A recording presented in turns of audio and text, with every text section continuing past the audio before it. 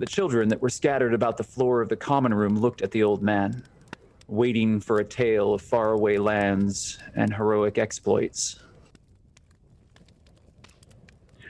I suppose we were at the beginning then. The underdog, the grove, the sea, the palace, they all converged right there. Harold, have you ever seen so many different kinds of people in such a big place? How hard could it be to find somebody that knows where Tailwind is? You're a miracle, boy. I shake my head and quietly to myself say, there's no such thing as miracles. I'll tell you what. I'll give you a running start. I'll count to 30. 1, 2. 30, and then I'm gonna run at him and attack him. You told me your history. I was born on that boat. Huh? That ship that your friend is dissecting. I absolutely hate how chipper you always are. And it'd be a good look on you, though. If it's a riddle, I want to solve it. If it's a lock, I want to open it. I'm a holy woman, and I'm looking for things that were taken from me and my people. They could not begin to fathom the situation that they found themselves in.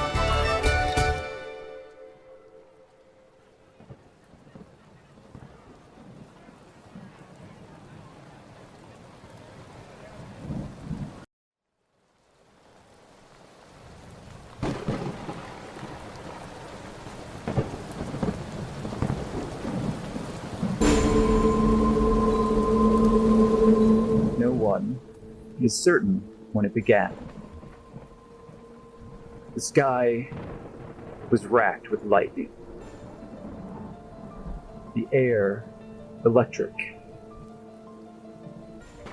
The man standing in the circle that has been intricately woven like a spider web across the stone is haggard, exhausted, bending and breaking the very fabric of reality.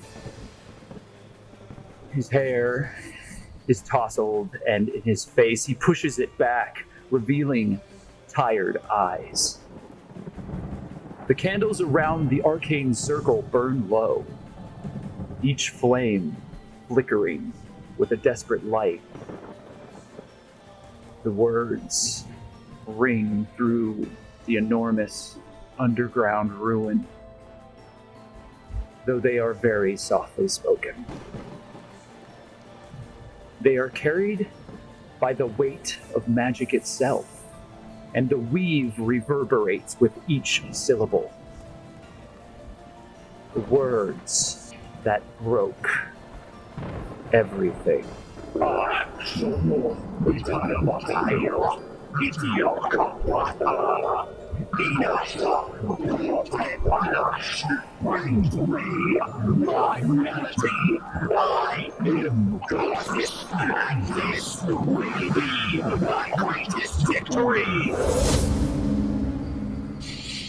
The weave shuddered. The air was still. And in a moment, the greatest mage that ever lived upon Abir Torel realized that he had made his greatest mistake.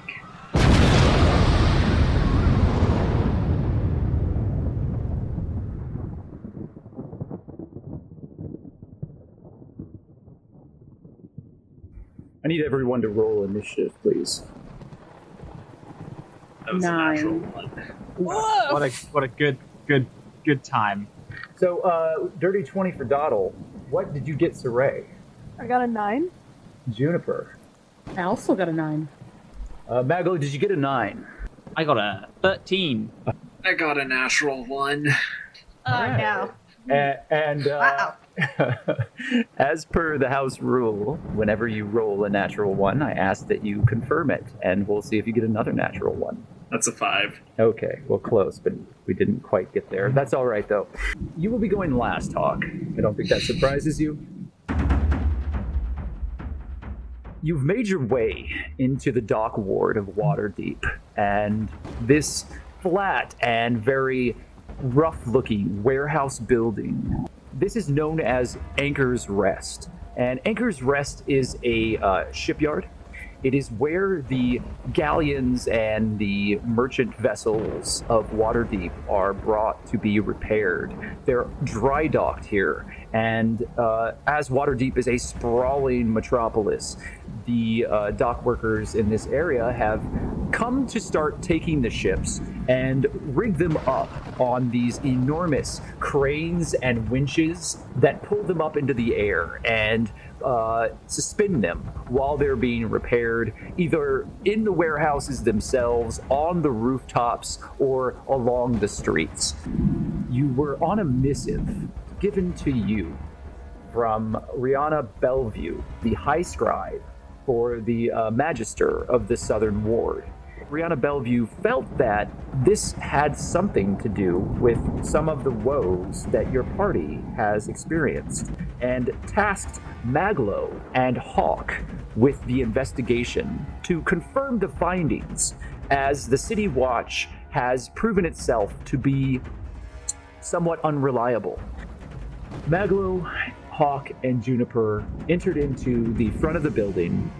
Siraye and Doddle, however, had creeped up to the rooftop of this flat building with an enormous ship known as the Sirens Call that had been held on the top, only to see into the warehouse itself, which is open air to facilitate the repair of the ship. Hawke, Maglo, and Juniper, it seems that a group from the Grasping Eye has appeared. They have confronted you, and a number of crossbow bolts have been fired. Their intentions have been made clear, and the conversation has concluded. Doddle, as the rain pours down on the roof of the Anchor's Rest building, you are standing on the Siren's Call, and the ship creaks and moans softly as it hangs from these enormous ropes, tethered in place by a number of very rickety-looking wooden walkways that have been hastily constructed around it. And you can see down into this building. There are a number of figures creeping about in the shadows, and you see 4 individuals holding crossbows. Off within the building, you hear Maglo shouting. Hey, Lynn, that had nothing to do with us. It's just us here, right? No reason to resort to violence. And Doddle, then there's the sound of crossbows firing. Right. It's your funeral, bud. What is the password? Knowing we don't know the password, and out of just pure instinct, I'm gonna shout down at the 4 guys. I'm gonna say, "Hey!" And I'm gonna cast Scorching Ray, please and thank you. That's just the 3 closest to me, I suppose. You can go ahead and roll the strike, Doddle. Okay. Can I say that, I just, whisper Elvish into my hands like this, and then blow, and it comes out like... You absolutely may say that. I can spirit it away. The fire shoots from your fingertips and jolts out in these sparks as the fire builds upon itself and rolls down into your enemies below. The rain around you sizzles and crackles from the fire. Go ahead and roll damage. For all 3? For 2 of them. All right. 9 and 11. 9 and 11. So one of the individuals holding a crossbow is blasted by the flame and screams as they topple forward over the wooden railing of the warehouse, and it breaks underneath their retreat away from your fire, and they fall downward, and you hear a sickening crunch as the flame flickers from somewhere deeper in the warehouse. To everybody within the warehouse, immediately one of the people off in the shadows that you see up higher above you bursts into flames, shouts, and then topples forward, crunching onto the ground behind some boxes. You see the flicker of a flame further out.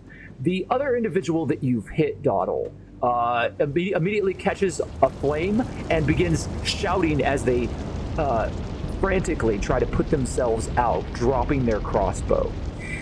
The other individual manages to step aside as the other two burn in flames and avoids your attack. So some additional flame just kind of licks across the wet floor and does no damage whatsoever to the third individual. Do you want to take a movement action or a bonus action? Can I shout something before I hide? You may. Can they see Siraye? Yes. Sorry, Siraye. I want to shout, "Leave my friends alone, you ruffians!" And everyone in the warehouse, you hear Doddle shout. You then run off Doddle and you hide. Where would you like to hide on the ship?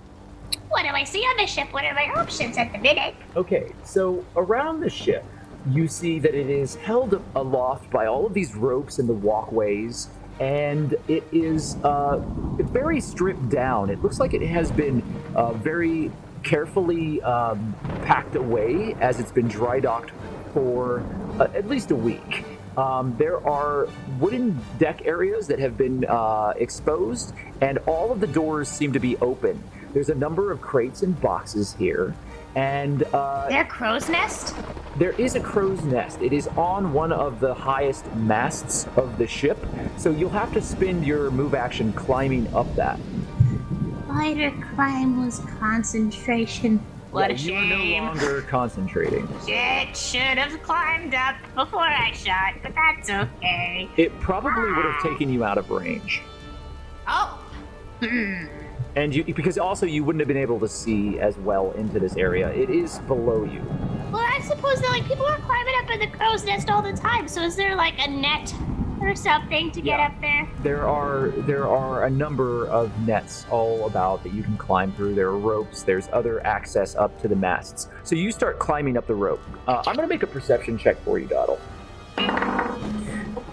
Okay, so Doddle, as you're climbing up the rope, you see a body lying on the ground on the deck of the ship. And it takes a moment, but you realize that it's lying in a pool of blood, and that it has the cloak and the armor of a city watch. Okay. I'm just gonna keep. I can't shout anything else because I already shouted, right? Yeah, that's it. Siraye's got this covered. She knows what she's doing. I'm gonna let her do her thing and hopefully try her and buy some time and save her friends. Everything's fine. This is fine. We're going to come back to you then, Doddle. Juniper, there's flickering torchlight here and a few very weak lanterns that are burning within this space. And in the darkness behind the large mountain of flesh that is standing with this enormous hammer in front of you, there are a number of individuals sulking in the shadows. You can't quite get a count on how many people are here, but it is numerous. And immediately you hear Doddle shouting, and there's a burst of flame. What are you doing, Juniper? I was just shocked by this guy. There are those dudes hiding in the. All right, how irate is Big Dude right now? He is standing, looking just backwards ever so slightly as that crash happens behind him, and then turns back to all of you, glowering. His face is a mask of rage and just aggression. You do not think that you can negotiate with him. Well, she's gonna cast Sacred Flame on the big guy. Okay, so you are currently standing behind a decommissioned crate. Am I behind? There's a cart. Yeah, there's a cart that has been somewhat disassembled. There's a wheel off of it. It is right. Yeah, it's right next to you. You do have a little cover from that. So standing behind this cart, you focus inward and you feel the energies of your shield as it sits upon your back, and it begins to radiate through you, and you feel your connection to the natural world grow as immediately this spark begins growing within your hands, and using the power of the Oak Lord, you reach outward, and this shot of sacred flame burns forward towards your opponent. Go ahead and roll the strike. 18. You do beat his AC. and you can roll damage. That's 4. Immediately, the large individual looks at you.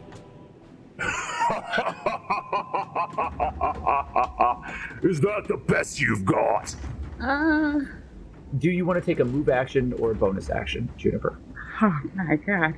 Okay, Maglow's right next to me. Maglo is right next to you. Hawke is on the other side of Maglo, and Busby is with an alarm flipping out in front of you, like flying. The small brass songbird is flittering around. Yeah. Busby, get back here. Yeah, June's gonna like hide a little bit more behind that crate because at this point she's like trying to figure out a strategy. Okay, so you're gonna hide. Yeah. Yeah. You. I don't think you have the bonus action hide. It would take a full action, but you do kind of like move yourself a little further back. You still have cover from that cart if there are any more projectiles that are fired towards you. All right, so that is the end of Juniper's action. Maglo, just to give you a little context, Busby is flying in front of you, and the small brass construct that you've built, the alterations that you've made to Busby's original form, seems to have given Busby more maneuverability, as Busby's sort of hovering right now, flying in place, and there is a red blinking on all of Busby's gems. And it's very clear that Busby is giving you not only an alert as to the danger, but is trying to communicate to you in another way. Can I assess in what way they're trying to communicate? Right. If you want to spend your action studying the reaction of Busby, you can do so. No, he's not gonna. He pulls the rifle off, pulls the lever of it down, and gets out like a few small components. And Busby's, look alive, mate. And he's going to load a vial of this thick green fluid into the gun. You get one shot at this. He's gonna look over like, right, I'm gonna get one shot off and then I'm gonna go to healing, alright? Okay, I'm casting Ray of Sickness, by the way, on him. All flavor for Ray of Sickness. Nice. If I could get Buzz to use the help action on that. It's also at second level. So there's a ranged spell attack. On a hit, they take 3d8 poison damage, must make a con save or be poisoned until the start of my next turn. Let's see if you hit first. 13, but I'm going to roll the advantage. Thing. Oh. Cool. So is that 13 plus? Okay, so that will be 9 plus 7, which is 16. Here's the thing, Maglo. You aim your weapon, and you steel your nerves as you cock the hammer on the rifle back and aim, and you know that this shot is very important, and that what he said to you was probably true.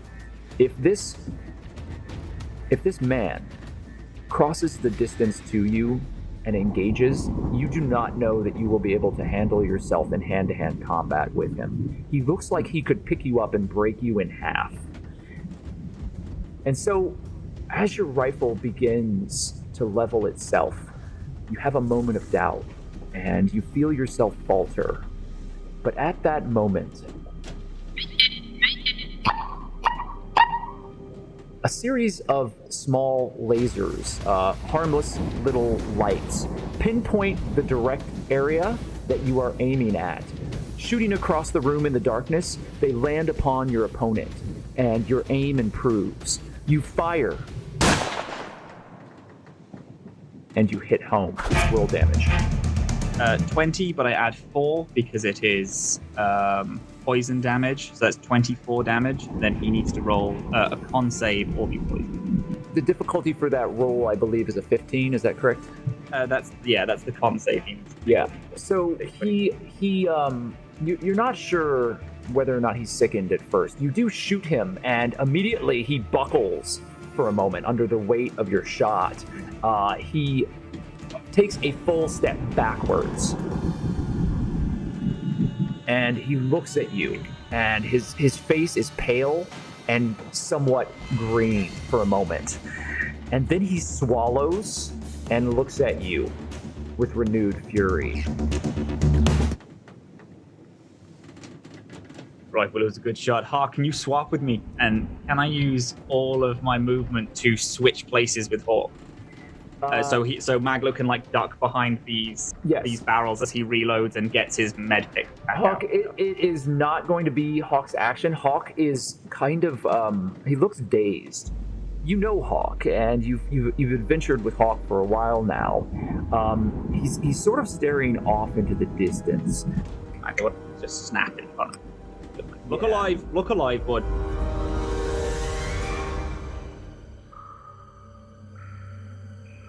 Hawke, the darkness around you and the dripping water from the rain outside has found points within the roof that are weakened and holes that have been ripped through this old ragged building, and water is beginning to seep in, and there are a number of puddles that have formed on the ground, and there is a smell of fresh earth here. And it takes you back to the Underdark for a moment.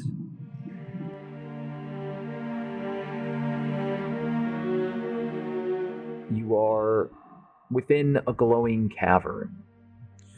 There are strange, glowing, bioluminescent mushrooms and fungus and moss. Many people who have not adventured here think that the Underdark is always total darkness, and that's not true.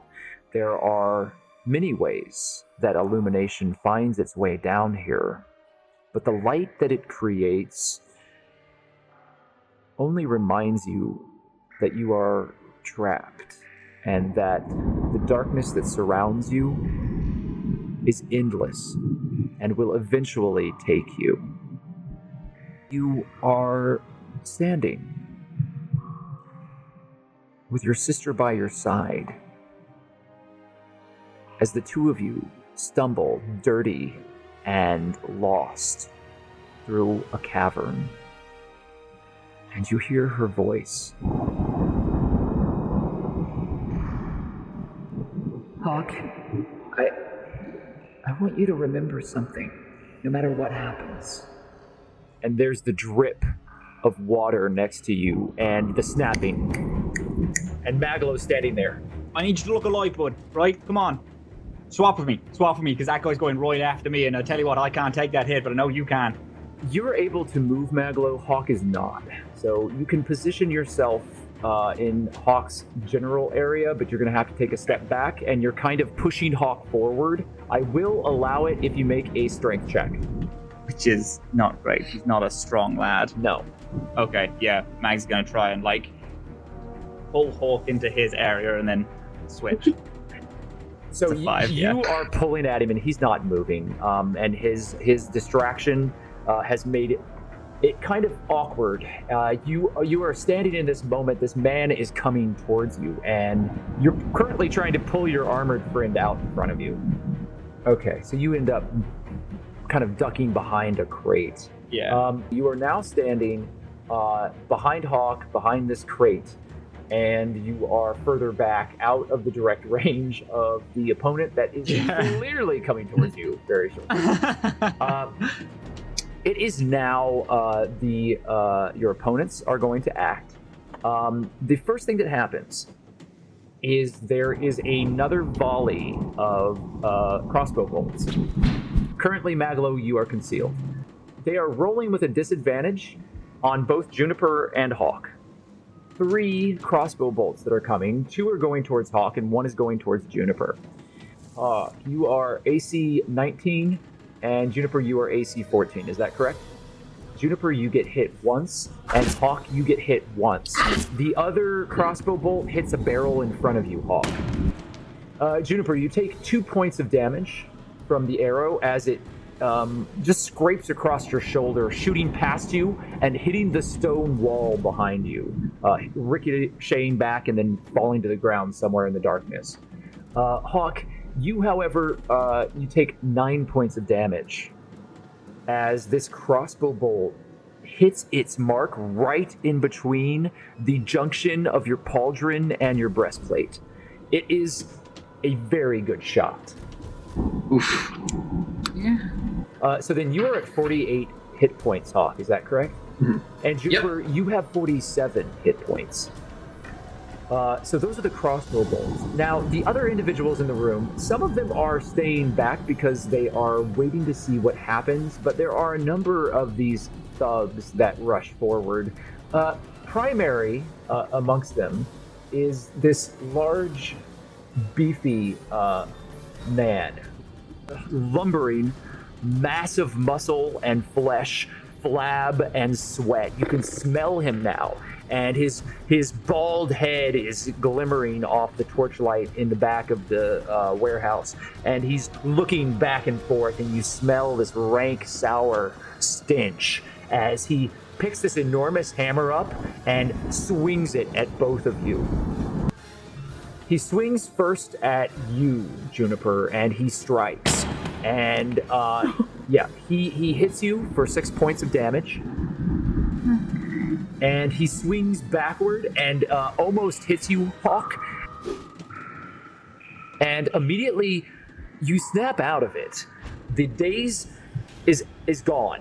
And you dodge as he strikes the barrel behind you, and it explodes outward, and wood splinters into the space behind you.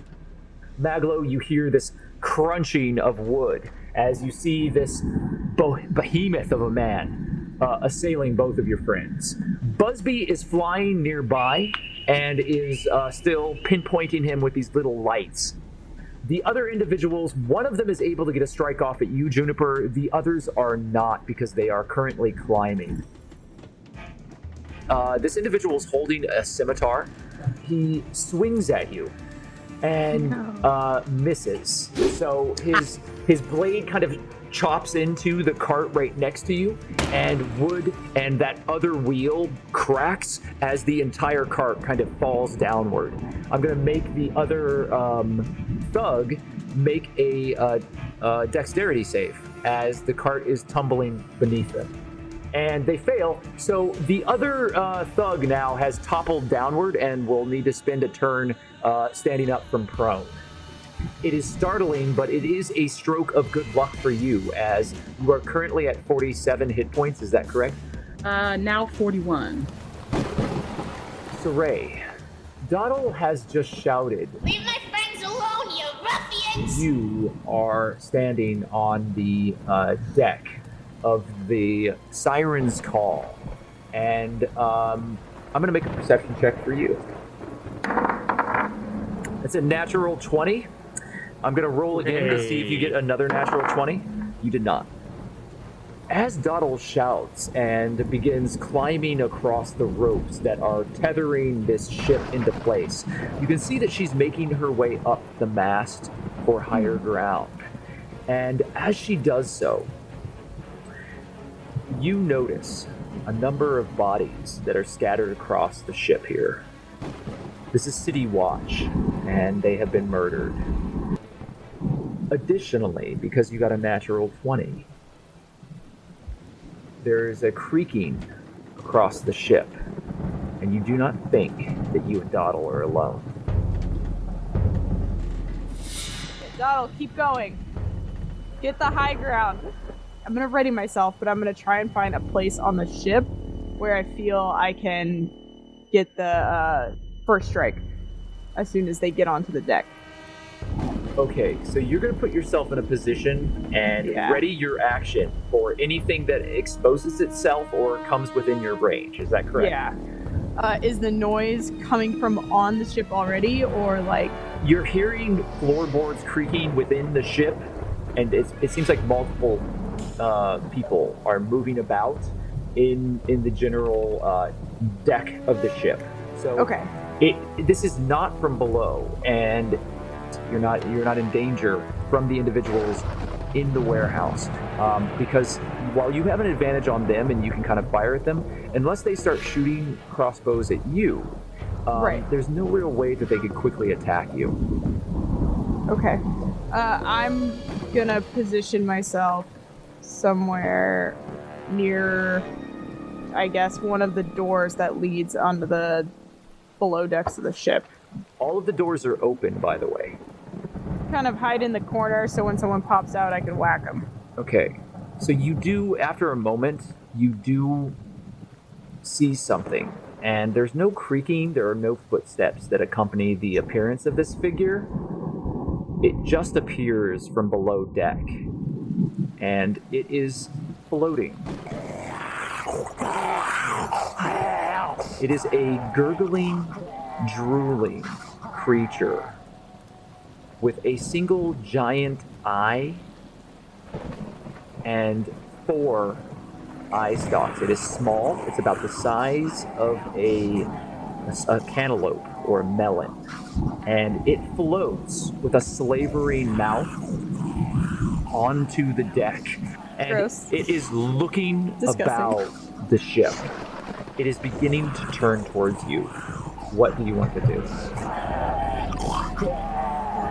Wait a fucking minute. I leave for 2 seconds to go get my cat out of the room. What the fuck are we dealing with right now? I come back and Maps is like, ah. What the fuck is that? I'm pretty sure it's a baby beholder. What? You see this here? Yeah. Yeah, look at it. It's a baby beholder. Wait, It's a little dude. You fucking kidding me right now? Are you going to strike this creature? Yes, I'm gonna strike this thing. All right. It's That was more of a procedural ask. I just need you to roll, okay? That noise that you made, Siraye's like, no. I'm gonna try and smack it right in the big eye and blind it. Are you technically hidden because it hasn't seen you yet? Yes. So You then I get an a attack advantage. opportunity. You get an advantage. So I do twice, right? You roll twice and you pick the higher. 16. I also want to do an unarmed strike after that, but Okay, so I get a bonus on you that. have struck with your spear. Go ahead and roll damage. So then you do 6 points of damage, and this gurgling creature immediately is batted out of the air and bounces off the wooden deck like a ball, like a child's toy. Does Siraye also get sneak attack damage because it was with advantage? She did you not have your sneak attack damage on there? I don't know how to do that. Don't worry about it right now. Just roll 3d6. It's very important right now that everybody be clear about their mechanics. If you don't get it right, that's okay. We can kind of track back, but I just want to make sure that you're getting every advantage that you have. This fight has been built to be challenging. Okay, so 12 additional points of damage. So here's what happens is the creature hits the ground and then it looks at you, and the sickly yellow eye immediately turns its gaze upon you, and the 4 eye stalks turn towards you, and you can see this weird energy begin to build up in the eye stalks, and it looks like it's about to shoot some sort of beam at you. And instinctively, Siraye, you pull back and you stab back with your spear and impale it, and it leaking this black viscous fluid. And then out of its mouth, "What are you doing here? You don't belong here. Find them." And it dies. It is still impaled on your spear. It is disgusting and it's sizzling. Okay? Gross. Yeah, you see Doddle climbing up. Doddle, you see this from above. You think that if there's anything else on the ship, that they're aware that you're here. Siraye, is there anything else that you'd like to do in this moment? And yeah, I want to get my spear and hide again. Okay, so go ahead and roll a stealth check. I got a 16 on my stealth. You step behind a big wooden decking area that has a curvature to it, and you're able to hide behind that. So you are now out of sight. You actually have to forcibly put your boot on him and push this thing off your spear to get it away from you. And then you duck behind the ledge, and you are completely hidden. There is sound from the general area, and Doddle and Siraye, eventually, as you're up in the ropes right now, Doddle, but you see 2 more of these creatures appear. They come out from the bottom of the deck and they're floating, gurgling, and their eyes are kind of peering around as they seem to be searching for something. What are you doing here? Oh, no. Help! Help! We're under attack! What is that thing? Below, in the warehouse, Hawke, you've come to. You are aware of your surroundings. And you have been hit by an arrow, a bolt that has been shot from the darkness in front of you. And there is a bulky, terrifying mound of flesh that is standing before you. His flop sweat, the sour stench of his body odor, is reeking across this warehouse, which already smelled musky and old. You are brought back into the moment as a barrel shatters in front of you as he barely misses you, swinging this enormous maul. Maglo is behind you, and you heard... What do you want to do? Hawke, after snapping out of it, almost reflexively whispers his sister's name, and as a bonus action, activates his Oath of Vengeance. So for his Vow of Anonymity, as a bonus action, I can choose a creature within 10 feet and gain advantage on attack rolls against it for a minute. Okay. So I'm using that on the big dude. When he does that, his green flame blade kind of turns from green to like the same color of purple that appears whenever he summons like his Eldritch Blast.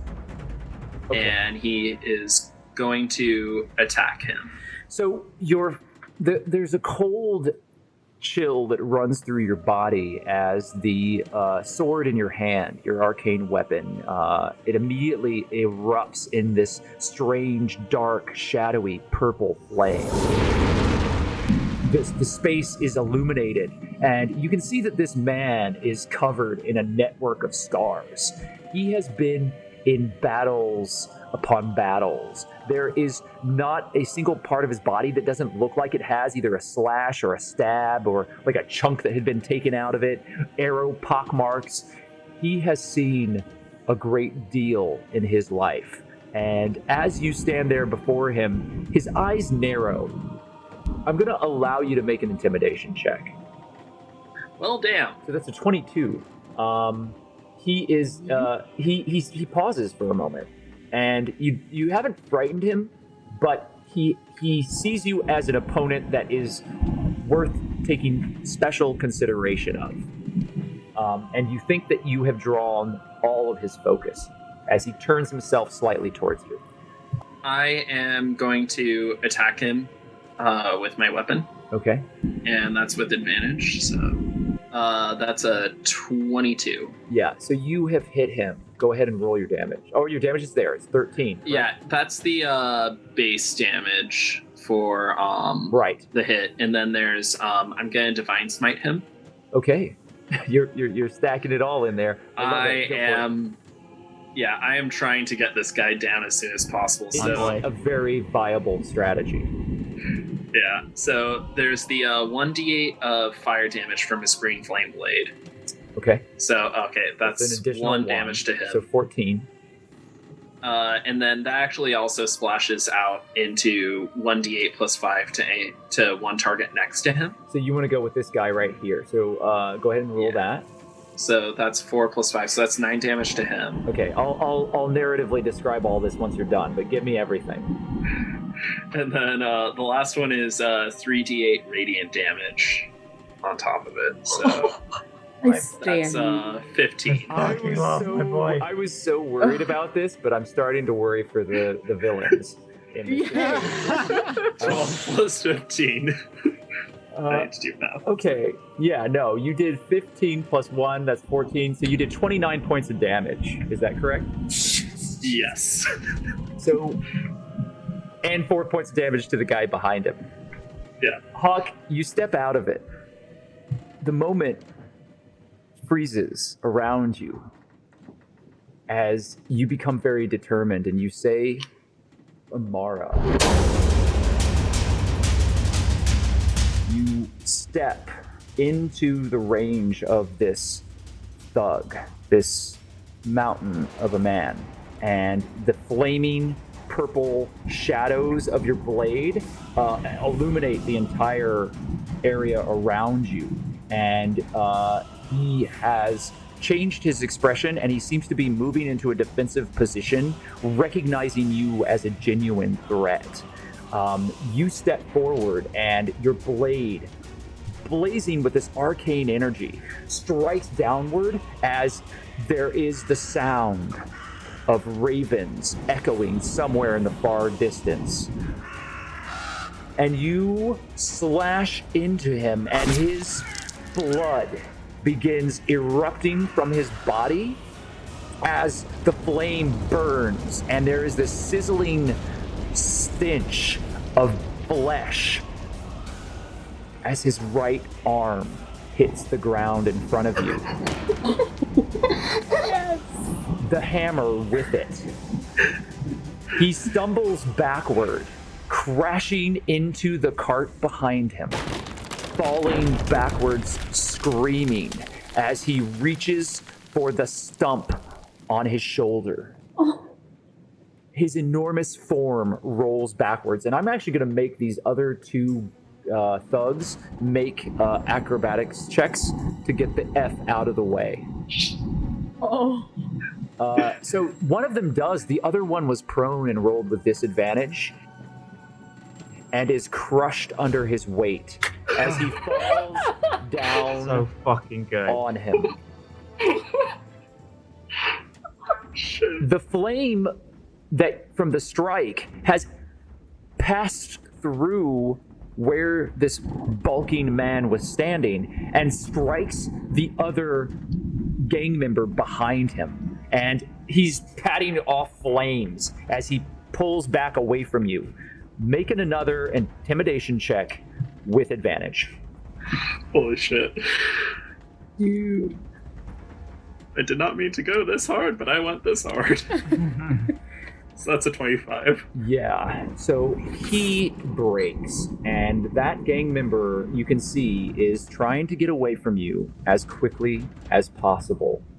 The others are not happy. Well, there's only one other that's active now, is not happy about his positioning, but is standing firm. That's the end of the round. We're going to go back up to the top, and Phenomenal. Doddle, you are in the network of ropes and netting that currently hold the Sirens Call into place in dry dock. You're looking down and you see these strange creatures floating across the top of the ship. First and foremost, I want to get into that crow's nest with a thing. Okay, so that will be more or less the remainder of your action to climb up there. Go ahead and make an acrobatics check just to be sure that you make it up there without a problem. But now I'm reconsidering. Can I hear anything else from like inside the ship? Well, actually, You don't hear anything else. Well, I mean, Siraye beat that other beholder pretty quick, so maybe I don't really have anything really to worry about. If these are in fact beholders, they are much smaller and much apparently weaker than you would have expected. Oh, we're fine. I'm gonna climb up to the crow's nest, please and thank you. Okay, so you need to make me an acrobatics check. Tick, tick, tick, tick. Wow, well. I rolled a 10. There's 13. That is fine. You very slowly and carefully make your way up, because as you get higher and higher up on the masting of this galleon ship, you start to realize how high up you are. and how tenuous your grip is. And so you start being a little more careful, and it takes you a little longer, but you very carefully and somewhat nervously make your way up to the crow's nest. And you finally make it to the basket and pull yourself in. And I picture she like rolls over the top and just yes, that is your action, Doddle. So you are now securely up at the top of the mast. Below in the warehouse, Juniper, you have just witnessed Murder. his arm is off. He's not quite dead yet. He is bleeding profusely and screaming bloody murder. His enormous form, while huge and hulking, and his voice has been low, it is a shrill, horrendous shriek that is coming out of his mouth right now. Hawke, you and June are gonna have to talk. Second. Is he like in a position when he fell that the cart would be in front of me?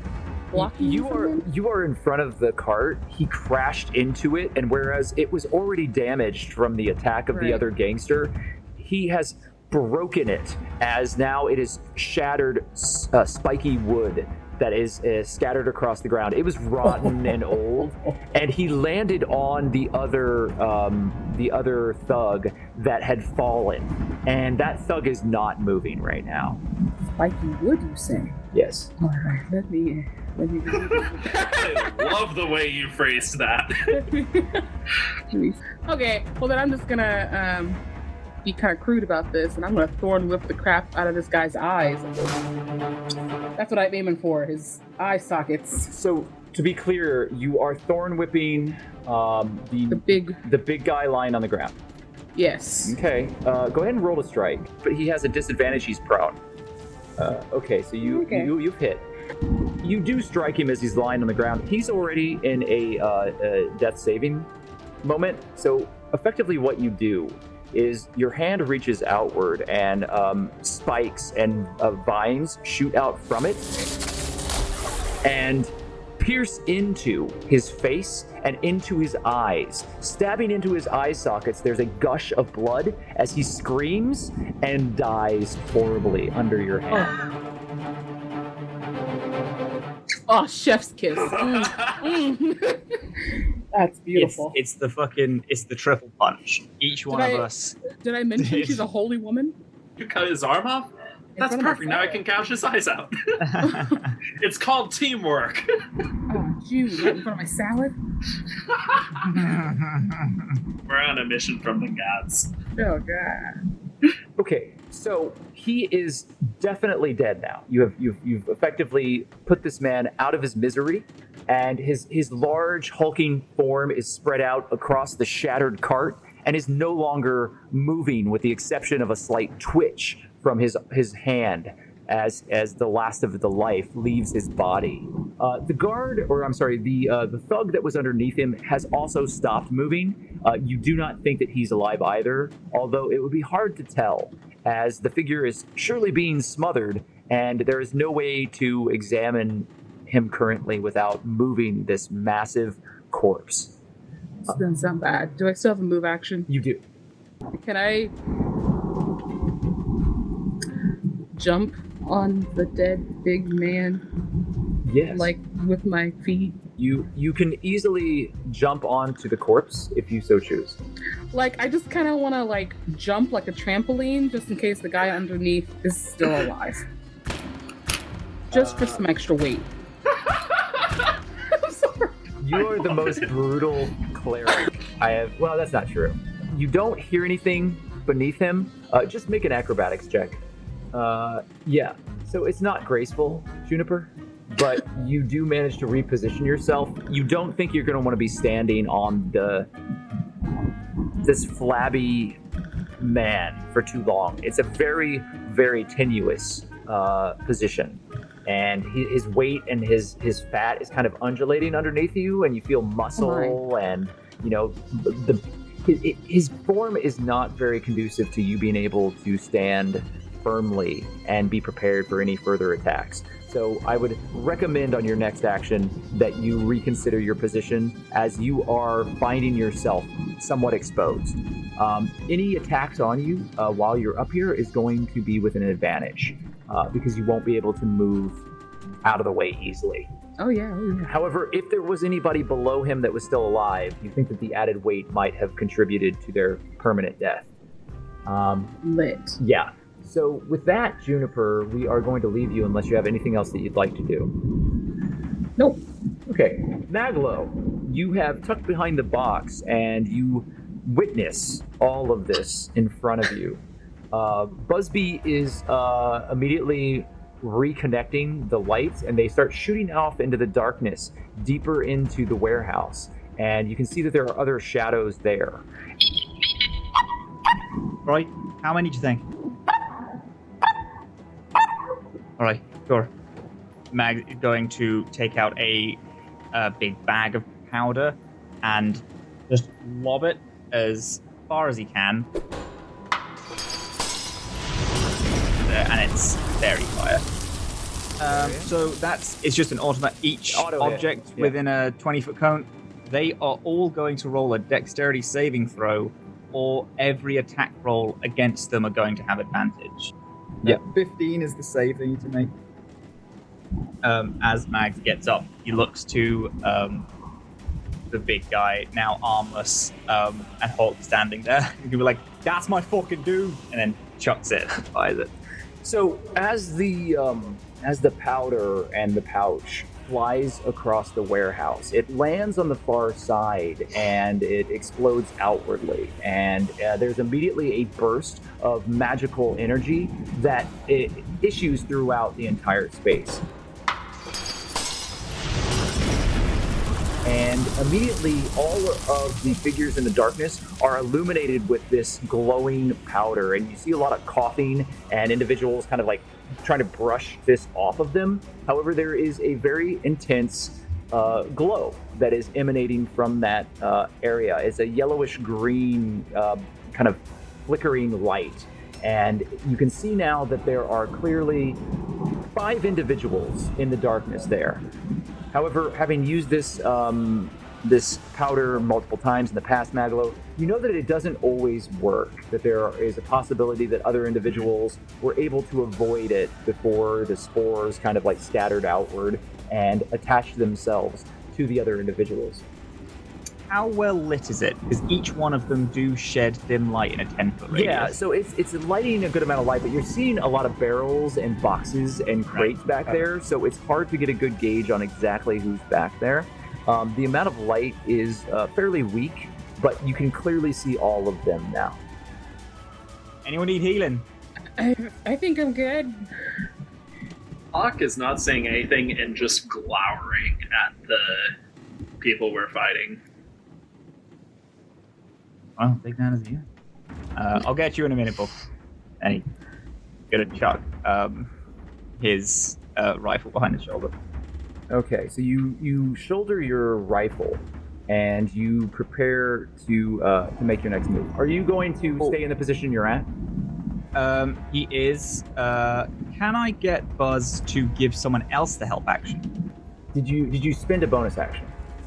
I haven't yet. Okay, so I'll allow that to be your bonus action to give him a simple command.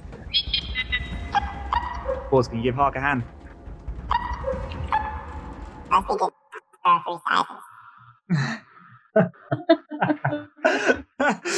Oh my god, Buzz, you're so big now. You're a giant eagle and you are flying.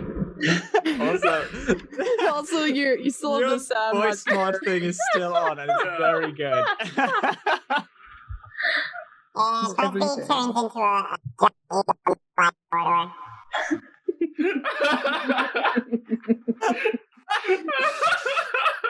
Alright. Wait, Nox, please change your fucking sound. I did. I hit the button. Okay. That is the end of your turn, Maglo. It's going to take us now to Siraye, who is above on the ship. Who are you? What are you doing here? You don't blow. What is that? Help! So are they repeating what the last one said before it died? Some of it sounds exactly like the one that died. Some of it sounds new, like other voices. And it seems to be some sort of imitation of things that they've heard.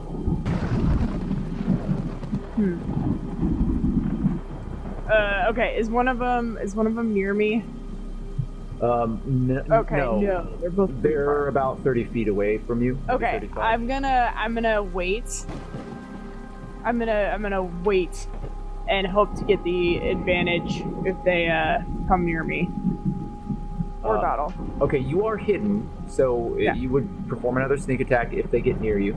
They're currently searching, and I'm going to make some perception checks for them. Cool. Oh no. Oh no. No.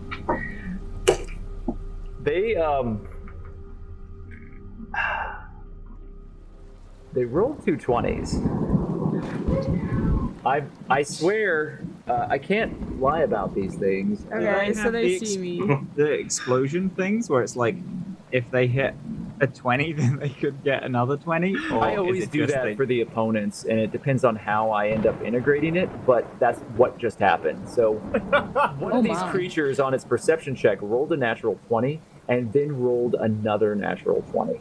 Oh no. So that means that something amazing is going to happen for them. For them. So, Come at me, bro. These 2 creatures are floating around. Their eyes begin pushing around. What are you doing here? Help! And then they stop very quietly. And they begin creeping backwards, away. And they go back below deck. Okay, question. The words that are coming out of their mouth, does it sound like a guard or like someone who has a dialect similar to like someone who lives in Waterdeep? It is a Waterdavian accent. Okay.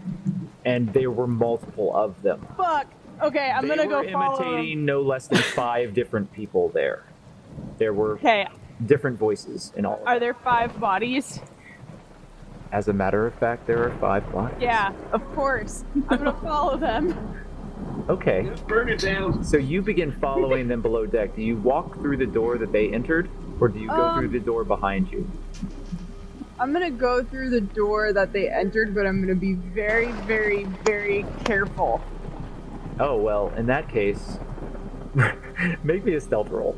So careful that it will totally beat that nat 20. Do you want to do anything? Do you want to do anything to make this work for you better? I don't know how. No. Okay, so go ahead. You know how. I'm not gonna do that. Okay, go ahead and roll your stealth. Oh, that was so close. That was a nat 20. Was it a nat 20? Yes. Okay. Oh my god. So you have rolled a natural. So I get to roll again. 20. Roll again. If you get 2, it will completely negate this somehow. Oh my god. No. Damn, that was so close. Okay. You still critically succeeded at this. So I'm going to allow you to stealthily and carefully follow them below deck. Now, you are hidden in the shadows, and you're moving very quietly. You're not making a sound. Not a single board creaks underneath your boots as you press against the old and weathered deck of the ship. You get to the staircase that leads down below deck, and it is dark down there. Your elven eyes begin adjusting, and even though it's overcast and raining out here, the darkness below seems even deeper. And your eyes begin adjusting as you take the first couple of steps below deck.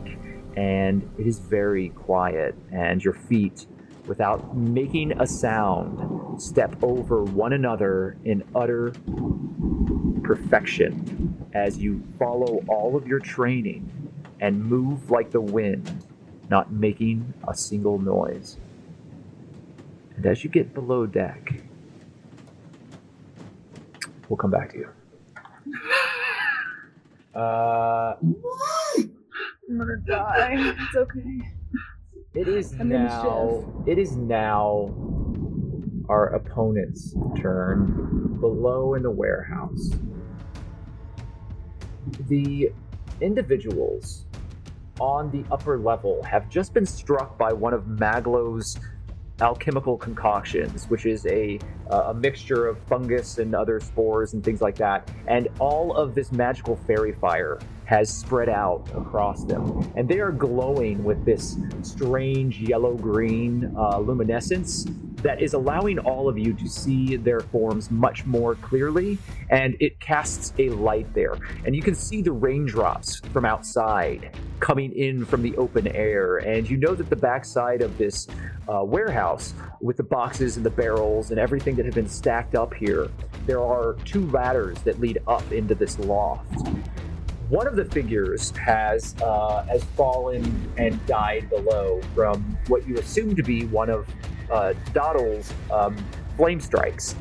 However, the other individuals, while burned, have managed to gather themselves and their weapons and are now aiming desperately at Hawke, who has just proven himself to be an enormous danger to all of them. All 3 shots are coming towards Hawke. I'm not cheering for them, but they could do something that is more impressive than this. To further build into the legend that you are quickly becoming, Hawke, 3 crossbow bolts pierce through the darkness of the warehouse and bounce off of your armor. All 3 of them hitting the ground harmlessly in front of you, barely even scuffing your plate mail. You feel the reverberation of the strikes, but they just hit the wrong spot in your armor.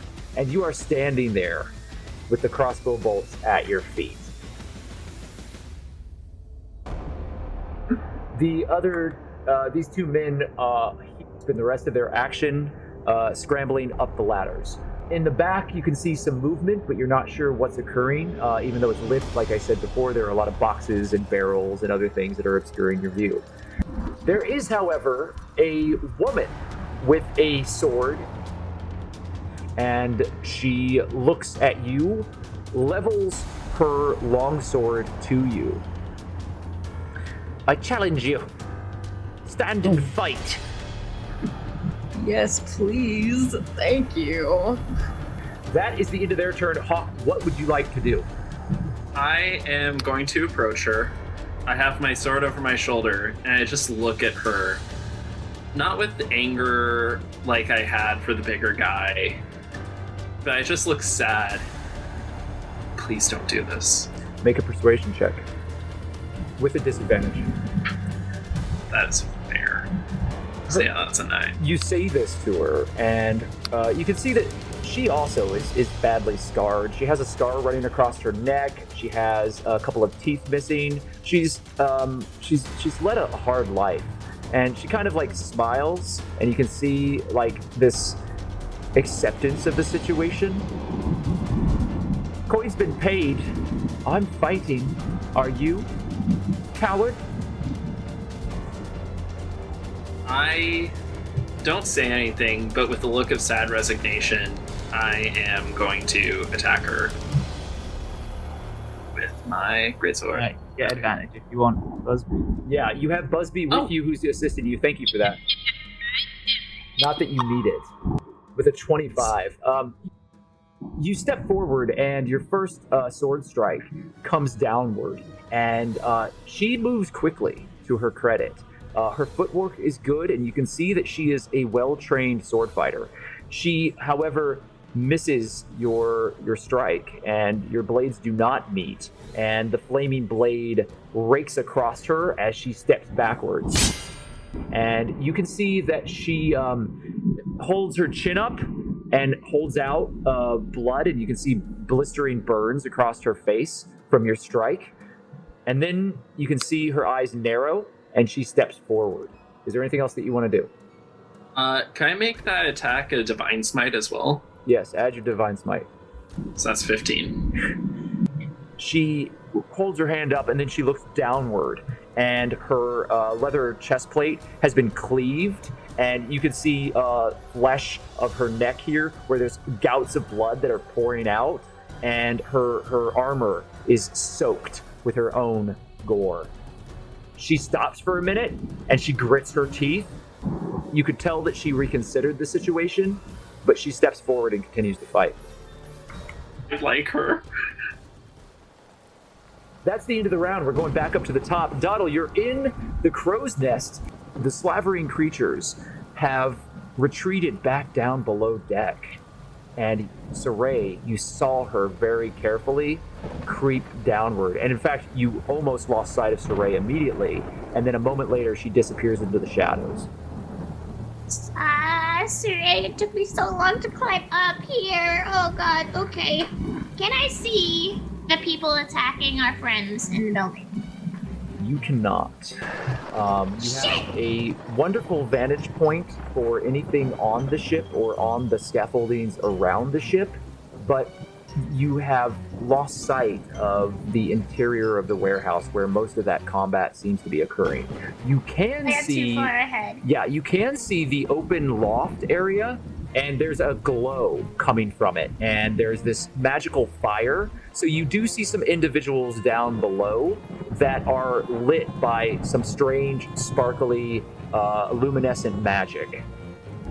I'm gonna go ahead and assume that Maximilian's Earthen Grasp is not strong enough to carry an entire ship, because that was my dream.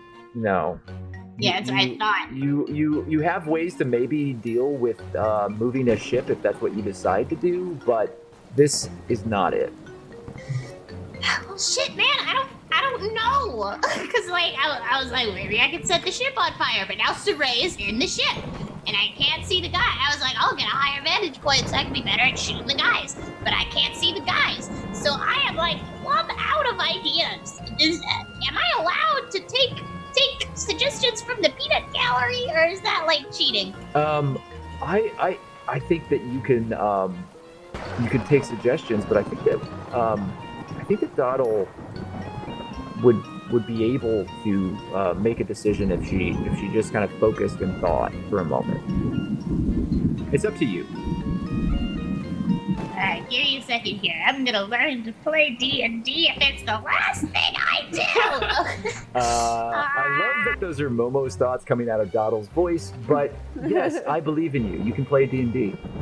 You could also climb back down if you feel that this is the wrong position. I worked so hard to get up here. So I know, like, the general area where they are. The people that I could see before. No, you can. Like on the upper level. You can pinpoint them. They're these magical auras that seem to be floating around them, and you can see them, even though they're moving and there are boxes and things in the way. You are able to pick them out from moment to moment. Like, give or take 20 feet sphere. Yeah, you could do a 20-foot sphere. Yeah. You are quite a few feet away from them. I'm going to say you're probably like 100 feet away. So as long as your range allows for that. Just 100? Yeah. As long as I don't climb another 50 feet, I'm good. Okay, so I'd like to aim just slightly above them. So, like, worst case scenario, if I miss, I'd like to set fire to, like, maybe the top of the building or something. Okay, I'm going to reach into my pocket, and I'm going to be like, I'm gonna grab some bat poop. And I'm gonna, in the other pocket, be like, hey, grab some sulfur. She's not used to working with her hands, especially not with bat poop and sulfur. So she's like, this is so unpleasant. And you smash them together in your hands. And as you do so, a memory comes back to you.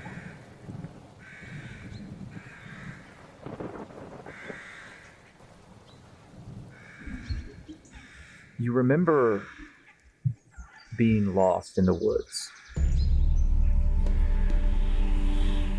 stumbling, tattered clothes and bruises and small cuts covering you, and your new goblin form being so alien and strange to you. You had made the journey here by that human vessel, that ship that just happened to be in the sea at that time, and you were able to sneak aboard and find your way below. You remember everything you had to do to survive.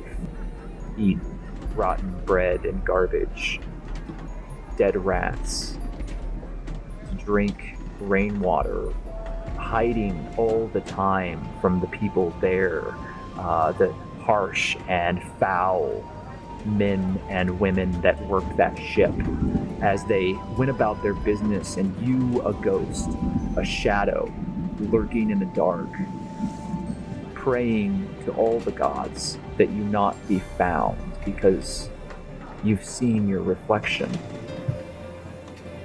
You're so used to being pretty, to being courtly and royal, and to being adored by those around you.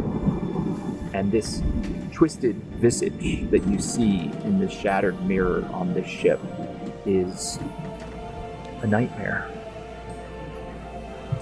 Strange, large eyes and sick green skin and these ugly floppy ears.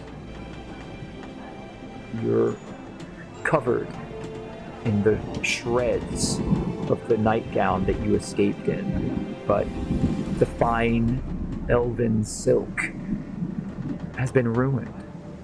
It's now brown and yellow with stains from your survival. And you're on this ship now in this crow's nest, and the creaking of it in the wind reminds you of that place.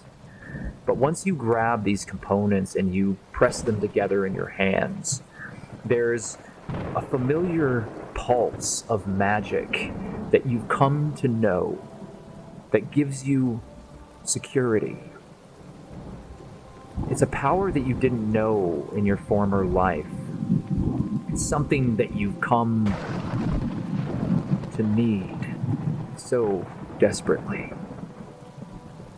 That pulse of the weave as it works its way through you in ways that are unknown to you. It's a broiling storm within you, and you remember the first time that you found it. You were lost in the woods, and it was dark and cold, and the wind was kicking up. There was frost that was still hanging across the plants here as morning was still hours away. You were chilled to the bone and shivering, your teeth were clattering, and all you wanted was warmth. You wanted a fire.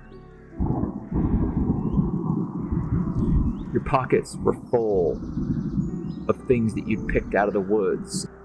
Berries and leaves and roots that you thought you might be able to eat but didn't know. Everything here had been so strange.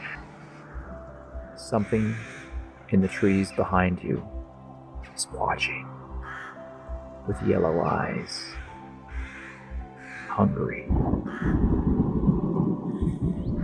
The growling of your stomach is lost to you now as you wish for fire, for warmth, and the security that it would bring.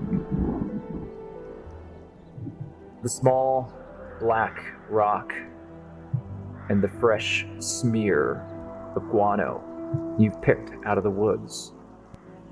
Somehow you know what they do.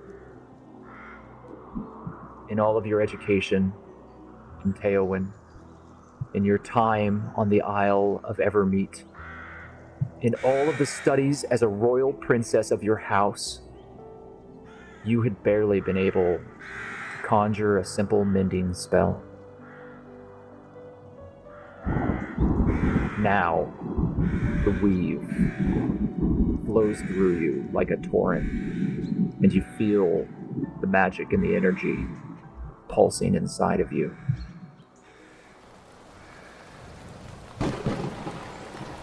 Instinctively, you press them together, and you close your eyes.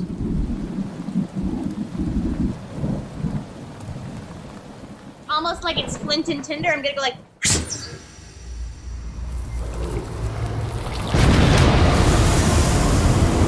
And I'm gonna cast Fireball on the dudes up top, please, and thank you. It automatically rolled it. You got a 31. Shit, did I hit my friends? No. And I can tell you now that 2 of them did save. So they're going to take half damage, which is still considerable since that's 31 points of damage, Doddle. There's an explosion that rocks the entire warehouse as the... Is it too late to do? Is it too late to do Fury of the Small? No. That's 7 extra damage, please. So you've done 38 points of damage, and you've added Fury of the Small to your fireball attack.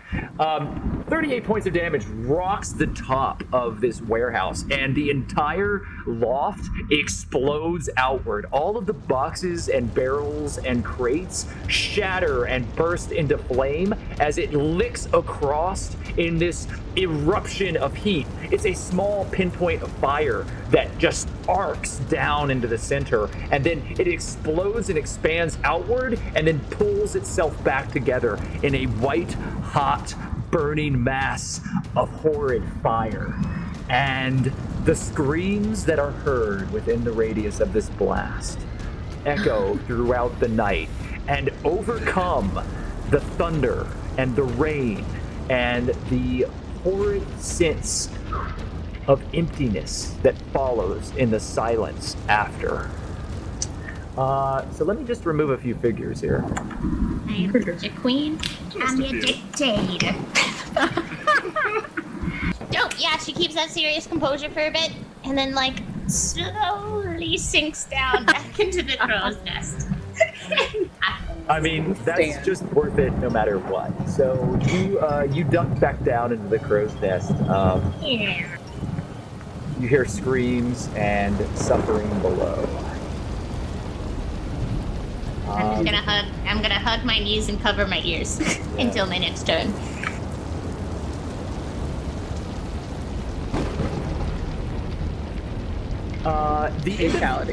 The individuals who are climbing up the ladder to escape Hawke, they have been knocked off their ladders as they were trying to run up onto this loft, which just exploded outward.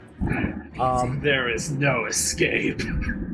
There is no immediate signs of life remaining on that loft, and in fact, the entire thing is creaking and looks like it's going to cave in on itself as the entire building begins to burn.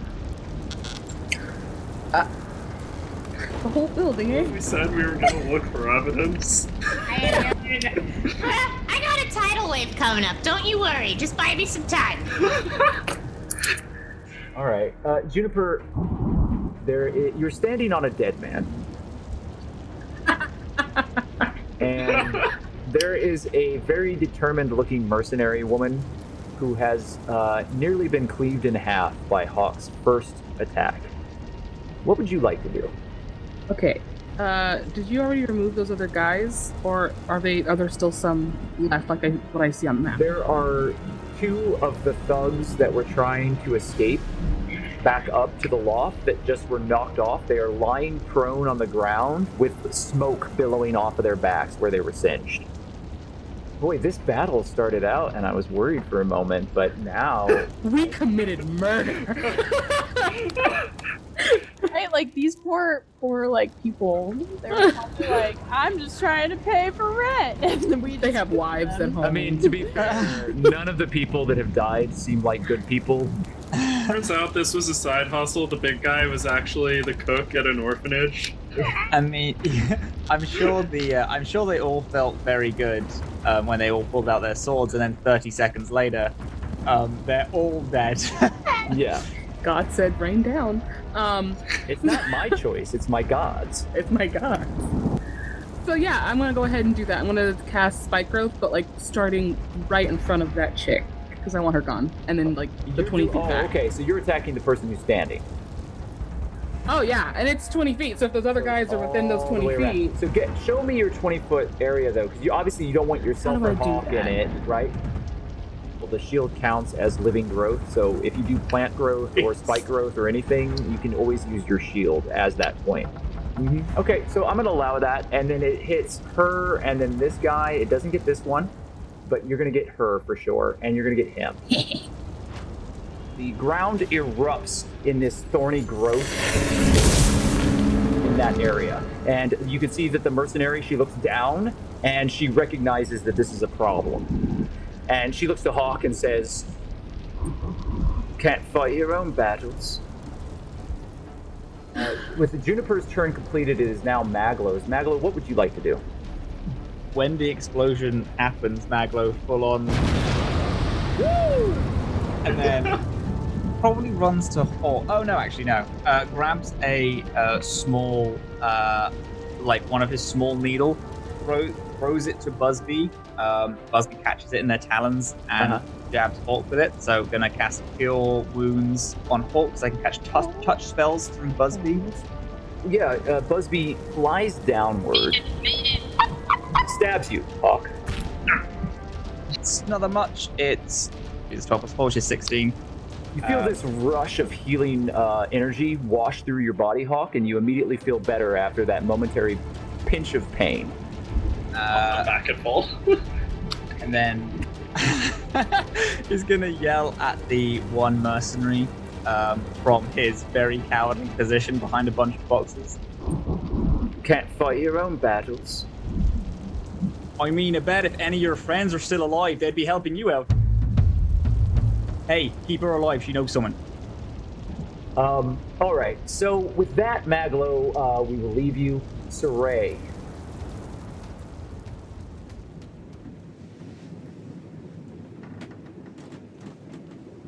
The darkness below deck is oppressive, and the rain is picking slowly these little droplets that drip down through the cracks in the boards of the deck and form puddles here below. There are a great many crates that have been opened and scattered here, as if someone were desperately searching for something. There is straw that has been tossed about, and all of it is fairly new and fresh. The entire hold of the Sirens Call has been ransacked, and not in an organized fashion. Your foot, although silent, steps upon a piece of parchment, and it has upon it the official sigil of the City Watch of Waterdeep. Below, in all the writing, just in a cursory glance, you notice that this is some sort of inventory, and there are parchment pages much like it all around the ship. I'm going to make a perception check for you, and it's very important. Is there anything that you would like to do? What do I have that can help me? I don't think I can do anything. You rolled a 24. It wasn't a natural 20, it was a 16, but right, it was still very good. It's too quiet. There's no sound whatsoever. There are no rats here. And you've never been on a ship like this that didn't have rats. There's nothing down here that you can hear. And you know that that's wrong. You think that there's a magical spell that is affecting this place. And the hair on your neck is standing up on end, and you sort of feel that magical energy in the air. And it's an assumption, but one that you think is correct. To make it quiet or to make it like... Make an Arcana check. Hey! You got an 18. Okay, well, hey, cool. You've heard, you know that there are spells, you especially know that there are spells that are used to make areas silent and you think that's what's happening here because it's too unnatural. There's no sound at all. Like you're being quiet, but you're not hearing the sway of the ship because it's kind of in the breeze right now. And as soon as you got down the steps and this water was dripping down, it got very quiet. And now you're watching these little pinpoints of water seep through the boards and drop from the ceiling into these puddles and not make noise. Your training has dealt with this in the past. You have been put into situations where your senses were dulled intentionally, magically and physically, and then you were forced to execute obstacle courses and trials that would test your durability, your dedication, and your connection to the powers of the beyond. You have been placed in situations like this before, and the echoes of your past ring out as you stand beneath this deck. What are you doing? I'm gonna think about that. Think about it real hard. Are you holding your action? Yeah. All right, I'll come back to you at the end of the round as you stand there, waiting, silently hidden in the shadows.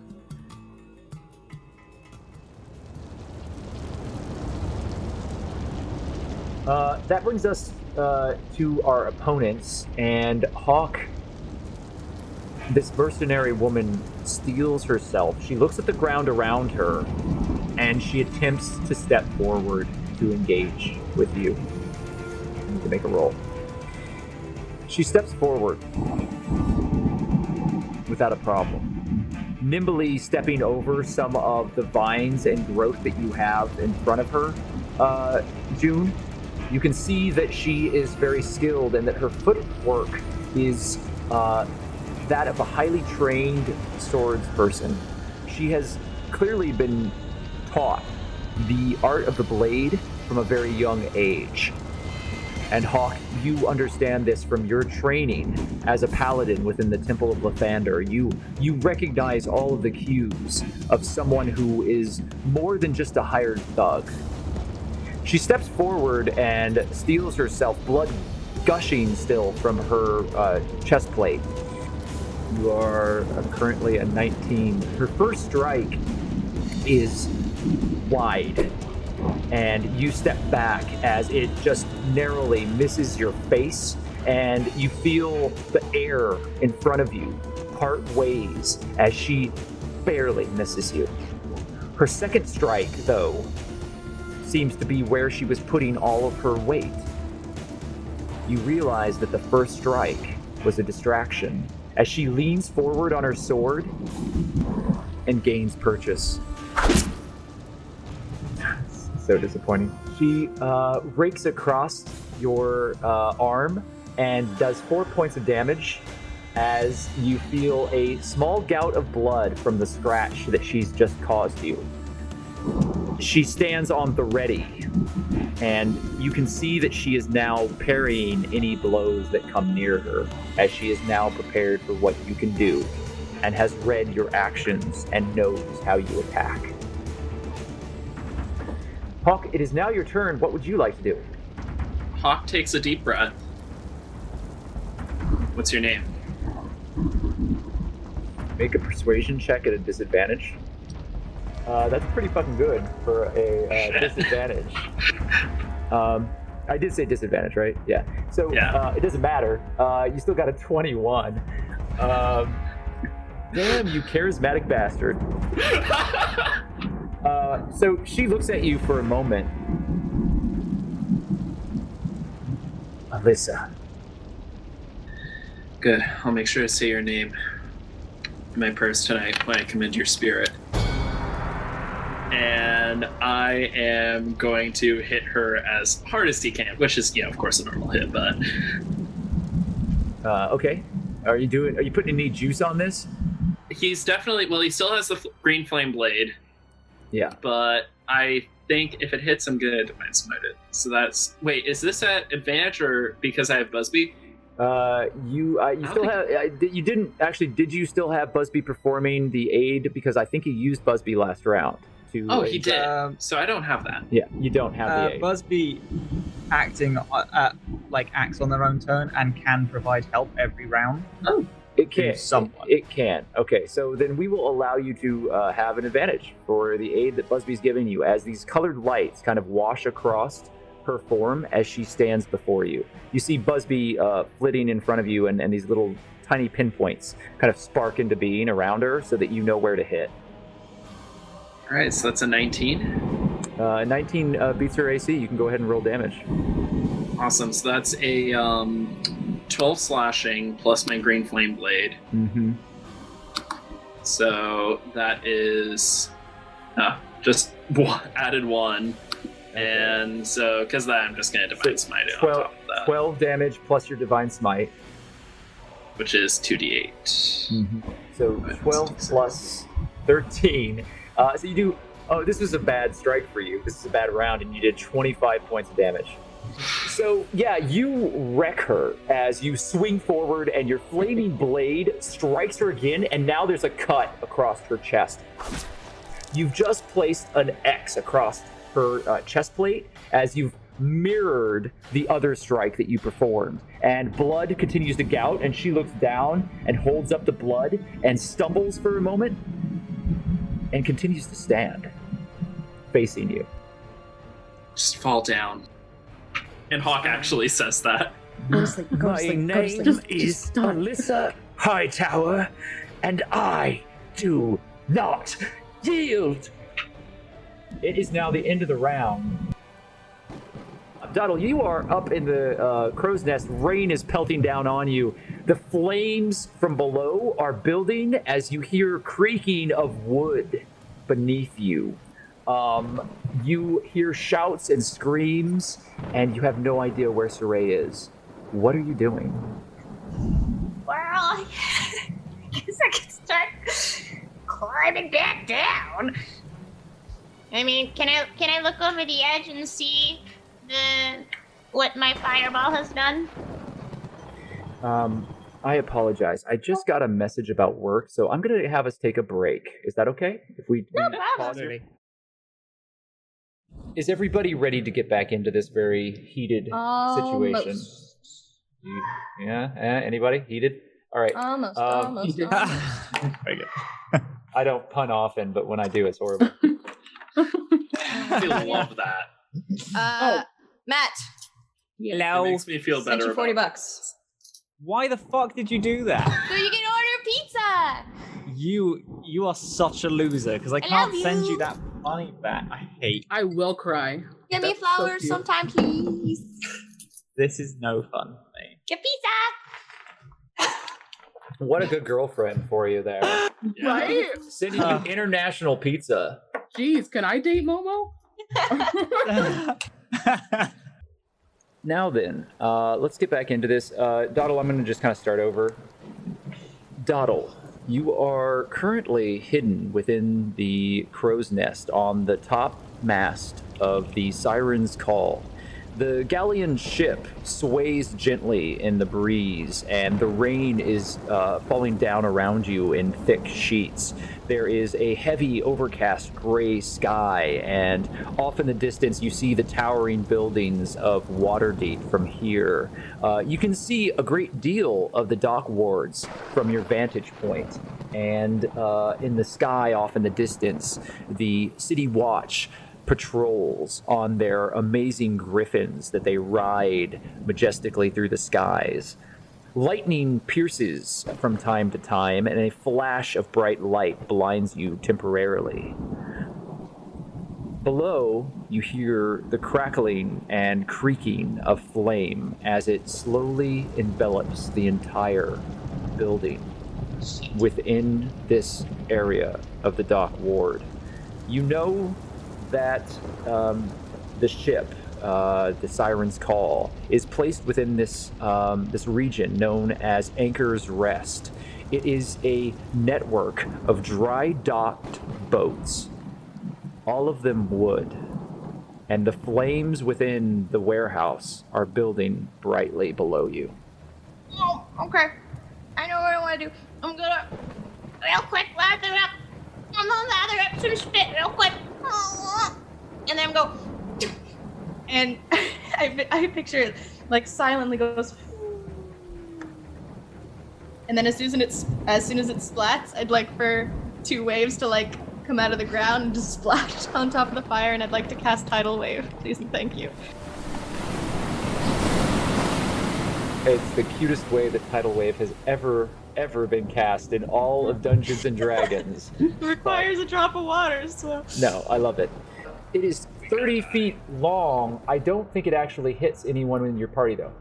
Water erupts across the burning boards of the warehouse, and there were 2 individuals that were still within that rubble that are going to immediately fail their dexterity saving throw because they are currently prone. They had not yet been able to reposition themselves. So they are going to take 48 bludgeoning damage. If you could roll that for me, please. Oh, it's a lot of 1s, though. So you only do 8 points of damage. That was a massive amount of damage. Your intention wasn't really to harm anyone when you cast it. It really was to put out the flames. And I'm going to have you roll a d20, and as long as you don't roll a 3 or below, the flames are completely extinguished. Yay! Okay, so you very, very skillfully put the flames out, and the building is no longer on fire. However, now that the tidal wave has subsided and the entire building is drenched and charred and covered in this blackened ash, you see a couple things very clearly. There are 2 figures in the rubble that are pulling themselves up, and they are well armored and dressed differently than the other gang members. These seem to be individuals that have survived everything that has happened within the last few moments on this loft. The other thing that you notice is that the entire building seems to be weakened by your fireball, and there are beams that are missing and boards that are hanging at skewed angles, and everything that is missing from the building groans and creaks in the wind. You don't know how stable the building is, but you have prevented it and the surrounding area from catching on fire. So congratulations on that. I'm getting real worried about Siraye. Yeah, I'm gonna... Well, I got all the way up here, so I'm grumpy about it. I'm like, and then I hop over the crow's nest and I start climbing back down. Just make an acrobatics check for me. Oh wait, I can just press the button. The future's amazing. The future is amazing. 15. So you very skillfully step out from the crow's nest, and even though it's very high up and you're nervous, you manage to grab onto some of the ropes and start lowering yourself back down to the deck of the ship. All right, with that, it is now Juniper's turn. Juniper, you are currently standing next to Hawke. There is an enormous corpse that has crashed down around you, and 2 opponents have been thrown to the ground. One of them is now embedded in the vines that you've spread out across the stone floor here. This woman is fighting Hawke, and she looks very badly wounded, perhaps mortally so. And she continues to fight with honor against him. I mean, she's fighting with honor, but who is she? I don't know her. I'm gonna go up and punch her in the face, trying to knock her out. Wow, that is quite an unarmed attack. You do manage to... June steps forward and punches this swordswoman directly in the face. So you do 4 points of bludgeoning damage. She stops and looks at you, and you can see this welt and bruise start to form around her face. I'll deal with you when I'm done with him. June's just gonna look over at Hawke. I think you know that you can't really hold back, right? No. I'm not saying, excuse me, she looks at the woman, I'm not saying to kill her, but just make it quick, okay? Just for flavor, while the 2 of you are talking, she slashes at Hawke and he steps back. Am I interrupting something, lovebirds? Get her, dude. Yeah, you don't get to say that. She hates me, thank you. Well. Anyways, June just kind of coughs. Finish it, okay? And Dude, that's the sound of a ship! Alright, so... It's all we've ever wanted. Oh my. All coming together. Maglo, Oh my. you hear this interaction. Is there something that you'd like to do? You've still got Busby assigned to Hawke. Hawke, don't kill her. Busby, if he does it again, make sure he doesn't. Do what you need to, Hawke. But don't kill her. I agree. There's no sword. We need her. Well, you can't do non-lethal spell damage, right? You can't do... It depends on the spell, and I might allow it for narrative reasons, depending on what it is. And there's no... Oh god, fucking Shelob has just entered. It takes care of the other bugs. Thank it and wish it well. Yeah. He's going to hold his action in case someone else tries to attack, because Mags, from where he is, I can't believe, can see anyone else. Yeah. So, Maglo, you take your rifle. Busby is flying still near Hawke, and in all of this, you are observing everything around you. Go ahead and make an investigation check for me. No, that is the first time that we've ever seen Maglo fail at this, I think. But with a natural 1, I need you to roll one more time to see if you get another one. Okay, so you're fine. We didn't confirm that. You don't recognize what's happening around you, and you're focused in on potentially making this shot. You're concerned that this mercenary, this Alyssa Hightower, has information that might be of importance to the rest of the group, and in your own way, your intelligence has worked against you, Maglo, as you have focused on the immediate situation and not the surrounding situation.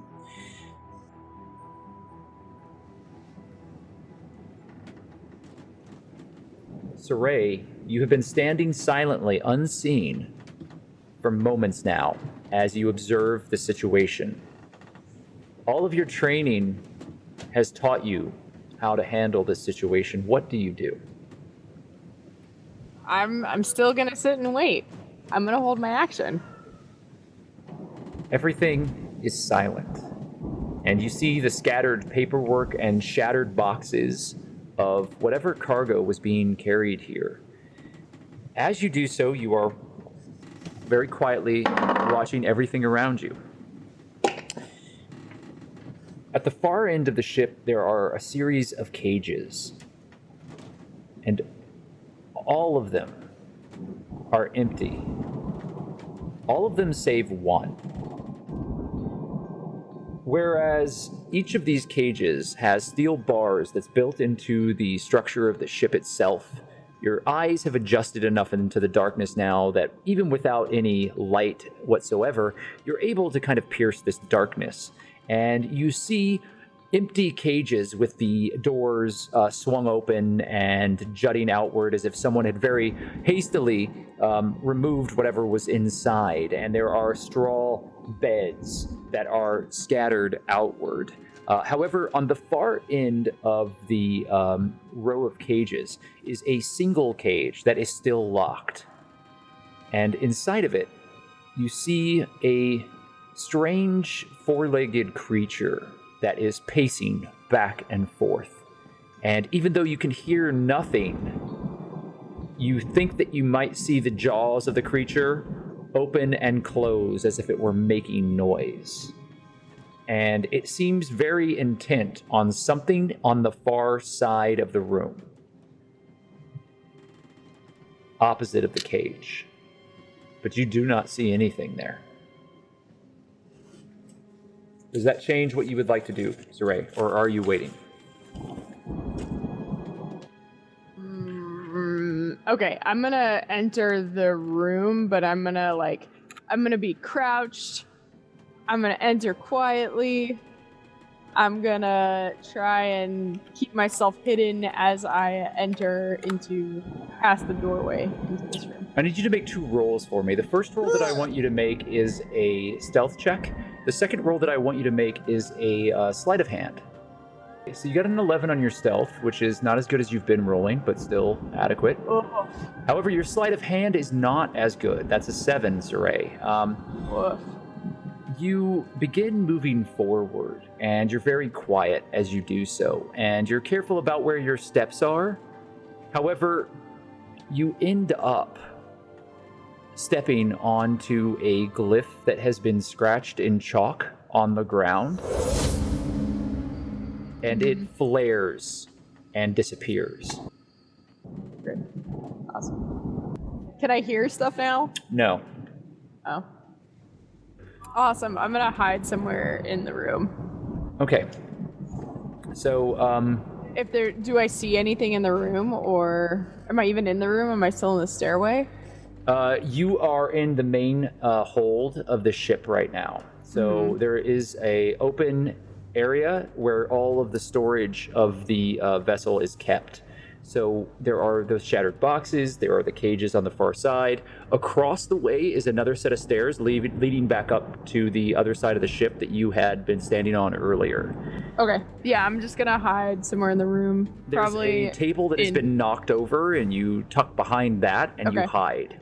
Okay. A moment later, you see these creatures floating past you as they swarm the area, and there are 5 of them. Okay. Whee! I'm gonna still hang out behind that table and hope they don't see me. Make a stealth check. That's a 10. And what in the world? They start looking around desperately, and they turn. You don't hear anything, but you can almost feel their breath as they pass near the table. One of them whips around and looks at you, and you need to roll initiative for the attack. So this is a separate initiative. I'm sorry. I'm not going to break you. Actually, we're going to leave you at 9. They're going to go after you. We're going to come back to you. Okay. Hawke, you are currently standing in front of this mercenary, and she has just received a punch to the face from Juniper. So she steps forward and she swings at you. Rolls a natural 20 on the first strike. Holy shit, nice. The second strike is not sufficient to hit you. So her first strike, she steps forward and she swings outward. And let's see how she does. You take 18 points of damage as she stabs forward, and her blade actually impales your shoulder and comes out the other side as you feel a warm gush of blood as she pulls you close, and then with a dagger strikes out at you again, but you manage to step back, pulling yourself off the blade and batting her blade back with yours as you just barely keep the blade from slitting your throat. She was trying to kill you. Holy crap, that's awesome. That puts you at 35, is that correct? Yeah. It is now your attack, Hawke. Good hit. And make sure my shoulder's like still in its socket. And I'm just gonna look at her. Can I ask you one question? Go ahead. Do you work for the Mind Flayer? I work for whoever pays the most. Oh, that's the Santhers. Hawke is just gonna nod, and he is going to meet her tit for tat. So that's 24 plus the green flame blade. Yeah, that's a hit. Even though she is desperately parrying every strike you have, you manage to push your blade through, and you're just a better swordsman. There's no two ways about it, but she is very skilled, and as she continues to make every right move, there's very little that she could do outside of train for another 10 years to be able to match your skill. And you're aware of this. So your first attack does, 12 points of damage? Yeah, 12 points slashing plus 4 fire. Your slash pushes her backwards, and you knock her to the ground, and she buckles trying to force herself up on her blade, she falls, bleeding to death on the ground. Do you have a bonus action? I do, but no one to really use it on. The other 2 guards are down, right? They are pulling themselves to their feet, and they are trying to escape. They're running out of the back of the warehouse right now. So if you'd like to do something to them, they will be running out at the end of the round. Although, actually, yeah, Hawke is going to take a move action to get closer to that guy. Okay, so you move yourself there. Does that put you within an attack of opportunity if they are escaping? It actually doesn't say in terms of feet on my page. It just says when a hostile creature you see moves out of my reach. Yeah, so they weren't in my reach. Your reach is 10 feet or 5 feet. Yeah. So they weren't 10 in or my 5? reach to be. Yeah, they're not within your reach. It doesn't matter. So we're going to say that they are going to, at the end of the round, run out of the back of the warehouse into the alley on the other side, pushing their way through debris as broken parts of the loft fall down around them. Let's see, that's the end of the round. Everybody else, there are 2 figures that are moving on the top part of the loft, and they also seem to be retreating back into the shadows. I'm going to make some stealth checks, and we'll see if you can follow where they go.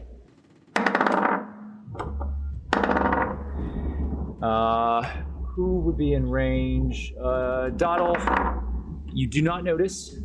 Hawke, Maglo, and June. Hawke, Maglo, you got a natural 20. Hold on, let me roll again. Nope. Nice. You got a natural 20 on your perception. Maglo, you are sitting there with your gun, waiting to see what happens with this swords person, and she falls.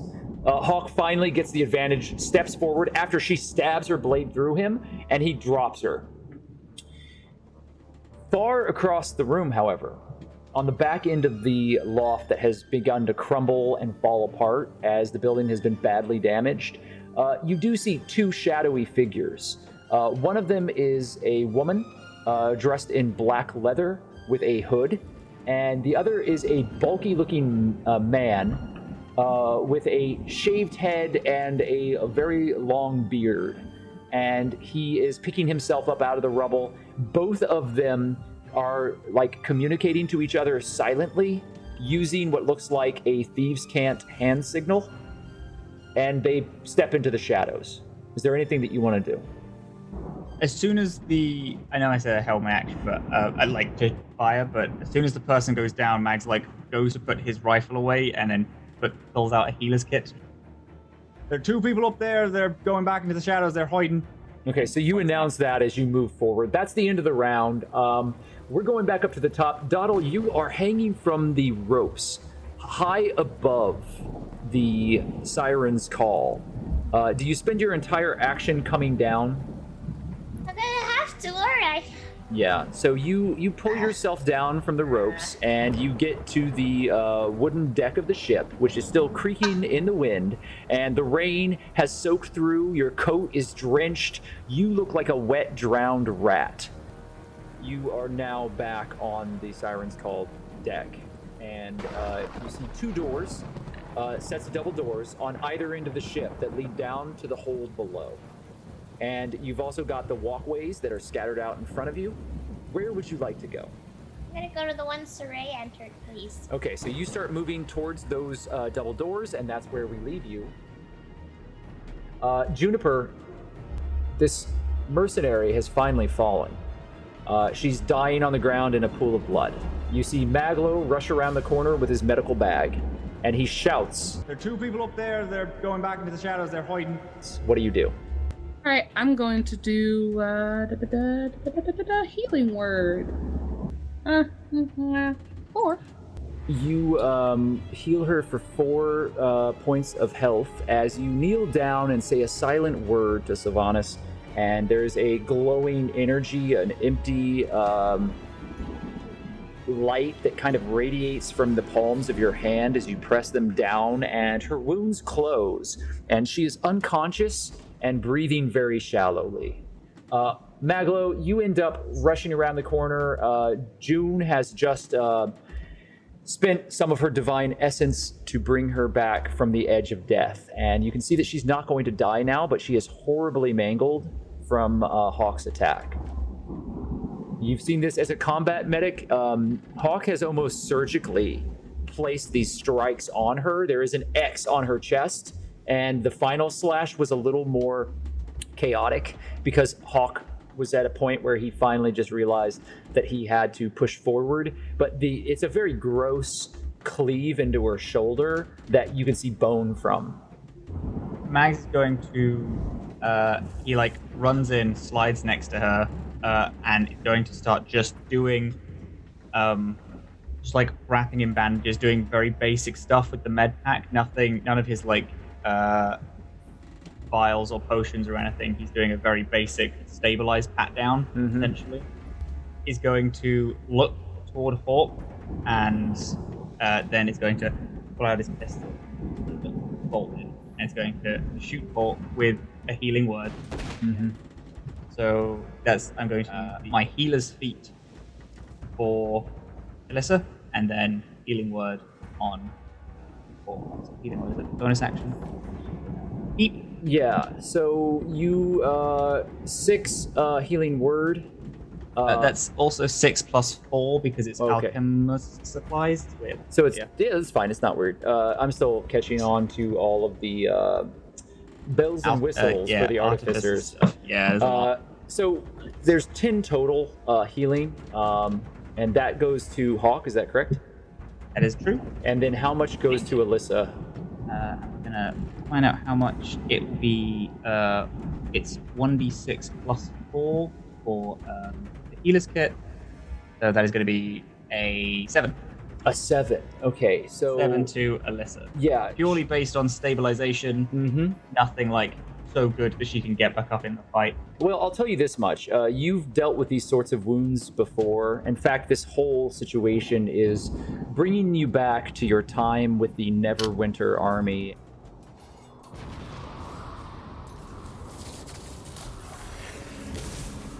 And how you had fought in a number of very dangerous battles, but your medical work was sorely tested to those who had suffered egregious magical wounds.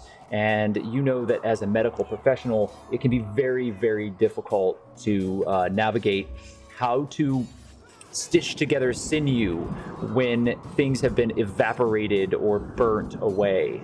And had you not performed the amount of healing that you had, you feel that the cleave across her shoulder that has exposed bone and kind of shattered her entire musculature and skeleton in that general region, if you hadn't performed that she probably would have lost an arm if it had healed naturally without intervention. But what you've done is managed to help the stabilization that June has started, and you have healed her in a way that if she receives further care, she will regain her full strength.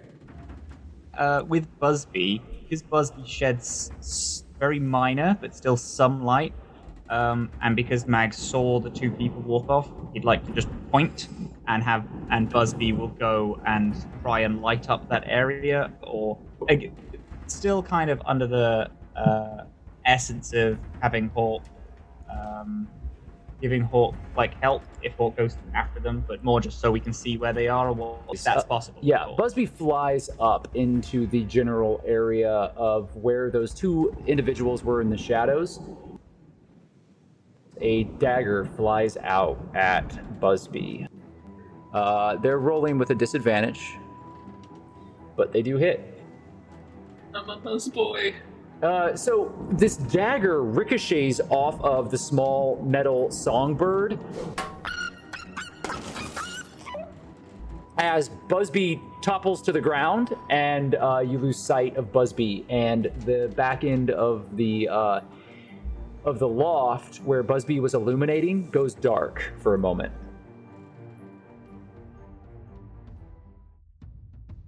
Siraye, you have the first attack. Go ahead and roll your damage. It is not a surprise. These creatures discovered you before you were able to surprise them. So you do not get a sneak attack. As soon as that one turns and sees me, I'm gonna try and stab it in the big eye with my pole arm. Whoa, that's a natural 20. Damn! You versus these creatures, you clearly are meant to slay these things, whatever they are. You did 14 points of damage as your spear shoots outward, and you stab into this creature. I want to flick it off my spear and try and hit one of the other ones. Like, to bat it away. Okay. That's what I want to do cinematically. I don't know if it actually does anything, but cinematically. If you want to be mechanical about it, you can wait until your next action, and you can do that and try to throw them into the others. If you want it to just be cinematic, I'll allow it to happen right now. Yeah. I just want whack. So you stab this thing through the eye, and your spear pierces through it, and this black torrent of visceral gunk shoots out from it as you blind it. It shrieks. And the silence dissipates. And you can hear everything around you now. And somewhere in the distance is a horrible roaring sound. And you hear these things now. And the stab as you jut your spear outward, you hear, "Oh, where did you come from?" As you stab into it, and you kill it. As you have impaled it, and it is impaled on your spear, you fling it outward, and the other four kind of scatter away from it. And then they regroup, looking at you. It is now their turn. All four of them look at you, and they're mimicking all of these different things at once. Who are you? What? Help us! Help us! What is that? What is that? You need to make 2 wisdom saves. As a number of beams shoot out of these creatures at you. All right, that's an 11 and a 16.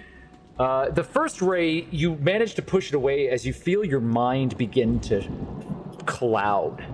And you push yourself away from it as this strange, pulsing ray of visible magic shoots out of one of this creature's eye stalks and hits you, but you manage to dispel whatever its effects are.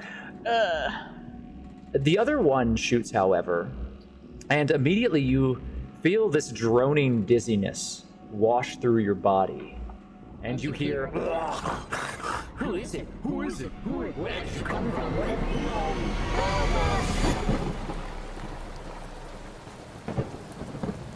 and you're standing on a post in the middle of a storm. The dark of the sky surrounds you on the mountaintop, and you're looking out over a misty valley. And though it is night, and a moonless night at that, you see mist rolling over everything below. You are focused, and the wind surrounds you. Up here, it roars, and then you hear the roaring from within the ship's hold behind you, and the two meld together, and you see these creatures floating closer to you, and you realize that you are being mentally attacked by them. And you focus your mind, and you try to push back so that they cannot gain purchase or hold over you. And you fight desperately to regain your senses, as you know, whatever happens next, these creatures have an advantage over you. I need you to make a DC strength saving throw and a dexterity saving throw. Strength. Dexterity? And both are at disadvantage. Oh, okay. Well, here's another strength. Here's a dexterity. And here's another dexterity. Oh, you were so close. You were so close. That last roll. So here's what happens. There is a telekinetic blast that shoots out of one of these rays, and you immediately step aside with the reflexes of a cat. as if you knew that it was coming but didn't see it. You shift your entire body as this blasts the floor and explodes wood out behind you. The table that you were hiding behind flies across the room and shatters against the wall. Another blast from the other creature. It is an icy blue wave of magical energy, and you almost step out of the way, but you get hit. And you take 6 points of damage. It's cold damage as a ray of frost shoots directly into your chest and covers you in ice and snow. All of them, as a bonus action, rush at you. Surrounding you, they're echoing all of this over and over and over again. What is it? What is it? Boss? And then you hear it. Find them. And you recognize the mimic, the echo of the mind flayer that you met in the keep. I didn't meet him. And you're correct, you did not meet him, but it is the voice of this strange creature. Find them. That's the end of your turn. Yeah, so they've attacked, you're attacking down there. We are going to Hawke now. Hawke, you're standing in the center of this warehouse. All of the opponents that are visible have been dispatched. Busby has just been shot out of the sky by a thrown dagger. What would you like to do? Hawke is going to immediately follow after Busby's last location, and he's going to cast light on his sword so he can illuminate the dark area. Okay. Well, your blade immediately brightens in its flame, and the area is now glowing with a light purple glow as it washes across the rest of this ruined warehouse. And are you moving? I'm not sure how far I can move. I know I have 30 feet of movement. You have to climb up a ladder that's kind of precariously hanging on some rubble now. So if you want to climb up that ladder, I'm going to have you make an acrobatics check, and it's going to be the rest of your movement to get up to the top. All right, let's see if I can do this. Good thing I'm great at dexterity. Yeah, so it's not a failure. However, it's not much of a success either. You are pulling yourself up in your armor on this wooden ladder, and it's very slow, and one of the rungs breaks underneath you as it's been heavily charred by the fireball, and so you just kind of throw it out behind you. But at the end of your round, you do manage to make it to the top of this ladder. That's your round. The other individuals at this point have managed to escape. So you no longer directly see any sign of anyone up here, Hawke. That's the end of the round. Everybody but June and potentially Doddle are out of combat. The rain is still falling in sheets, and the warehouse is groaning under the weight of the ship that is dry docked on its roof. I was going to say, when Busby got shot out of the sky, he stops healing and then immediately runs to it. So I feel like his mind isn't in a place. It's a voluntary failure. It's fine. It's a voluntary failure, and I appreciate that as a role player. I will give you an inspiration for it to use later. So you can bank that for when the time comes. But you do rush past, and you immediately go towards this ladder, and you begin climbing up it. Make an acrobatics check for me. 30-20. Yeah, you, without missing a beat, you jump over the missing rungs, and you manage to make it all the way up the ladder very, very skillfully without any sort of issue up to the top of this loft. Now, Maglo hasn't become stupid in this moment. This is a very unsafe loft. What has happened up here has rocked the structure of the building, and even though the greater implications of that are lost to you, Maglo, you do realize that you're going to have to step very carefully to get over to where Busby is. So this is going to happen for you when we come back to you. All right. June, what are you doing in this moment? You're now alone with this mercenary. How big is this chick? She's very muscular. She's only about 5'5", but she's broad and well muscled. Yeah, she's well muscled, and Okay. she has a weight to her, but it's not unpleasing, or she's a very strong opponent. You know. Okay, I'm gonna try to put this chick on my back. All right. I don't know if she's too heavy or not. You're going to attempt to pick her up. Okay, so go ahead and just make a strength check. Because June is fairly slight, is that correct? Yeah. All right. What is your strength?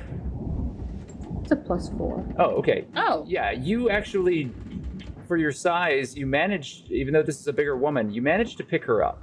And you have her now on your back. And where would you like to take her? They went in opposite directions, though, right? Both Maglo and Hawke ran up the ladders in front of you in different directions. I'll remind you that you do have an exit behind you that was barred shut when you all first entered. Ooh, she's on my back though, so that's probably gonna be a little hard. I'll try it. I'll try to open the door directly behind me. Try to get that. Unhinged. You turn back, and then you realize that the individual who had let you in originally, who had guided you and Maglo and Hawke back in, was still back behind all of you when this was occurring, and has already opened the door and has escaped out of the back. So that door, that door is open now, and you don't even have to remove the bar from it. He was sufficiently probably frightened away in the moment where Hawke eviscerated the very large, bulking man. Meet you, buddy. Mr. Smee. All right, then I'm gonna head out that door with my new girlfriend, I guess. All right, so you and your new friend leave through the main door, and you get out of the building, and you do see this sway of the building now that you're outside. Go ahead and make an investigation check, June. 9. It's probably just the wind, but this building looks very, very badly damaged. If you didn't know better, you would think it was swaying heavily in front of you. Shit, well that's not good. All right. How far away am I from my cart, from like our horse Maglo? You are a few blocks away from Maglo. You actually turned Maglo over to a stable. It's only a few blocks. She's kind of heavy. You're also going to be walking through the open streets, even though this is with a woman on my back. This is a very dangerous area, but you don't know it's that dangerous. Outside, you see the unconscious form of the vagabond that was originally here that Doddle attempted to help and woke in a violent rage. He is still unconscious and splayed out on the ground here. The rain's just pouring down onto him. I stand. Okay, is there any place around me for like covering at all? There are a few overhangs, yes. Few overhangs? Yeah. All right, I'm gonna put her underneath one of those, and then I'm gonna try to drag the bum over to one of them as well. Okay, so you begin doing all of this out in the alleyway, and we'll come back to you. Okay. All right. Let's go back to Doddle. Doddle, you are up on the Sirens Call, and you start rushing towards the doorway that you saw Siraye sneak through. You see an open set of double doors that lead down into the hull of the ship, the hold. What would you like to do? I'd like to be careful about it, but I just want to go down there and see if I can see Siraye. Okay, so go ahead and make a stealth check if you were trying to be quiet. Okay. Boop, boop. Ah.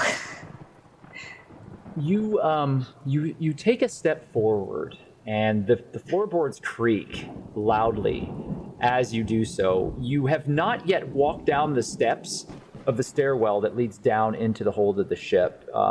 You haven't gone below deck. You're still above deck, and the rain is pelting down, and you hear a voice behind you. Doddle? Doddle!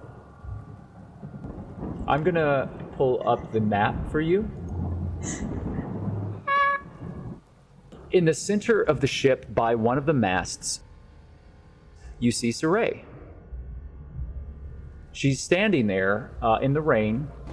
She is very relaxed and is holding her hand out. Doddle, it's time to go. Suppose I wouldn't make an insight check. Like, why I wouldn't have a reason to? Right? There are no shapeshifters around. Well, shit! Siraye, what happened? It was bad, but it's better now. We need to go. Okay, and I'm gonna run towards Siraye, because that's what I would fucking do! Oh no! Let's go! You run up and you grab onto Siraye's hand. And she looks down at you and smiles. But her eyes are completely dead. Make an insight check, and then if you do well on that, I'll make a perception check for you. Oh, no. Okay, so that's a 15. You know... Sorry, what was it? My mind... I'm so nervous. My mind's going blank. As if it was an insight? Yeah. Okay, that's a dirty 20. Okay, so you know in an instant, as soon as your hands interlock with Siraye's, there's a cold clamminess in her grasp, and her eyes are dead and have no life in them, and you realize in a horrid moment that this is not Siraye. It's time to go, Doddle. It's time to leave. And then I make a perception check for you. Yeah, you notice.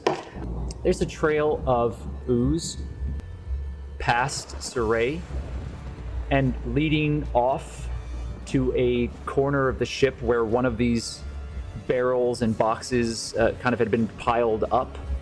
And that slime trail leads all the way back to something else, and this creature grabs you. I can't do anything, to be clear, right? In this moment, you cannot do anything as you've already stepped into its grasp and its range. But you will be able to do something in a moment. The roleplay heavy character is gonna be the death of me. Oh, indeed. No, I mean, This and is that's amazing. as it should be. You are playing your character, and that is more important than any mechanical advantage that you could ever have. You are doing it correctly. Never question that, even though it creates complications. Oh boy. Your AC currently, I believe, is 14. No, it's 13. You immediately see Siraye's form sort of waver, and from behind, this blob of ooze bursts out from all of the wreckage, and you can see that Siraye is puppeted by a tendril of slime that drips all the way back to this thing.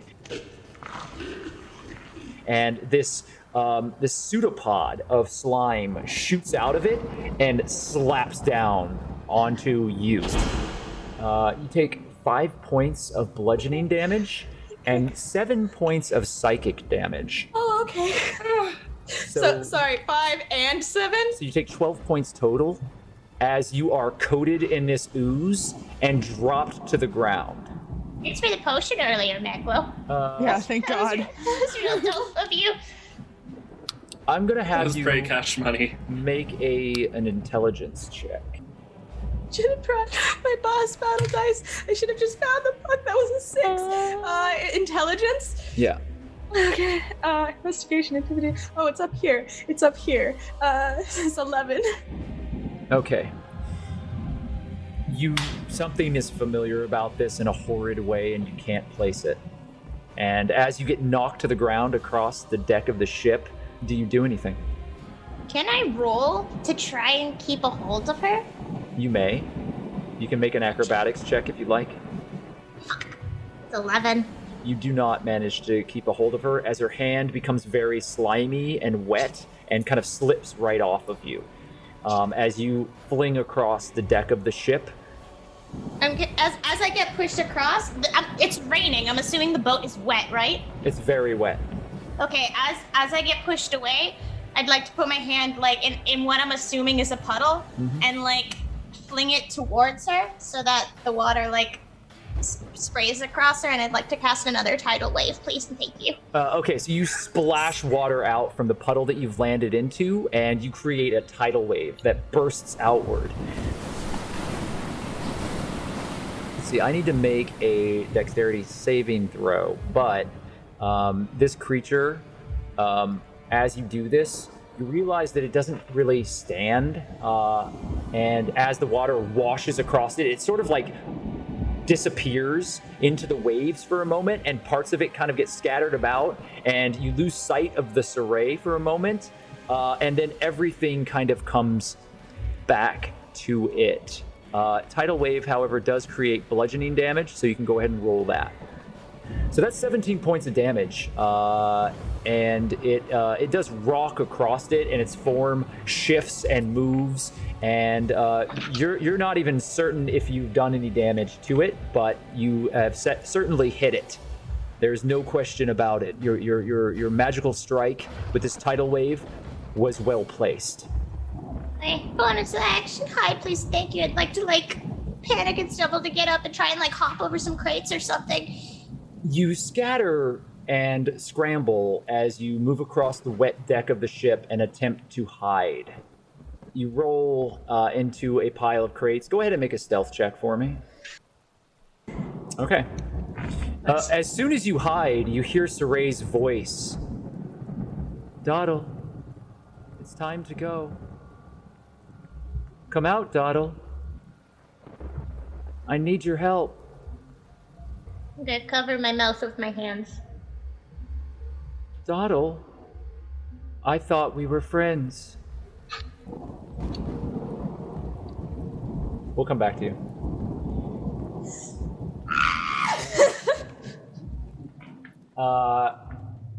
Meanwhile, below deck, Siraye, you are surrounded. I'm being like hypnotized, right? Am I stuck? Can I actually do something? You were dazed. You are no longer dazed. Okay. Whatever they do with their beams, you think that they have the ability to fog your mind. Okay. I'm gonna shake it off, and then I'm gonna come up with my spear and try and slice through the closest one. Okay, go ahead and roll to strike. Yeah, it's a 12 to hit. You miss. You strike out, and because of the proximity of these creatures flying right in front of you, you're unable to gain purchase as you stab outwardly with your spear. Do you have anything else to do this round? How close are they to me? They're each of them floating right in front of you. So mechanically, you have one in front of every square. Are they within unarmed range? Yes. Okay, I'm gonna use my bonus action to try and punch one of them. Okay, so go ahead. Or kick one. I'm gonna kick one. Okay, go ahead and roll your kick. As your spear fails, you then kick outwardly at one of the four creatures that's flying near you. Is that a 7? Yeah. That was a natural 1. It's a nat 1. Go ahead and roll again to see if you get another natural 1, Siraye. God dang it. Okay. Yep. So you did fail. The creatures are swarming you, and it is very difficult for you to focus on them and attack, because all around you hear, "Who are you? Stop them! What is that? Help us! Help us!" And then that weird echo. Find them. And it sounds familiar, even though you've never directly encountered the creature that has made the noise. It sounds like something that you know from a dream. Okay, so it is now their attack. There is 4 of them. I need you to make a pair of wisdom saving throws, please. 16, you beat the effects of the first one.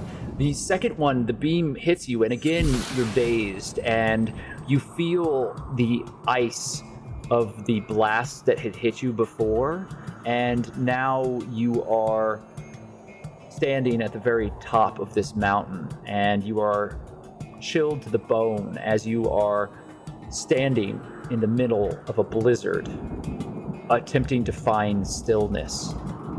And there is heavy, piercing snow that is being blown across your face in shards that are almost ice-like, and they cut into you, and the cold is so pervasive that you have managed to find the red-hot center of your focus and allow you to survive what would be death to any other living creature as you stand here resisting the forces of nature through the power of your mind and focus.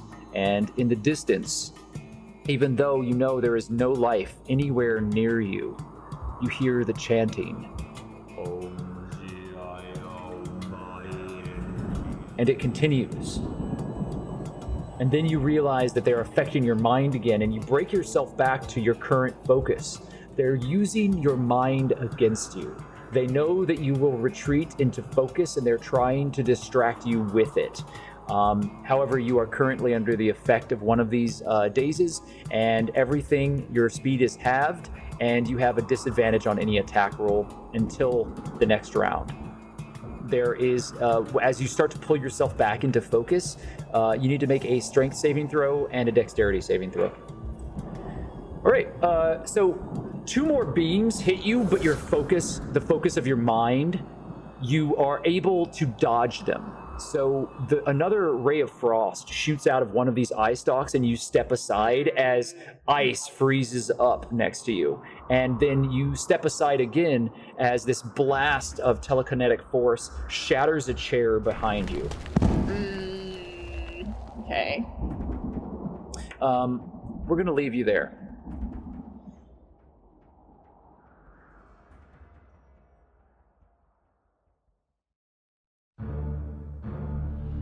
Okay, so below in the warehouse, Maglo and Hawke, you have currently made your way up to the very top of this warehouse, to the second story, where the fireball erupted, and this section of Anchor's Rest is decimated.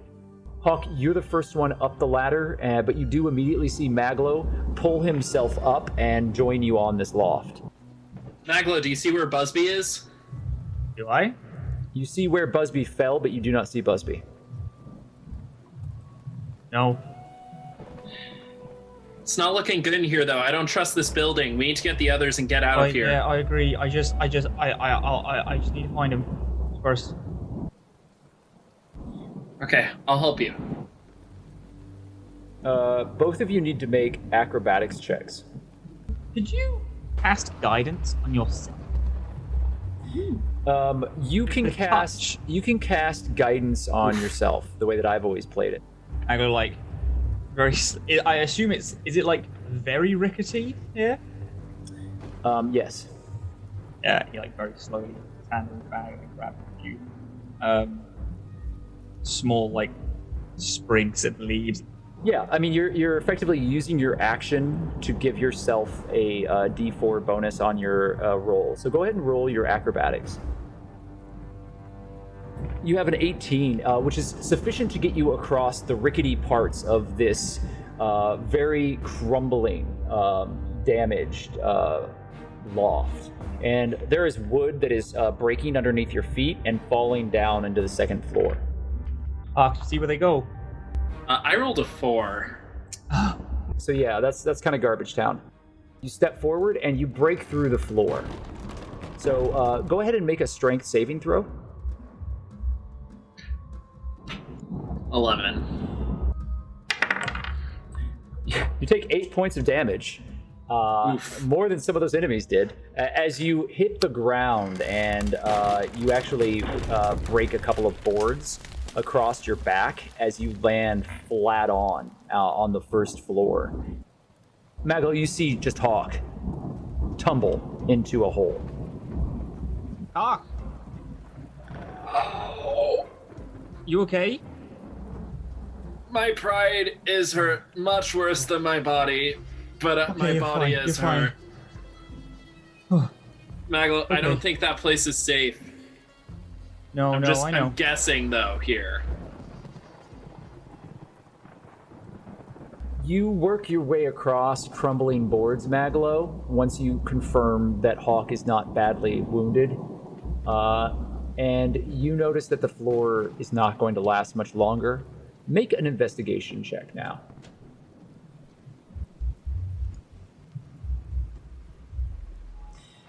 You manage to find Busby, and as you do, Busby is on the ground, twitching and pulling himself up. Your little bud. Hey, you go over to me? I know, it was my fault. I'm so sorry. It was such a dumb call. I thought you could do it. It's fine. Can you get out of my hand, bud? Crawls under your hand. It seems like it needs some repairing, but will not be badly damaged. There's a large gash from the blade that has dented the brass and left a big scar across the chest of the small songbird. I'm so sorry. I won't do that again. Okay.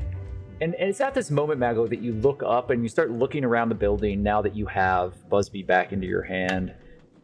And you realize that the structural integrity of this building has been destroyed. And you see beams that are creaking and swaying as the wind and the weight of the rain pelt down upon it. And there's this deep, lasting groan of the wood of this building.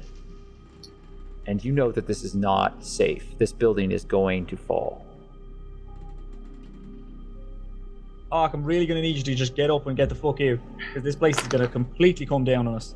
Well, I'm not getting out of here without Doddle and Siraye. Is there any way up to the ship? Do you see one? You do, Maglo. Looking up from this shattered loft, you see a network of ropes and pulleys and a labyrinth of these wooden bridges that hold the Sirens Call suspended above the building, and it's swaying like a pendulum in the breeze above you. Oh yeah, I can see a way out for me. You gotta find a way out outside though. There's no way you're gonna be able to get back up here. Is there any way you can make it up there then? I think probably figure something out. Alright, I'll try and get up from the outside. We need to get them out of here. Alright, make sure that Alicia woman gets out as well. Yeah, that's a good call. See you on the other side, and I'm gonna head out through the door that's open. Maglo, make me another dexterity saving throw. Okay. A board creaks from above, from somewhere, and falls downward with a pile of shingles. And they crash onto the floor next to you, and a number of other boards break and kind of crumble inward.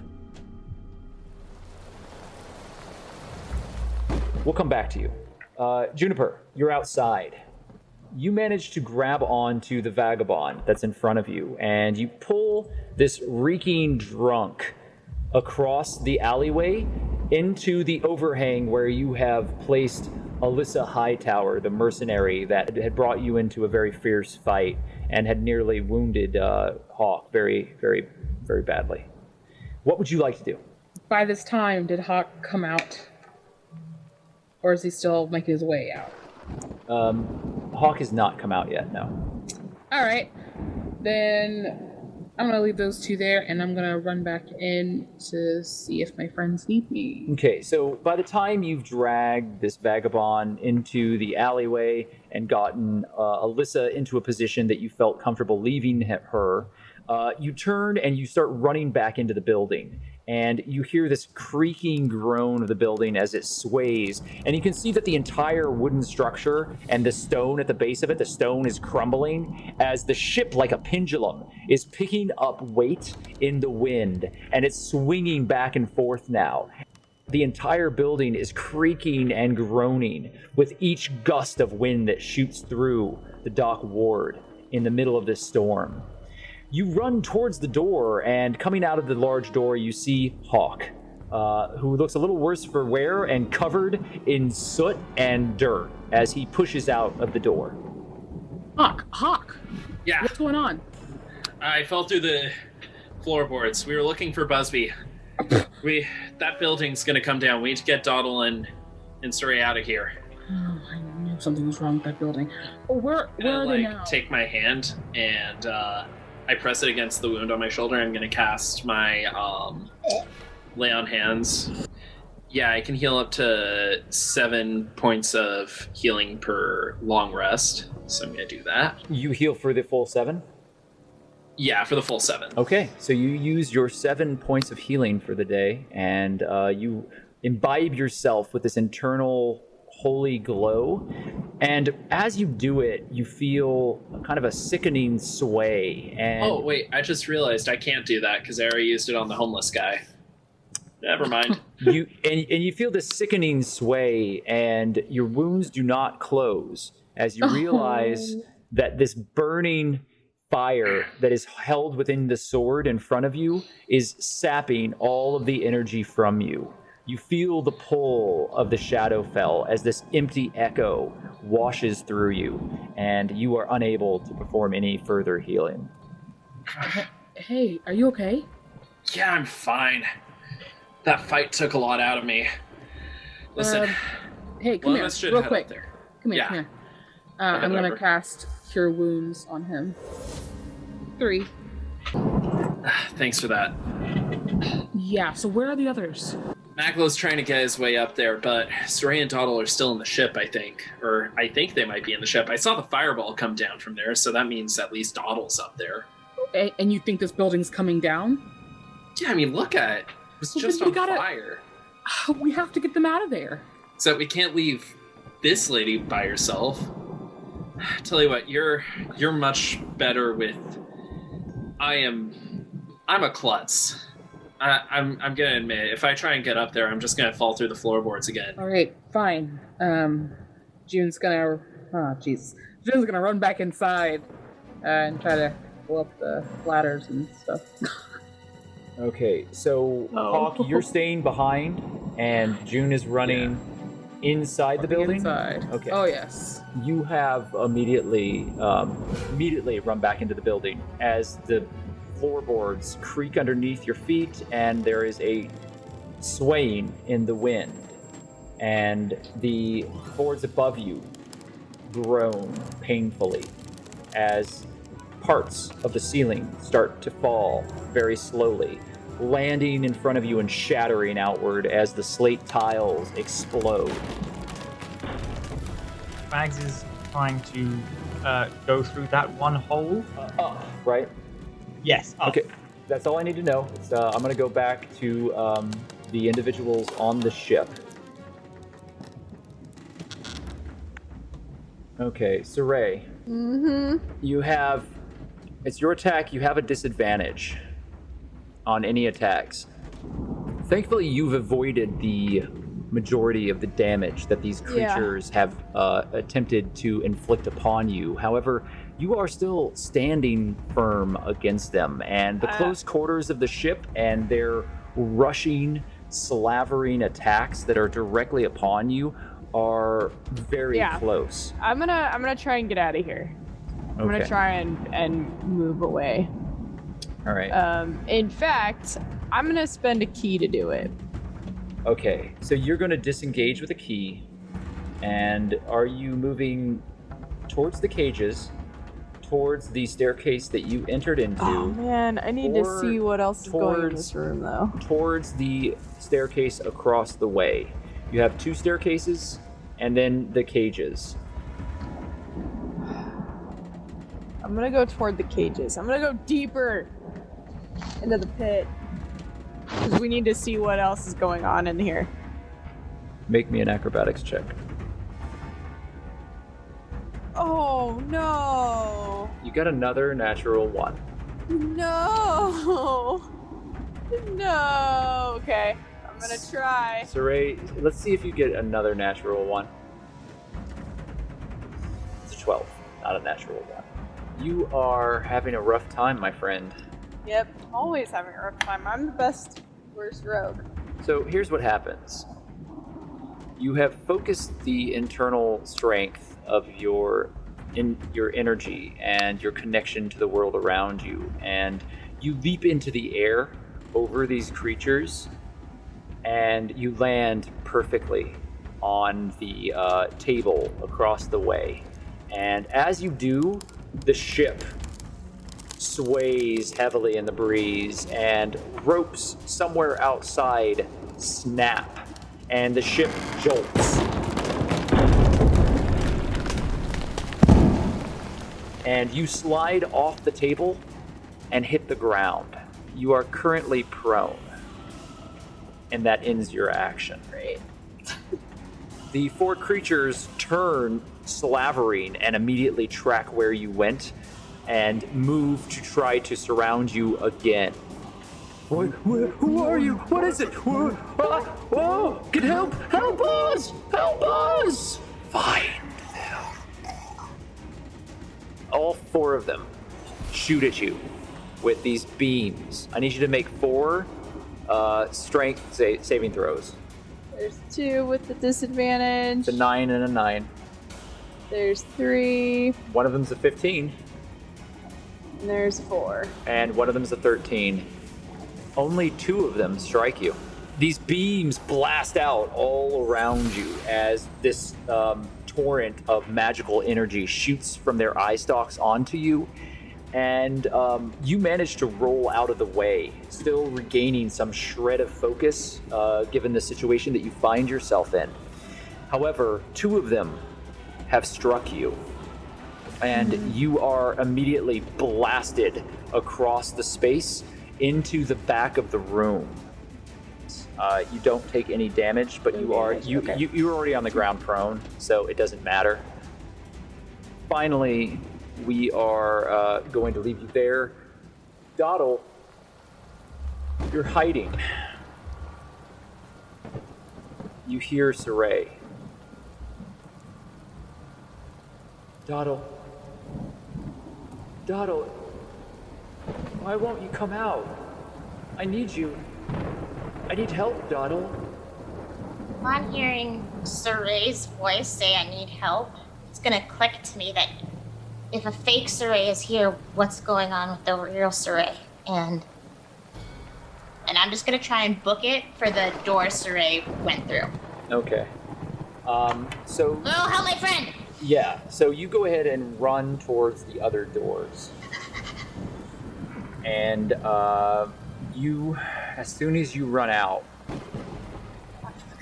you are putting yourself in range of attack. So I need to make an attack roll.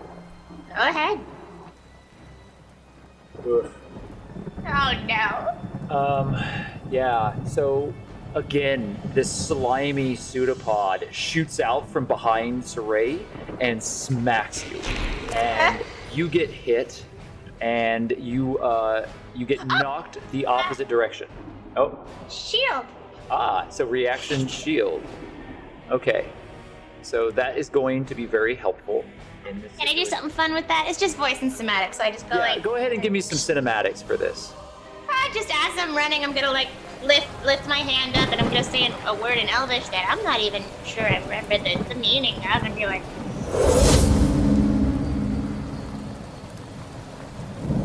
oh neat, because I don't think I've ever cast that, because I keep on forgetting I have it.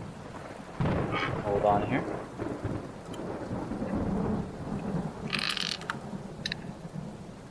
This long pause is making me nervous here, Nox. What are you up to? Should make you a little nervous. Oh. If I'm correct, Doddle, your standing AC is 13? Yeah? Okay. So it still hits you. Hi. You have thrown instantly, in this moment of instinct, you speak this elvish word, and this glowing blue crystalline magical shield appears around you and then kind of dissipates, but you know that it offers you this protection and guards you against any sort of incursion. However, this slimy pseudopod, as if it didn't even matter to it, continues to strike you and flings you across the ship again. So with that, Doddle, I need you to make me a wisdom saving throw. 14. You only take 4 points of damage. However, the pseudopod slaps down onto you, and instead of completely bashing you away, it wraps itself around you and pulls you into it. And you are submerged in the ooze of this creature as it works its way across you, pushing across your coat and up your bare skin and into your mouth. As you scream outward, you are silenced.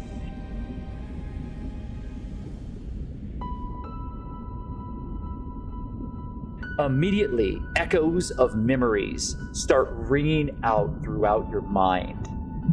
You receive 15 points of psychic damage. Oh no. Woof. Okay. Now, you manage to remain conscious as you feel your mind being probed by this creature. And this is what you remember.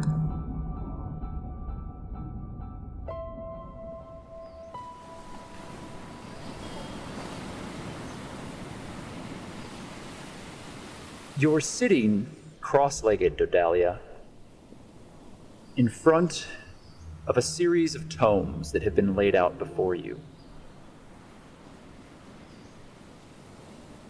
Each of the books has been meticulously cared for over the centuries, and they contain the entire lineage of your family's line. You have been tasked with memorization this day, and you are silently reciting and reworking the names of elders that have walked before you in these palaces, each name repeated 100 times over. It is tedious, and you keep saying their names over and over again.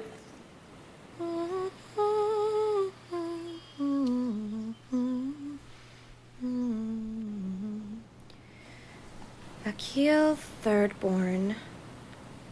Pelagar, fifthborn to the first house of the Moon and Star Clan.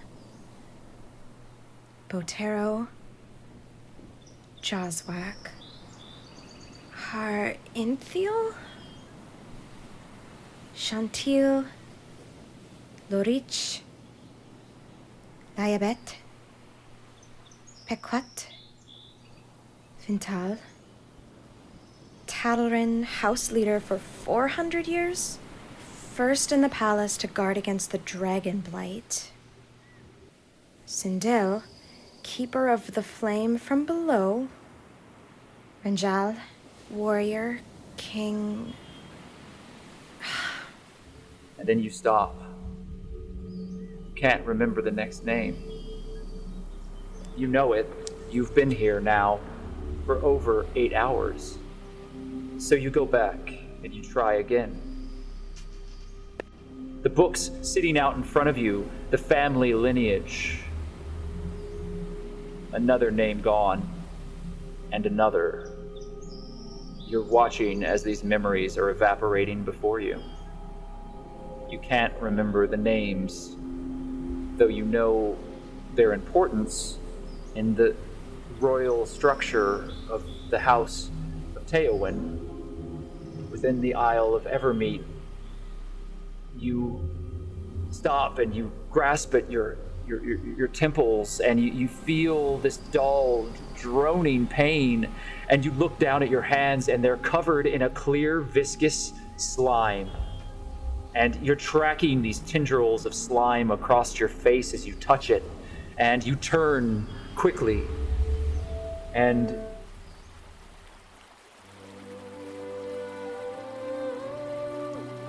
you realize that you're now sitting by a brook in your homeland, and there's water bubbling next to it, and your mother is playing a lyre, softly plucking at the strings, and the babbling of the brook next to you is ringing in your ears, and you know this place so well, and your mother is singing, but you can't remember the words of the song anymore. She's silent as the song has been taken from the memory. The lyrics no longer exist in your mind, and you scramble backwards, stumbling over rocks and falling into the brook. But the brook is not clear, bubbling water. It's oozing slime, clear and translucent, and it pulls you into it.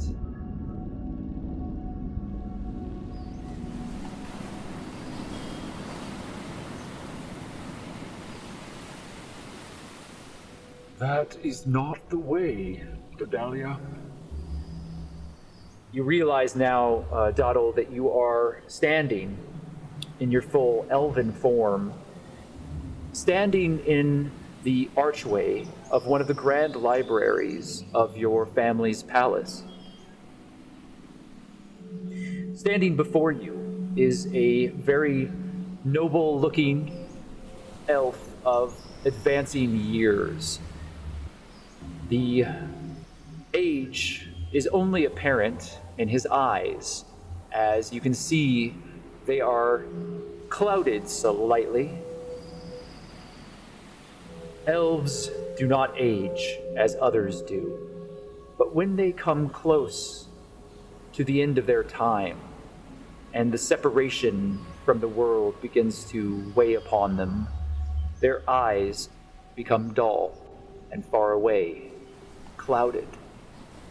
This wizard of your house, Berthiel Olithir, is known to you. He has been your family's servant for a time much longer than any of your current family has been alive. He is ancient and powerful and knows many magics.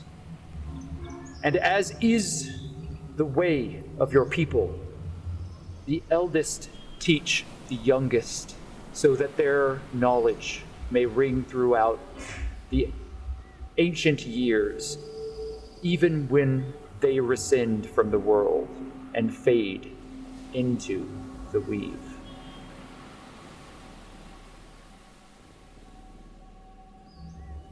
Your family has charged me with your instruction, and as you are of noble birth, I have agreed.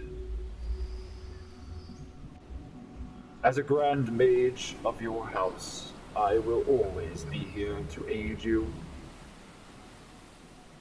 But you must understand that you are not talented like many of your age in the arcane arts. You have failings that will ultimately not serve you as a ruler. You have yet to achieve any minor success in the most rudimentary of skills. This man stands before you, and you desperately want nothing more than to prove your worth. So yes, sir, I understand, and I appreciate that you're taking on this burden, and I promise I'll try my best. Like a wall, he does not move as he observes you. Doddle, I need you to cast the mending spell. I'm not sure I know the mending spell. It's not right away. Should I roll for it anyway? Make an Arcana check at a disadvantage. Alright. That's 12. And you begin casting, and you remember this. The one time that you managed to succeed in front of him. Magic sparks through your fingers, and the torn parchment in front of you begins mending together. It reforms itself, and you look down upon it as he says to you, "After all of this time, you have managed to do what a child would have done at half your age. I suppose you're quite proud of yourself. I, however, am not." And you look down at the parchment, and you remember the words written upon it.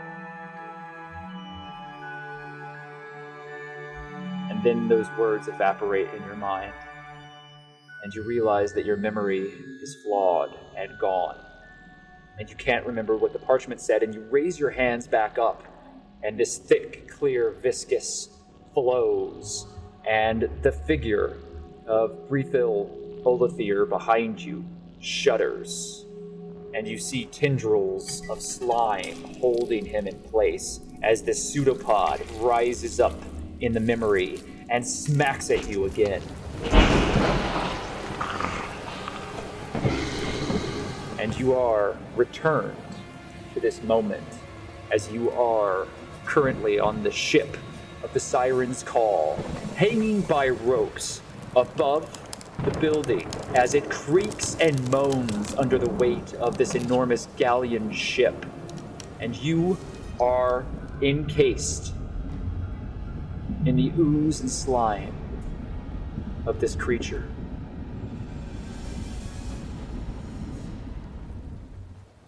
Maglo.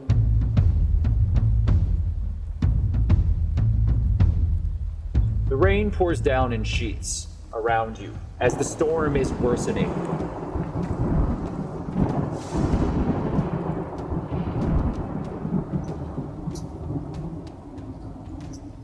Make an acrobatics check, please.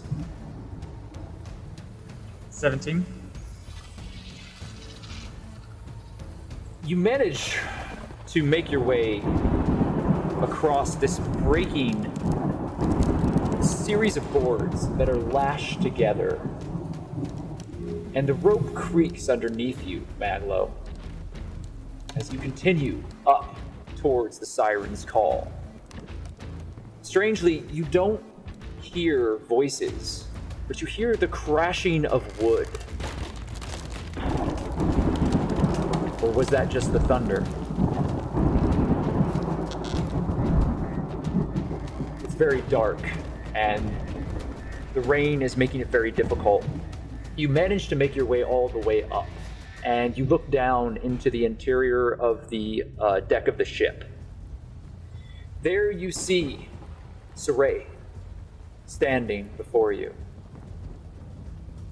She turns to you.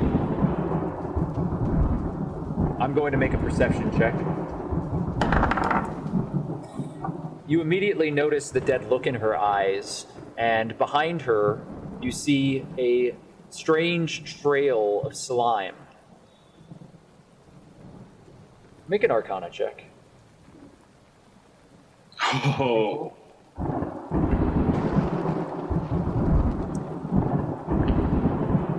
You recognize this is not Siraye. And you've heard stories and read books that have talked about creatures like this. This is an Oblex. It is a horrid, ooze-like creature that has the ability to take on the persona of anyone that it has harmed in its attacks. It can imitate and mimic the people that it has caused physical damage to. The person in front of you is a reflection of Siraye, but not Siraye. Additionally, you know that they work with these tendrils, and usually there is a main body. You also know that they are very hard to damage with physical means. What would you like to do? Do I know if they have, like, cognitive thought? Or are they more just bestial. They are intelligent creatures. They're very intelligent. In fact, insidiously so. You're not sure of all the details in this moment. You're piecing all of the legends and tales that you've gathered together. I couldn't tell you more unless you would to sit and do some serious thought on the matter. Can I see anything aside from the oobleck? Can I see like where it's going? Can I see? Parts of it are concealed by the rubble that has been scattered across the deck. There's more of the creature behind a series of boxes and one of the masts, but all you see right now is the Siraye imitation and a trail of slime that leads further back into the ship. Maglo, I'm glad you're here. You're just in time. Where the fuck are my friends? I'm your friend. Maglo, I'm your friend. Maglo, I'm your friend. I'm trying to think. Shut the fuck up for a second. Maglo, if you're standing there, I need you to make a wisdom saving throw. It's a crit fail. Go ahead and roll that again to see if you get another natural 1, Maglo. Okay, you didn't get 2 in a row, but as soon as you stepped on the deck of the ship, you regained your luck from Siraye. You now regard this creature as a friendly acquaintance, and as long as it does not deal direct harm to you, you will do what it says. Maglo, put down your weapons. Alright, I guess. You set your rifle and your gun down on the deck, and we'll come back to you.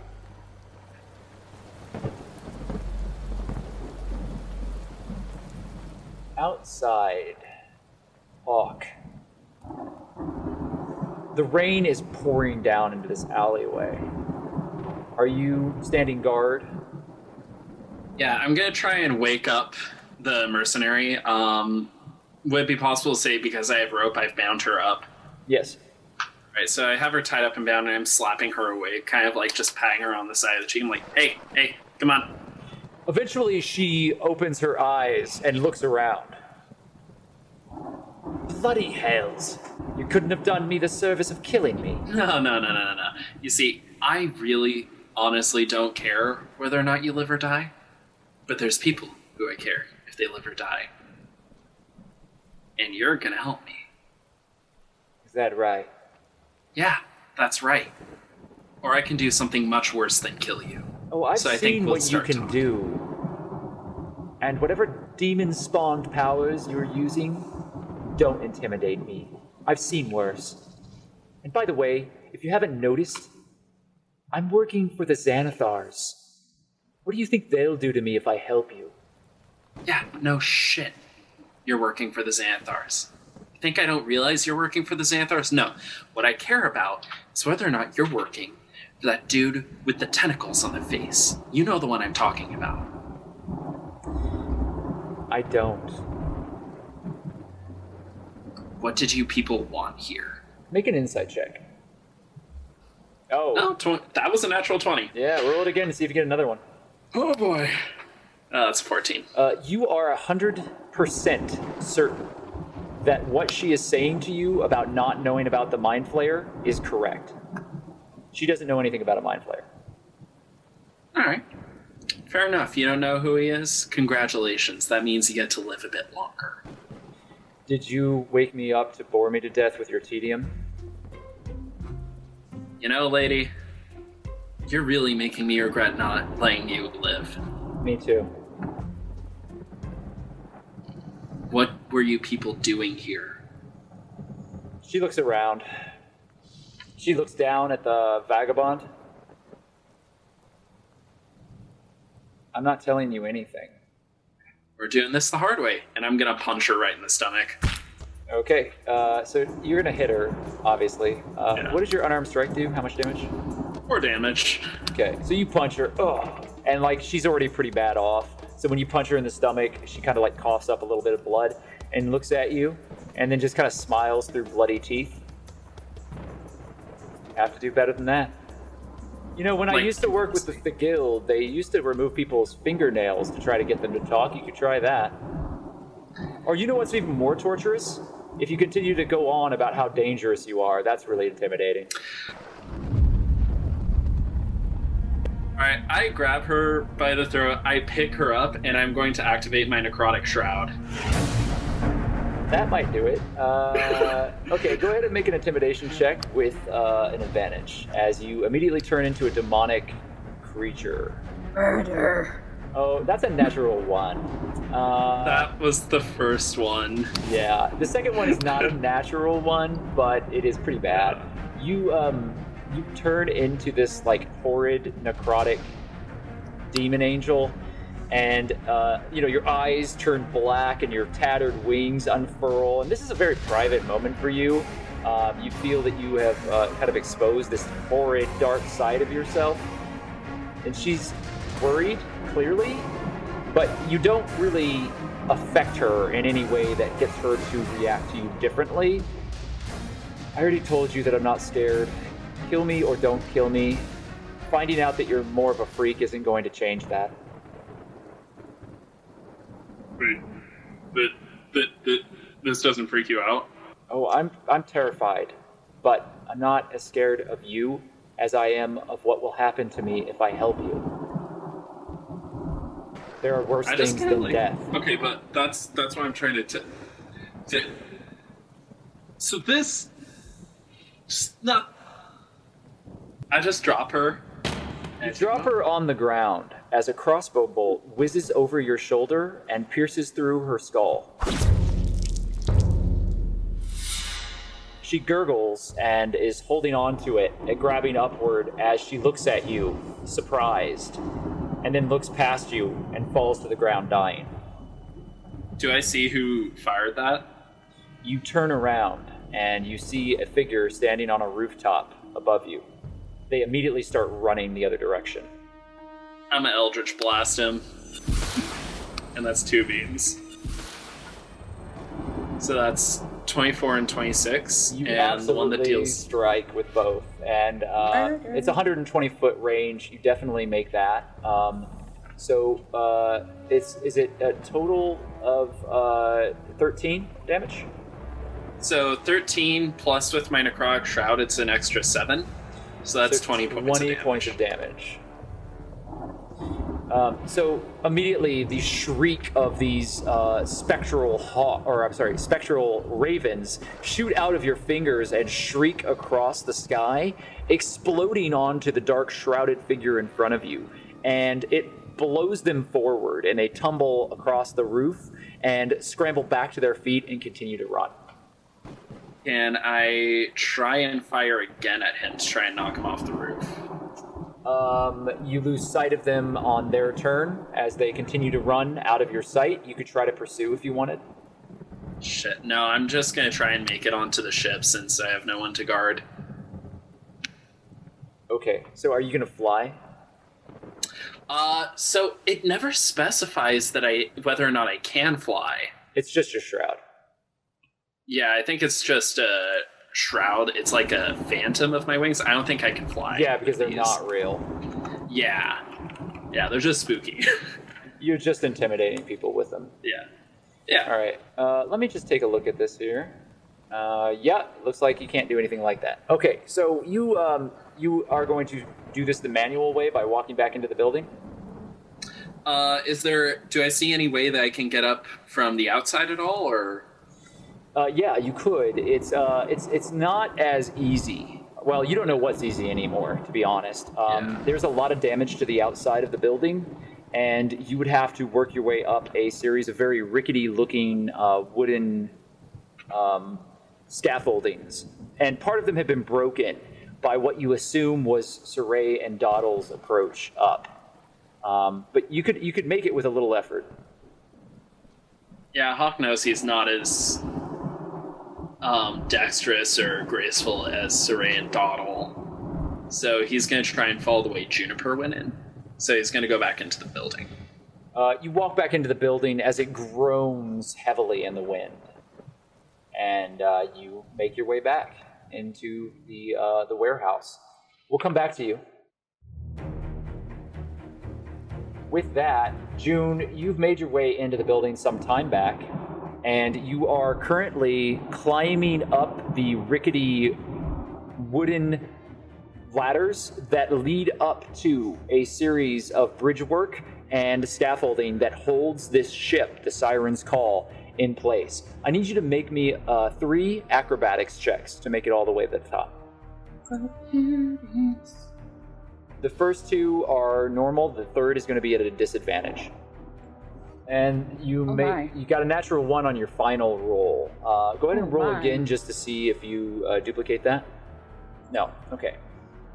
June, you managed to make your way up all of the rickety, ramshackle wooden grating that leads you up through the scaffolding to the Sirens Call. And you are currently up above the very top of the warehouse itself. And you see everything kind of swaying, and parts of the roof are caving in, and wooden boards and ropes are snapping around you. And this really massive rope breaks right next to you, and the entire ship kind of slumps a little as the weight of that rope is no longer supporting the ship itself. It almost knocks you off of the walkway that you're on. You fall to the ground. Go ahead and make a strength saving throw. So then that's a 23. Okay. So you managed to grab onto the side of this wooden walkway as it begins to crumble around you. You manage to keep yourself from falling deeper into the depth below you. You are hanging there prone, unable to respond to anything other than pulling yourself back up into position, and we'll come back to you. Past Juniper, let's go to Siraye. Siraye, you are lying on the ground. I'm gonna get up. Is there anything else that you want to do as these creatures are rushing towards you? Just ready myself to get beat to poop. That's all I can do. Right. Go ahead and make me another pair of wisdom saving throws. Nat 1. You got a natural 1? No, I didn't. What? But I did not roll great. Don't do that to us. We're so used to you rolling those at this point that it's not even funny anymore. It's a 6. 6 total? My lowest. Is your lowest. So you got 2 of them. You got a 9 and a 6, right? Yeah. So again, you get hit with these rays, and you immediately are washed with the memory of you standing in a torrent of a river, and you are standing on a single rock in the middle, and there are fish that are swarming around you, and you are standing on one leg, focused as you are controlling every movement and muscle within your body and breathing very shallowly, pulling all the focus around you into your inward space and understanding everything that is occurring, even though you are blindfolded with a strip of black cloth, standing there in the middle of this torrent of a river, and you are focusing as you snatch outward and you grab a fish, and then you snatch outward and you grab a second fish in your other hand.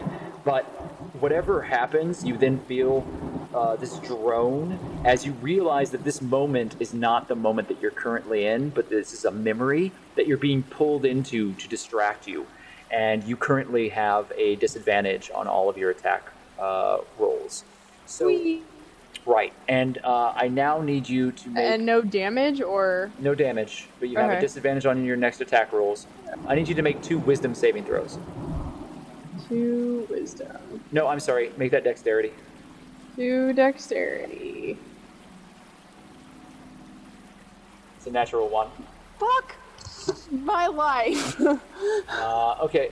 To be fair, I'm having you roll a lot of dice because these you are taking the brunt of an entire encounter's worth of creatures. Fine. So you do fail critically. Do I need to roll again? No, that's gonna do it. But it's a nat 1. You take 23 points of damage as 2 rays of frost pummel you and freeze you down to your core. You are thrown across the space here, and immediately you feel a droning hiss in your head as you hit your head, pummeling into the ground and then rolling backwards towards the cages. And as you do so, you're frigidly frozen. You feel this burning pain rise through your entire body. How many hit points do you have left right now, Siraye? 14? You have 14 hit points left.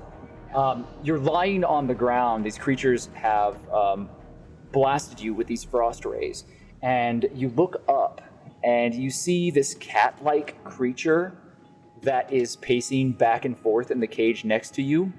It has a pair of enormous draconic wings and a spiny tail that whips back and forth, and it turns and looks at you with this strange, twisted, man-like face, and it growls. To be clear, it is behind the locked bars of the cage in front of you. I'm gonna let it out. You can spend your entire action picking the lock to unlock the cage. Oh, I gotta pick it.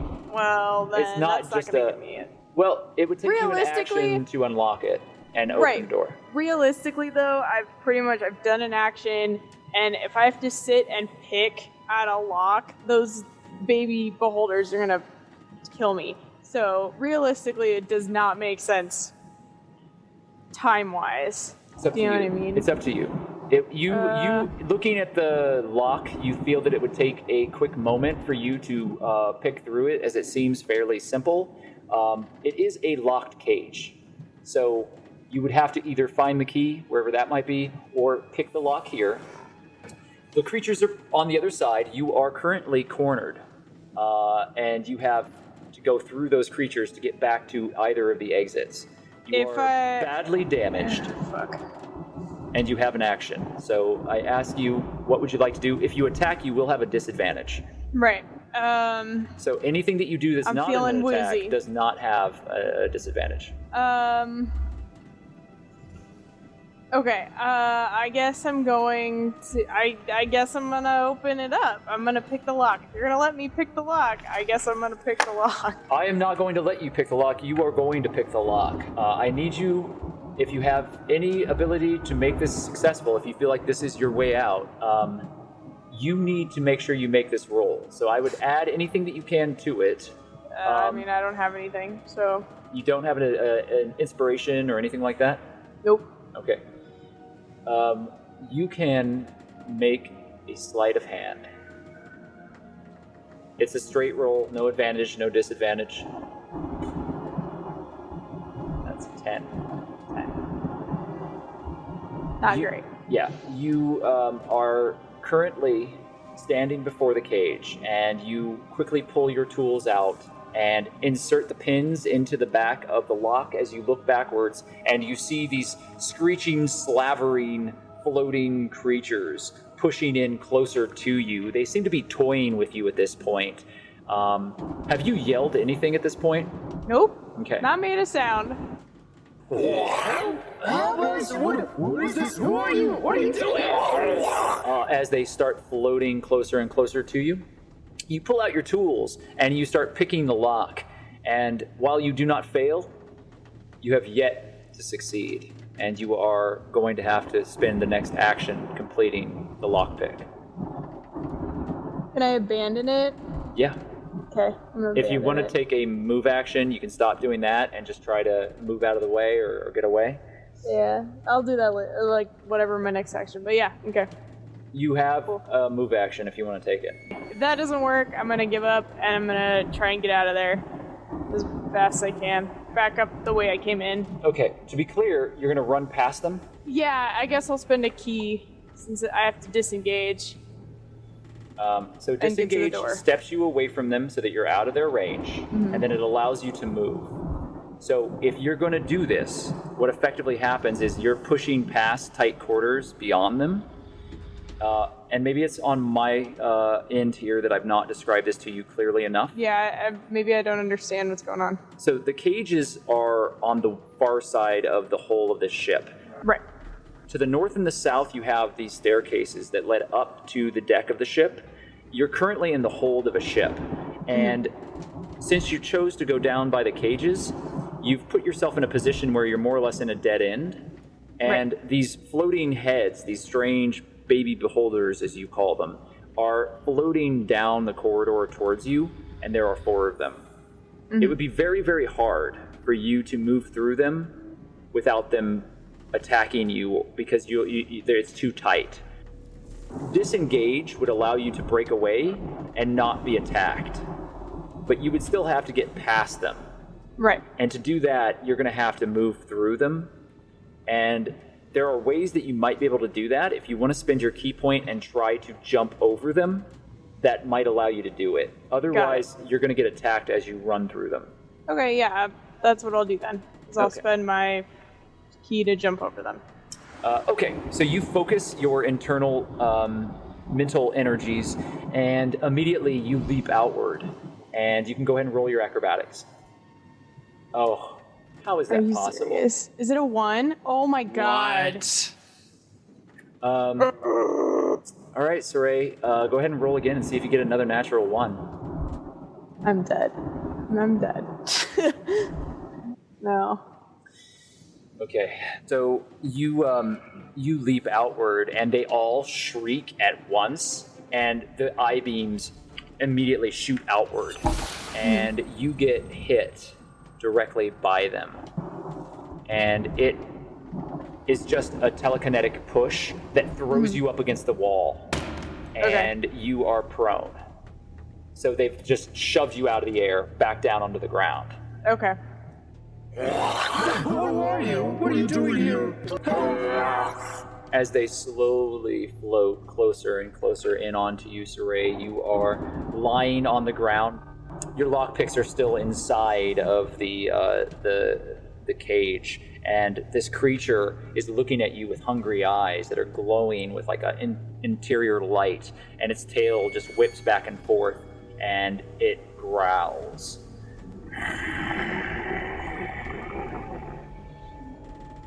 Well.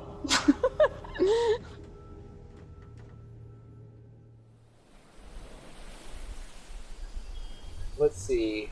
I've gone through, I believe, all of you now. I'm going to go back up to the top. Doddle.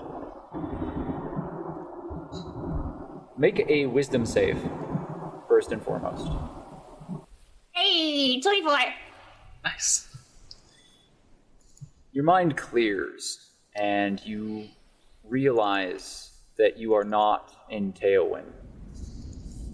It's worse than that. It's your memories. You feel like you're missing something, like something's been taken from you. And small things.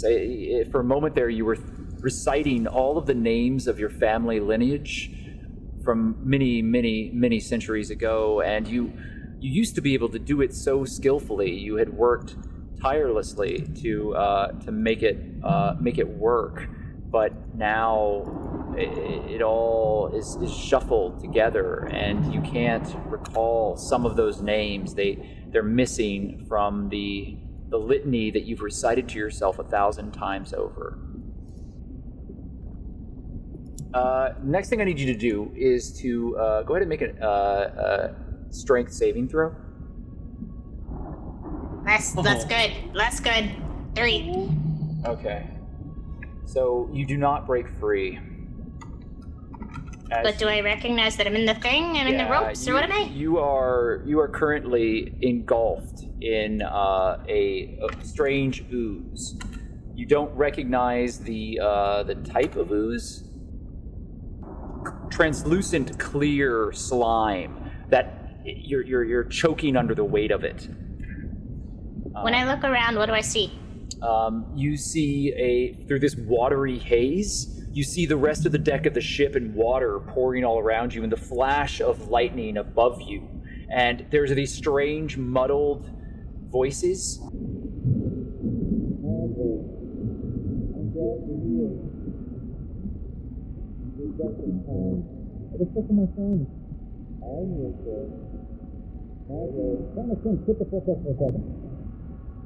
But you hear the echoes of Siraye's voice as if it was in your mind.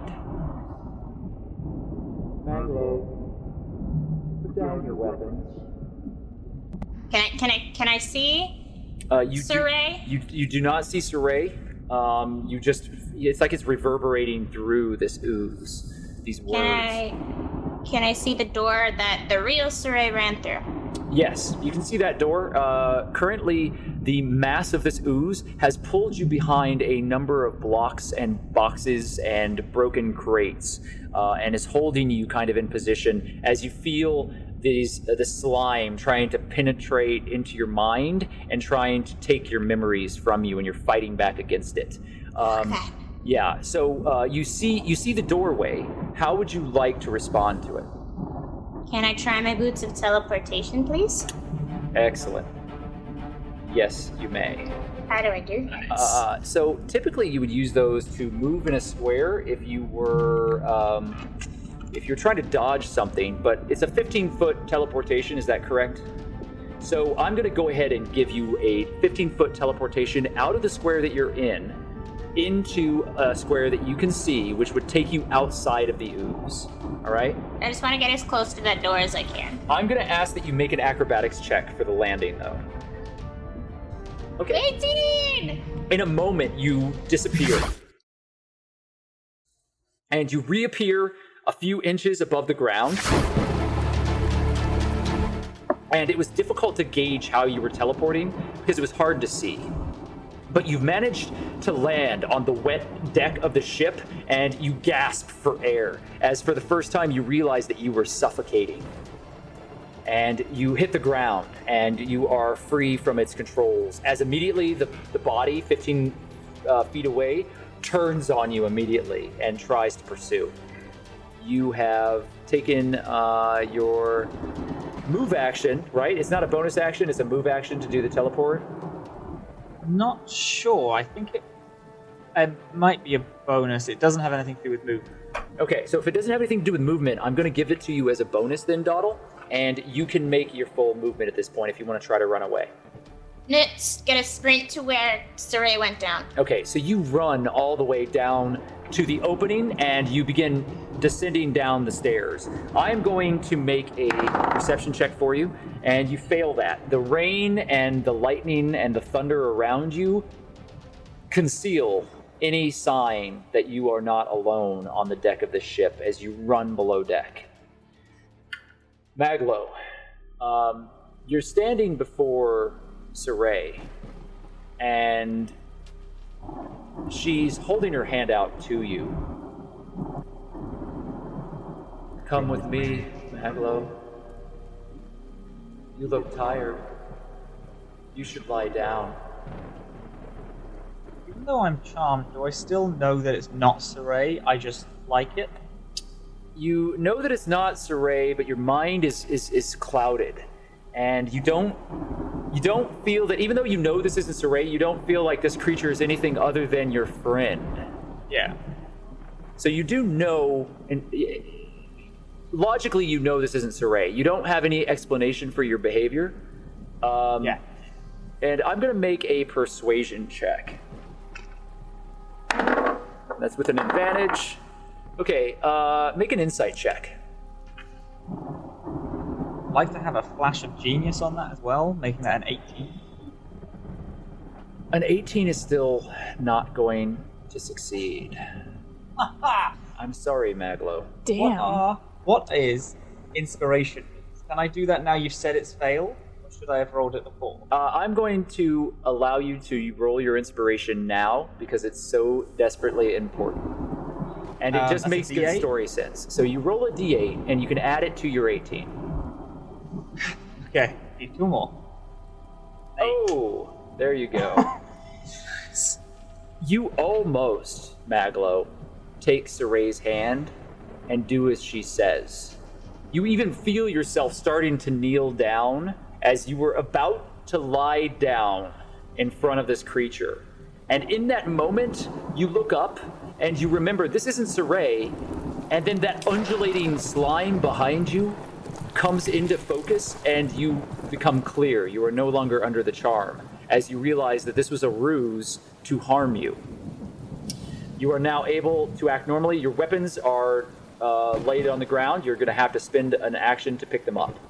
But you are free of the control of the creature. Is there something you'd like to do?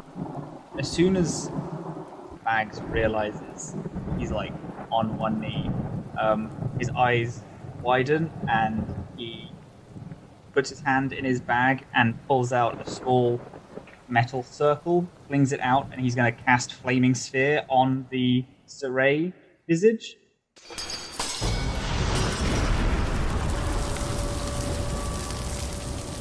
And then he's going to roll and then go to grab her. Okay. So, Flaming Sphere immediately erupts, and that's a dexterity saving throw for the Obelix, I believe. It is indeed. And so,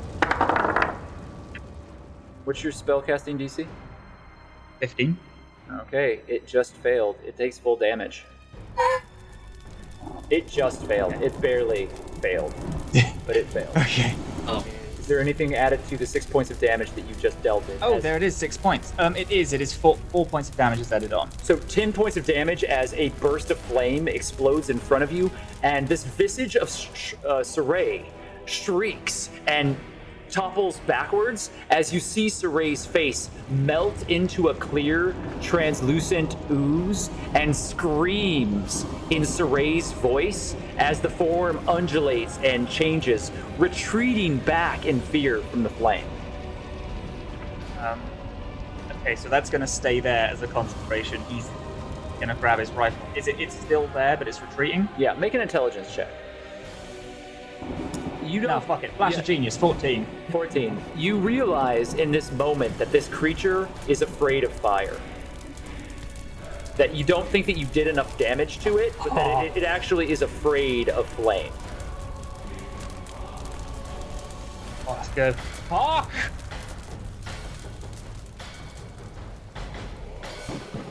Juniper. You are hanging from a breaking wooden bridge. Make an acrobatics check, please.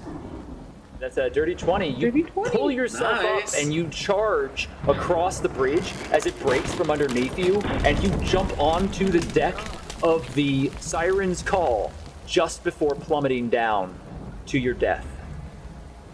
You roll onto the deck of the ship and you see Maglo standing before a melted monster that looks sort of like a melting Siraye that is shrieking and has been burst into flame by a magical spell. Does she see that he's like trapped or anything? Is he good? Like, how is he? He just you see him turn and shout out, "Hawke!" Sorry, Hawke! Hawke! Hawke, get over here, bud. Maglo, get away from that thing. Come here. Now he's gonna point his gun toward her. Are you one of them as well? My gosh, we don't have time for this. No, we don't. The others are underground. I don't know where they are. That one was dressed up like Siraye, so Siraye's definitely hurt somewhere on the board. Come on, we gotta go. Hawke, you hear Maglo's voice shout out for you, and you rush into the building, and you run up to a series of ladders that lead up to a walkway. I need you to make 3 acrobatics checks, please. The first 2 are normal, and the third is at a disadvantage. Great. I am good with acrobatics. I am not. Oh, that looks nice. So I have good. It's a 14, a 4, and a 3. Yeah, I have good news and bad news for you. Oh man. The good news is that the first hurdle that you have to pass in climbing up the ladders to get to the walkways, you managed to succeed. The good news is that the walkway that you've chosen to run across breaks out underneath you before you make it to the third tier, where it would have been extremely deadly. So on the second tier, the walkway shatters underneath you, and you have to make a strength saving throw to grab onto a rope and be able to hold yourself into position and keep from falling. If you do fall, it is not deadly damage, as you are not so high in the air that it will kill you. But it will hurt. Good. I'm good with strength saving throws. Ish.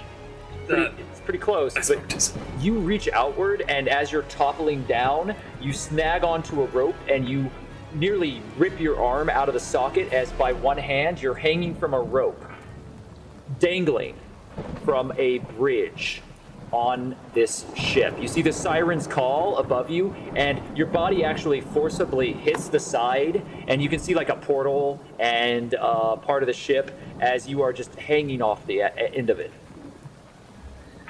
How strong does the wood on the side of the ship look? I mean, it's thick. It is a ship. They do not build ships with thin and weak boards, because this is the part of the boat that has to be sturdy and stable. I'm gonna try and use my Eldritch Blast to blast open the glass on a porthole and try and crawl my way in. Can I do that? You can try that. The portals are too small for you and your armor to get through. Oh, yeah. But you could try to blast that area and see if you could make a big enough hole that you could get through. Yeah, because otherwise, am I able to climb up otherwise on the rope? Yeah, you can climb up on the rope. Oh, okay, yeah, I'm just gonna do that then. You're hanging currently, and we'll come back to you.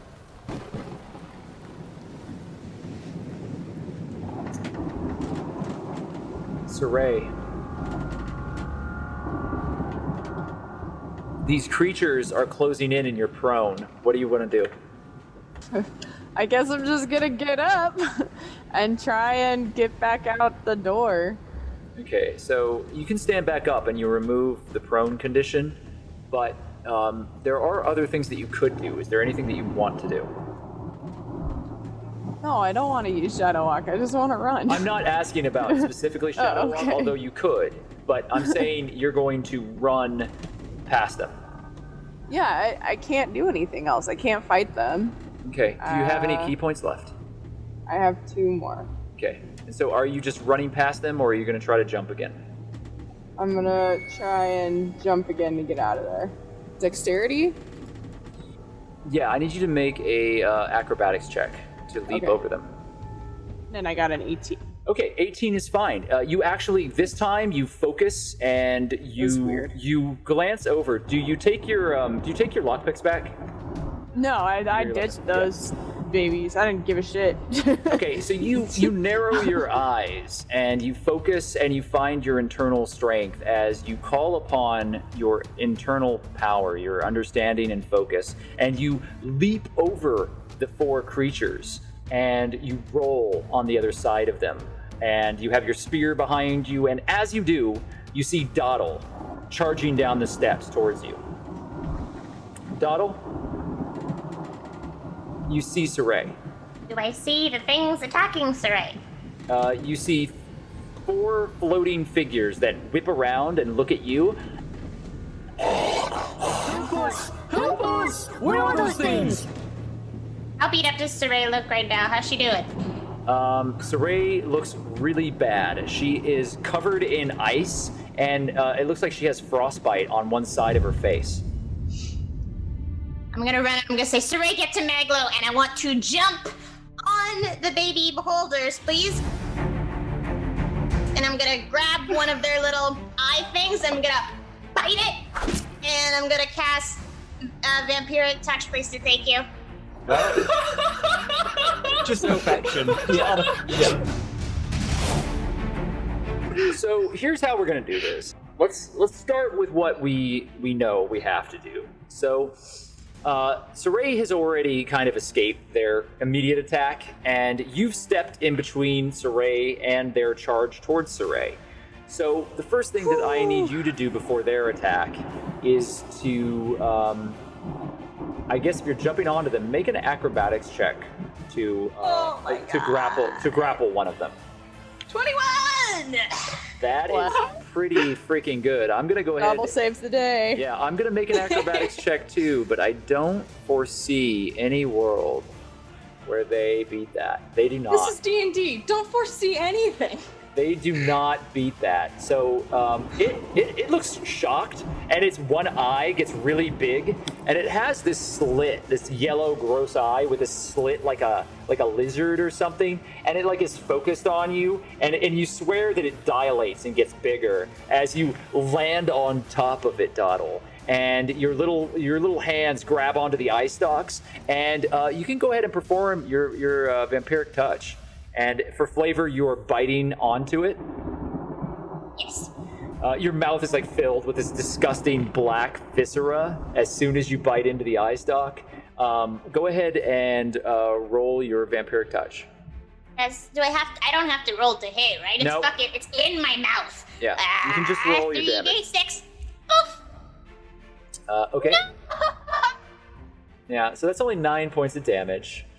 However, it causes this creature to immediately and very, very visibly shrivel, and it shrieks in pain.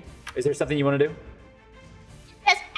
Levels. When you cast a spell using a spell slot 4th level or higher, which I am, the damage increases by 1d6. So can I roll that d6? You can roll that d6, but you are casting it at a higher slot, which means you have to remove one of those higher slot spells. So you have so many slots for each spell that you cast, so you're now using this at a higher level. Oh, I only have one of those, right? So if you want to use your spell for this, you can use the d6. Yeah, we're gonna use it now. Fuck it. Whoop-ow! Okay, and so you've added 5 damage to the wounds on this creature, and as Doddle leaps onto this Siraye, you've rolled into this pose, and you look back, and Doddle leaps past you onto this creature that's floating there, and it's smaller than Doddle, and it kind of like hits the ground, and it's Doddle reaches up and then bites down on it, and you see its form shrivels up like a raisin. And immediately the entire thing screams, "No! Ooh, stop in the name of the guard! You are under arrest!" And it dies in Doddle's mouth. Gross. That takes us to the remaining 3. And they certainly take a moment and stop. And then one of them is going to shoot a beam at you, Siraye, so that you do not escape. Go ahead and make a wisdom saving throw. That will succeed. So you get hit with this beam, and you're so used to your mind being muddled by these creatures that you steel yourself against it, and your internal strength bolsters you in this moment, and it has no effect. It takes no hold on your mind, as you have found your focus once again, Siraye. The creature, the other 2, look to you, Doddle. And they pull themselves towards you, Doddle, and they begin firing these beams from their eye stalks. And I have 10 hit points. okay. I'm sorry, you take 7 points of damage. Oh, okay.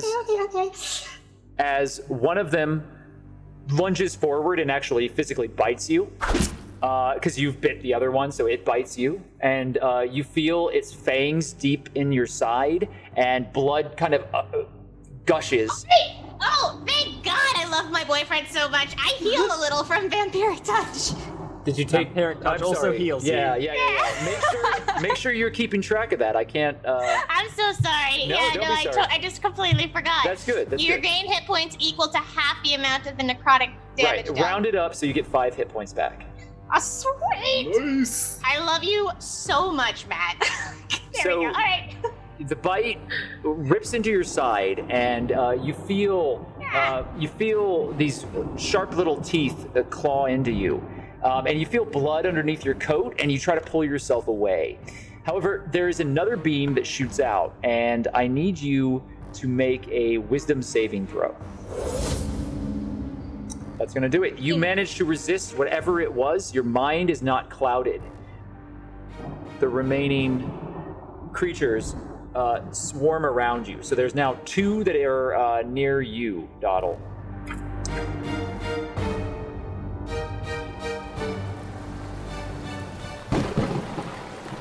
Above, Hawke, I need you to make a acrobatics check to pull yourself up onto the boards above you. So you're trying to make it to the walkway so that you can make it to the ship. That's a 5. As you're pulling yourself, your armor is preventing you from climbing, and you actually slide down the rope, and you're further back than you began. I hate this. Okay, so we'll come back to you, Hawke. Maglo and June. On the deck of the ship, this creature is shrieking in pain from the fire that has been cast. And as long as you're concentrating, Maglo, I believe the flaming sphere remains, right? It does, yeah. It's your action. A little plate on wheels. Yeah. It has like a small Bunsen burner, then occasionally there's like a big burst of gas. So it's like. Okay, so you've got this little plate that's like moving around. What would you like to do? June, go find Doddle and Siraye. I got this. Are they further up or like what? They're just down there. I think that they're just like follow this weird sludge thing and you'll find them. June just kind of looks down at the sludge and there's like no other entrances, right? Can I assume that's where they've gone if they're not on deck? Right. Because this is where the slime trail is led. Is that right? Not. I mean, logically that makes sense. Right. So can I say that Mag's can assume that's where they went? Yeah. Do you think it's safe for me to go this way? You know what? It doesn't matter. I don't know what's happened to them, so I just need you to go, okay? Okay, I'm going. And June safely treads along, following the slime. As you do so, yeah, you can make a dexterity saving throw as you run across the deck of the ship. 10. So, yeah. Is there something I'm that going you to want to use add? Flash of Genius because I can add a Flash of Genius to that. Okay, Love so that makes it a 14? Okay, so it's a good thing that Maglo did that because one of the beams, one of the masts of the ship has collapsed and breaks downward and kind of falls off the side as it sways there, as the cranes and all of the scaffolding around the building crack and everything moves to one side. As the building below you, you hear crumbling. And you make your way to the staircase. Do you wish to go down? If that's where the slime's going, I'm going there too. The slime is not going in there. It's not? Okay. No. Then you turn around and you see the trail of slime, and it's behind a box. I'm gonna go over there behind that box. You circle around the back of the crate, and you see Doddle curled in a ball, crying. Hey, baby.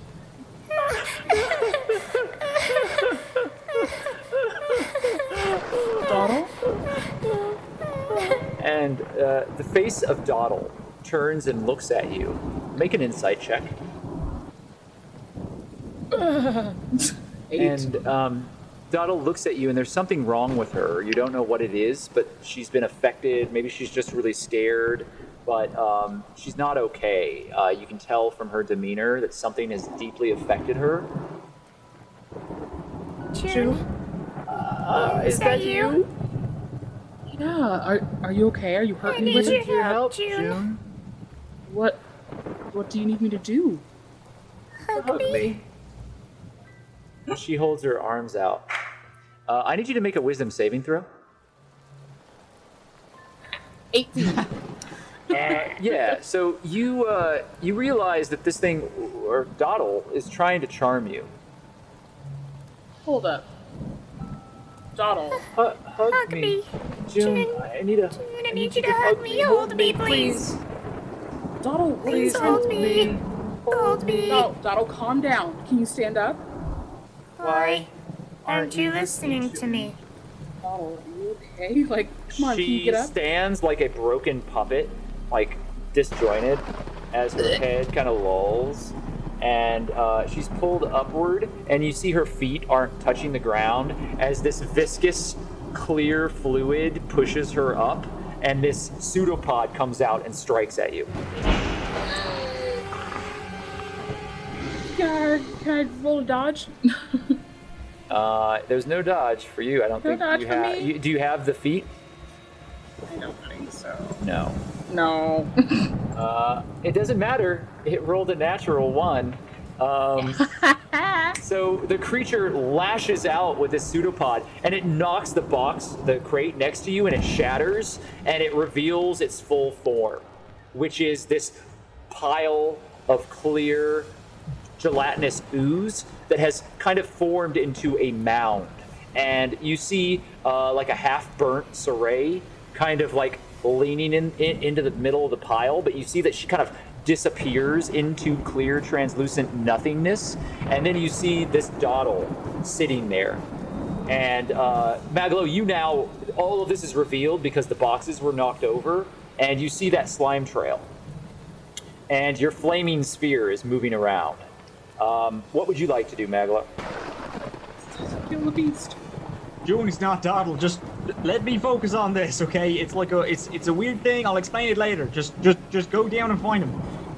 You're gonna click his The fingers. doppelganger of Doddle hears you yell all of this, and her eyes narrow, and the whole body, like a broken puppet, turns at you, Maglo.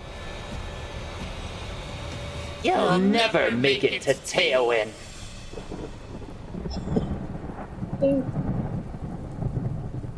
Sure thing, bud. And then he clicks his flaming sphere just to explode on her. Fucking ignoring this. This thing's gonna fucking die now. I'm gonna get out of the way. Are you sure that it hates fire? Because that was a bad burn. You It's a masochist. You immediately, Jude, you see just Maglo raise his gun, and like you're kind of in the range, so you decide you're getting out of here. You're gonna spend a move action to get to the staircase leading down into the deck. Oh yeah. Okay, so you start charging down there. Before we go below deck, Hawke, make me another acrobatics check. It's a 14. Okay. Does that help? It does. You managed to pull yourself up to the point that you were before you failed last turn. Yay. So you're back up, and you're like at the portals again, and you're hanging there. Your muscles are groaning in pain. You are fatigued, and you're exhausting yourself, pulling yourself, your gear, and your armor up this rope. And your arm is just very sore from the fall. So with that said, below deck, Doddle, you are surrounded by 2 of these creatures. Siraye, it's your turn. What do you want to do? So Doddle just jumped over me. I'm like at the stairway. Yeah. I'm just gonna try and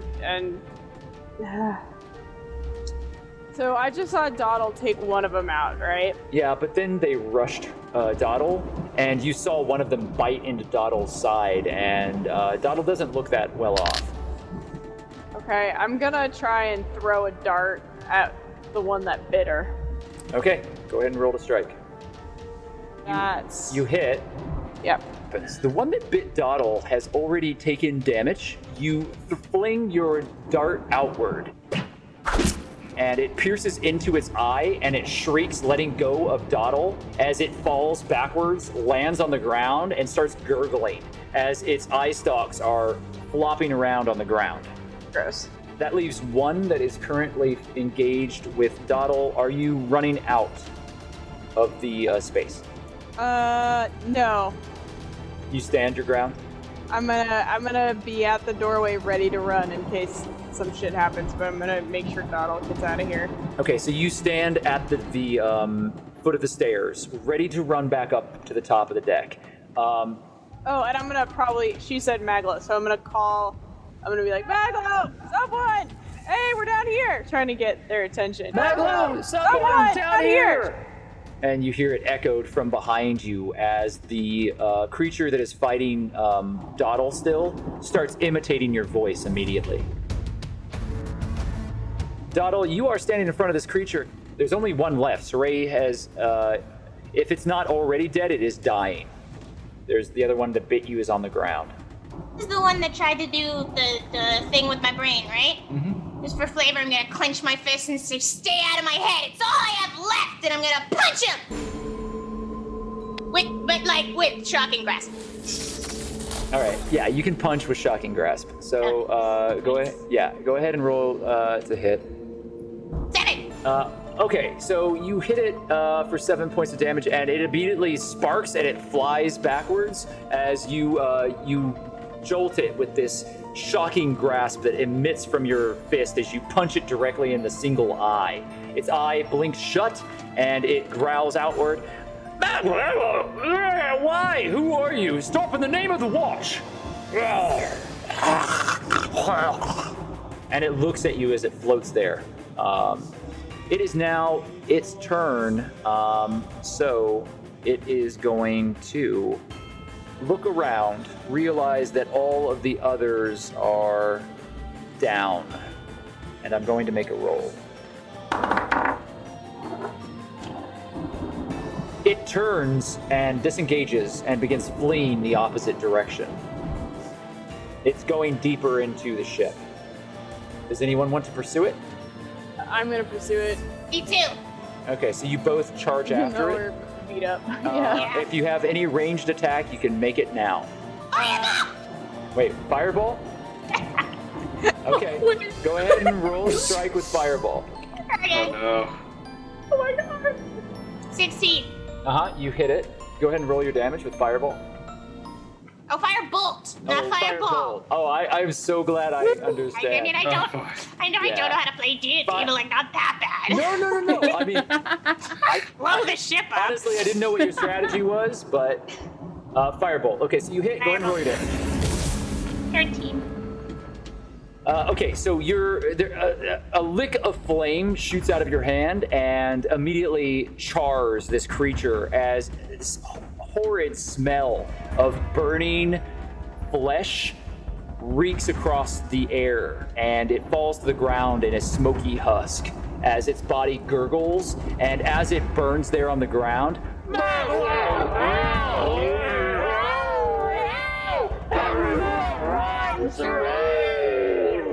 and it dies. They are all dead now. Hanging from the side of the ship, are you going to try to Eldritch Blast through that portal, Hawke? Yeah, I'm going to give it my best college effort. Okay, so just roll damage. You're not going to miss. Boom. How And close is Hawke from Maglo? Because he could hear him, right? Is it like Maglo could look over the side of the ship and see him? If Maglo did that, but I don't think that Hawke was screaming or anything. I don't think that... Did you call out Hawke? Okay. I did shout, "Oh God, I hate this!" when I fell down. I'm not sure again. if that was a joke or... Here, let me No, make... Hawke literally said that. Yeah. He hates having but to it climb wasn't up like, things. help me, hey Maglo. You weren't really calling out to him. I did make a perception check for you, Maglo, and you did not hear. There's so much going on, and there's the rain, and you don't know where Hawke is. Hawke, you've done 19 points of force damage, is that correct? Yeah. All of the glass of the portal has shattered, and you have dented the entire metal frame inward, and part of the wood is deeply charred. You've not made the hole bigger, which is what you would need to do to be able to get through, but you've created a hole. Doddle and Siraye, as you are running up to the charred husk of this creature, there is an explosion of these magical eldritch energies that look vaguely like ravens that shoot out and explode in front of you. Doddle? Yeah, you see Hawke's face on the other side of this portal. It's about this big, and he's hanging from a rope on the side of the ship. Why didn't you just climb up the rope? Why didn't you just climb up the rope? Can you help me in or not? mean, it can now, but also the ship is completely unusable now. I feel like this could have been a valuable asset to us moving forward. Can you just let me in? We'll deal with this later. I'm gonna reach for him and help him in. Yeah. It's like trying to get Pooh Bear out of his tree. You can't get him through in his armor. You need to make the hole bigger. So you can get his arm in, you could help stabilize him, you could get out, Doddle, and so could Siraye for that matter. But Hawke is too large to pull in through the portal in his armor. I'm a chunky boy. Can we try and make the portal bigger? Yes. Like if I put my hands on it, will it... Oh, no, you can't do it that way. This is the side of a ship, and to Doddle's comment, the ship hasn't really been that badly damaged. It's a broken window. But if you wanted to get Hawke in this way, you would have to do some serious damage. Guys, I'm not sure how long I can hold on to this. It really messed up my arm when the bridge collapsed. Are we able to pull the rope up, do I know? Like if I ran up to the top there? Well, yeah, you could go out, climb up the rope yourself, and then help Hawke by pulling the rope up. Yeah. Okay, hold on, Hawke, and I'm gonna try and run blast up. it open! Just blast it! Oh, come on! Doddle, you're tiny! You can't pick me up by yourself! That's a 6. We'll say that you run outside and up to the general area. You emerge back up to the top, and that's going to take a while. Siraye, are you doing anything while this is going on? Well, I was gonna try and help Hawke, but I guess I'm gonna go deeper into the ship because we still don't know what the hell's going on here. We're supposed to investigate. Yeah, you. And I don't know that the ship's falling apart, so I'm gonna go. I'll be like, okay, here's what I'll do. Hawke, I still haven't found out anything about the ship. Yeah. No. Yeah. So there's another. I'm gonna go deeper in. No. Tell Doddle when you see her. I'm gonna go deeper in. How can I get you in? I can't. I don't know. Can you heal me? You're smart. I can heal you. I'll heal you if you let me in. I'm gonna reach my hand out. I'll be like, yeah, heal me first. No, let me in and then I'll heal you. Well, heal me first and then I can let you in. I'm not strong enough right now. I just grab her hand and I heal her for 10 points with healing hands. Thanks, Hawke. And then I'm gonna go back down. I can't get it open. I'm sorry. Just wait for Doddle. Oh, that's kind of on me too. And trusting you. I'm gonna go back down the. I'm gonna keep going deeper into the ship because we still don't know what the hell's going on. Okay. While she's going, I'm gonna use the last 10 points I have on myself. Okay, so you heal yourself for 10 points of health as you're hanging from a rope. I just need you to make a strength check to make sure that you're able to hold on. Oh boy. Oh Jesus. Yeah. Yes. So while your muscles are on fire, you are able to hold yourself easily off the side of the ship, hanging from this rope. You see the elegantly painted words, Sirens Call, on the side of the ship as you hang there. And from the far side of the ship, you can see a beautifully carved figurehead on the end, which is an outwardly stretched mermaid. And she is very elegant and finely crafted. And the ropes and all of the bridges around you are shuddering as the ship is now very violently swaying back and forth. The building below has begun to slowly cave inward.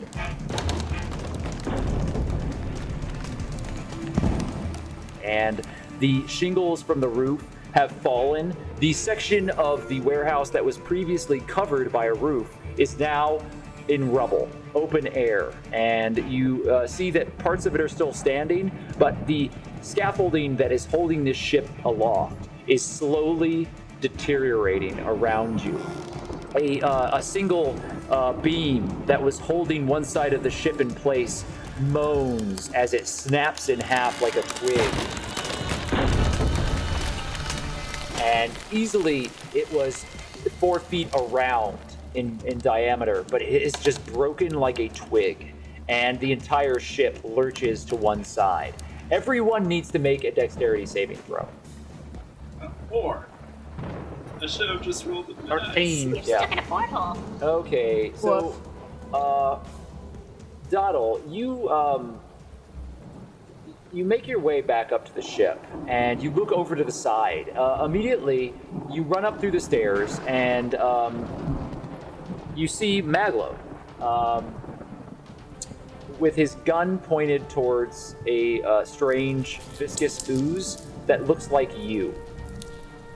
Maglo, what are you doing? Do a shoot it with.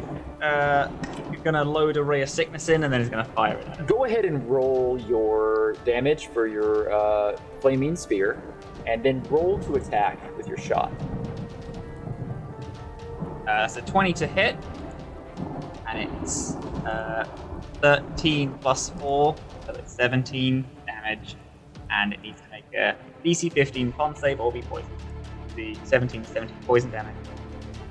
Yeah, I would have thought that this creature would have been immune to poison, but it turns out not so much. Okay, so Constitution save. You said 13? 15. 15. Okay, so you do shoot it, and you're not sure. It does, like, the visage of Doddle, which is the most formed figure here, because the figure of Siraye is kind of like this badly burnt mockery of Siraye at this point, and it's kind of been reabsorbed into the mass of the Obelix. But Doddle herself is still fully formed, and she does look like she's reacting to the pain of everything that's just occurred. But your gunshot doesn't seem to do as much as the flaming sphere, which as soon as it racks across the creature, it shrieks, and the form of Doddle starts to melt away and undulate as Doddle's face, her mouth opens, and it keeps opening until it's this twisted mockery of Doddle, and all of this ooze breaks out from inside of her mouth and pulls the face back to reveal what looks like a skull underneath as it shrieks in horror. And this creature, screaming in Doddle's like broken voice and Siraye's voice at the same time,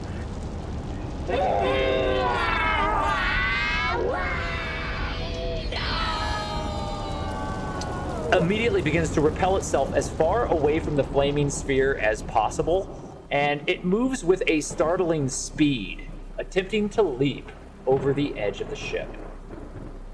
Doddle, you've just run up to the top of the ship and you see this. Is there anything that you want to add? You're seeing, like, my face flip upside down and maybe a skull and stuff. We're gonna process that later. Is it possible to cast Firebolt and still reach the rope that Hawke is dangling from? You can do one or the other. Shit. Hey Momo. Yeah? Before we go any further, just so you know, your mic is doing some weird zappy zap sounds. I think it's doing the staticky thing. Yeah. Is it any better? No. No. Okay, I'm gonna... Does this sound any better? No. Shit! Maybe. Is that better? Yeah. Oh, that's much better. Oh, yeah. Way Okay, better. I just plugged it in, plugged it out. I also just stopped the GarageBand recording because it's been stopping a bunch. I think it has something to do with my disk space or whatever, so like... Yeah, I mean, it's a lot of recording space. So I'll tell you right now, we're going on 6 hours right now, and we're still rolling. We're pretty close to the end of this. Do people have the fortitude to finish it up, or do you want to stop? Yeah, I'm Rock and roll. Good. vibing. I'm Rock and roll! love wanna 5 kill. episodes. Murder. Yeah, I mean, we're going to have 10 episodes out of this, but it's going to take some more. Oh, yeah.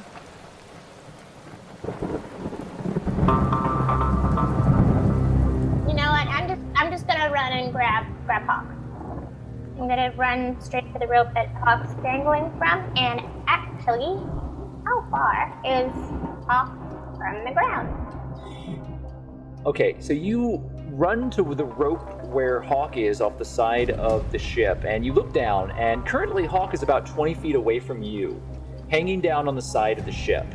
However, Hawke is probably about 60 to 70 feet off the ground. Oh. Is one really? Can I touch Hawke from here? Hawke is 20 feet below. Shit. I never should have came upstairs. Can I make it back downstairs? You could, depending on what you're trying to do, you could also climb down the rope. You could walk down the steps from the side, or you could try to maybe communicate with someone else who has access. I feel Max, like, as soon as Max sees you at the top of the stairs, he's like, "Oh, you're right. Oh, good, you're okay. How's Siraye?"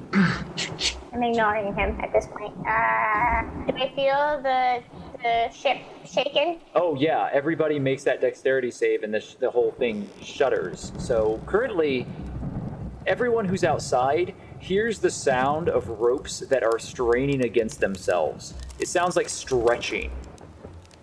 Okay, I'm gonna take a chance then. I'm gonna slide down the rope so I can get to Hawke. Okay, so you slide down the rope. Just make an acrobatics check.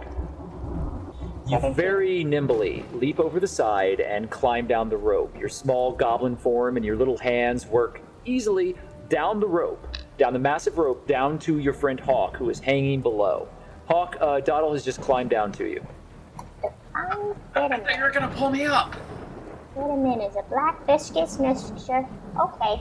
I'm gonna reach into my pocket and, just for story's sake, get a little spider crawl up my arm and be like, hello! Grab. Why is there a spider? And I'm gonna poop him on the nose with it, and then I'm gonna, and then I'm gonna boop the spider on the nose, and he's gonna like bite me just a little bit, and then I'm gonna boop Hawke on the nose and cast spider climb on him, please. So yeah, Doddle comes down and starts talking to the spider, and you can see her finger get pricked by the spider, and then she touches you on the nose, and your hands immediately become very sticky, and you're having trouble adjusting to it for a moment as you're easily clinging to the rope, and you feel that you can climb very easily. I just like Hawke does this, and then when he puts it on the side and it sticks, you just hear him go, oh. Oh, it's over for you bitches now! And you hear him scream that as he starts climbing up the side of the ship. Okay, so you scream at no one in particular, your new war cry, and you move up very easily. You are moving at your walking speed, so it happens very quickly. You quickly climb up to the other side of the ship and pull yourself up. Doddle, are you climbing back up, or are you going through the portal where Siraye was? Or you can hitch a ride on my back. How easy would it be for me to get through the porthole real quick? Really easily. You are easily much smaller than Hawke and able to climb right through. Alright, I'm gonna go into the portal. Okay, and so you see Doddle kind of swing into the portal, and you're back in the hold of the ship below, as there is this horrendous creaking as the ship buffets back and forth in the wind. And I need everybody to make another acrobatics check. Uh-oh. Since I have spider climb, do I still need to make one? Go ahead and make one. It's if you roll a natural 1, you're going to be in trouble.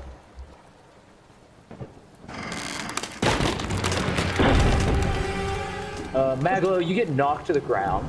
When you say everyone, do you mean everyone? I mean everybody. Because I gotta roll again. I got a nat 1. Oh no! Oh. Oh. So, did you get 2?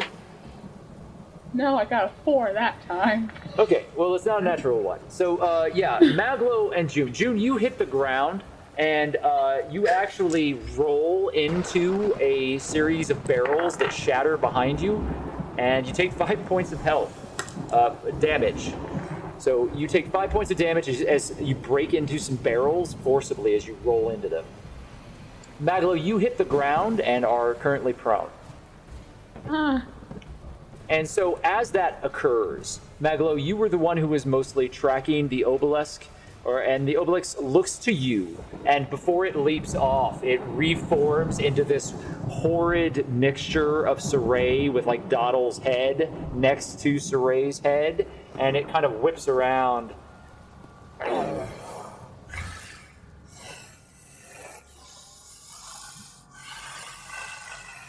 Hey, before you go, where is the goldfish? Good. I'm glad you asked.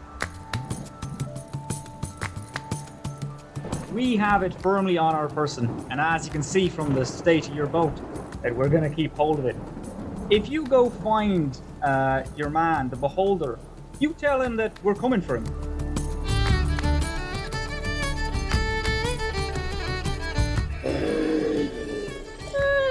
And like it just kind of leans backward and falls out of sight as the whole form, like a jellyfish, slides off the end of the ship and disappears down off the side of the ship, with a sickening trail of slime left behind. And you are currently alone on the top of the ship, and there is a creaking noise as a giant rope above you shreds and snaps. And the entire thing sways once more. Did Max see where Doddle went off? I'll make a perception check for you. You were distracted. Yeah, you saw Doddle in the corner of your eye run off, or off the side of the ship. But you see Hawke climb over the edge where Doddle was. So you make your way down, June, and you are now in a dark hold underneath the deck of the ship. And immediately when you get below the deck of the ship, you see shattered boxes and barrels, and it looks like straw and packing material from all of these crates has been scattered out before you. It looks like the place has been ransacked. And off to one side, you see a series of cages, and most of those cages are open and empty, but the final cage seems to have a cat-like creature that is sulking in the darkness.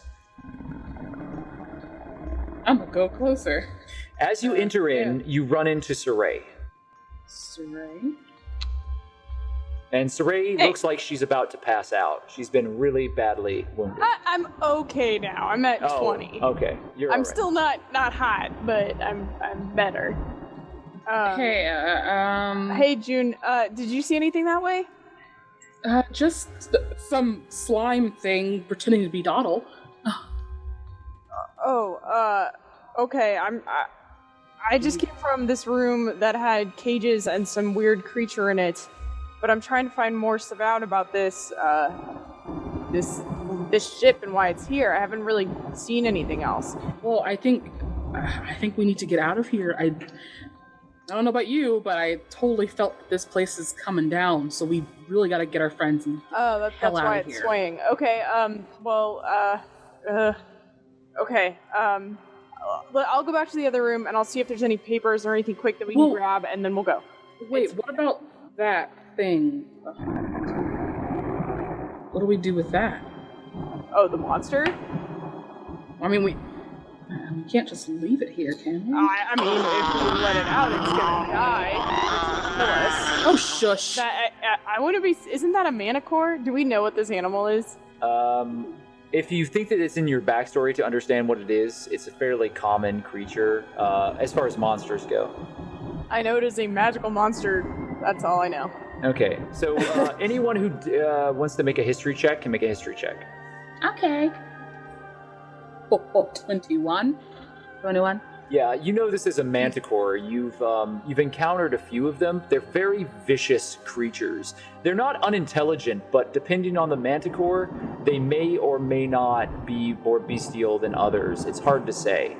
Either way, every manticore that you've ever encountered or heard about are very dangerous, vicious creatures.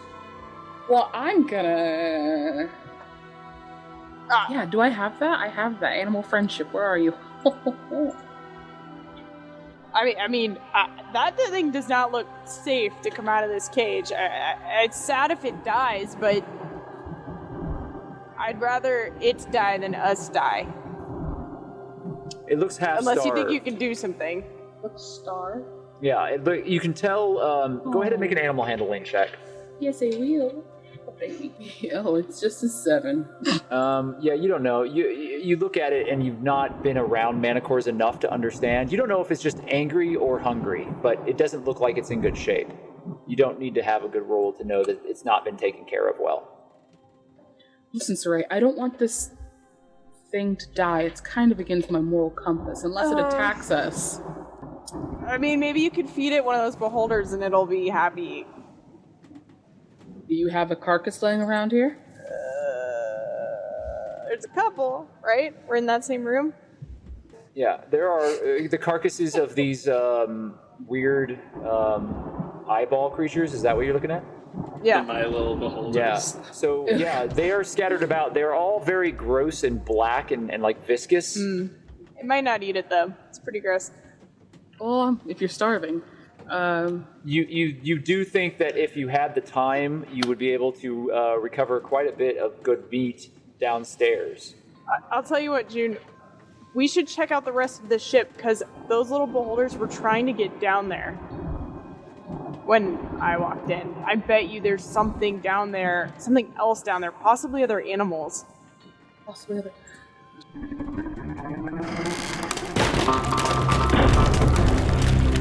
Let me creaks and buffets in the wind one more time. Everybody make an acrobatics check. Oh no! Once again, I got a 4. Sorry, acrobatics. Let's check.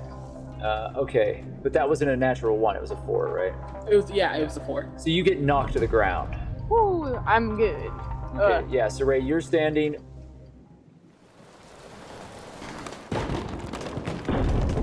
Hawke, you're knocked to the ground as soon as you stand up on the side of the ship. You do have spider climb on, so you do not roll. You just fall to the ground and stop. I literally get up and I'm like, I made it!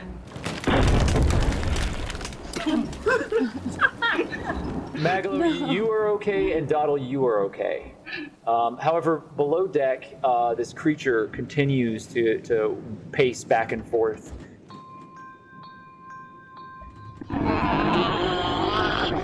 I'm gonna pick up Noon. You just fell, right? Yeah, I did. Yeah, I'm gonna help you up. I think I'm gonna cast Speak with Animals. Okay.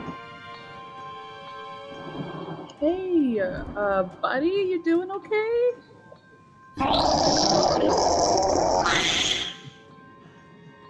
What are you doing in there?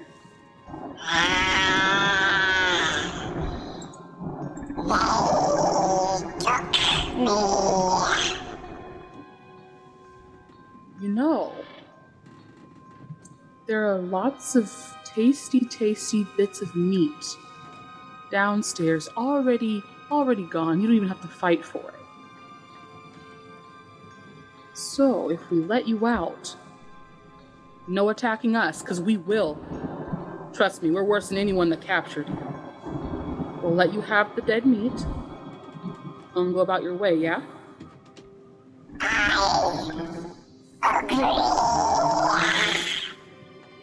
And it paces and stops and then sits at the edge of the cage, and its spiky tail kind of like wavers like a snake as it sits there staring at you. Whatever you're saying to it, it's listening. Well, we're gonna let it out. I offered it the dead bodies of the past, and I'm gonna let it out. Well, or you can, since I mean, I can try. My lockpick's still in there. I'm gonna go up and try and finish picking the lock. I'm going to ready myself and put my shield in front of me. All right, so ready to make a sleight of hand check. Yep. I'm in defense mode. The lock clicks as your tools find purchase, and the old iron gate is unlocked. We'll come back to both of you. Oh, okay. I'm so scared. Doddle, we're gonna die.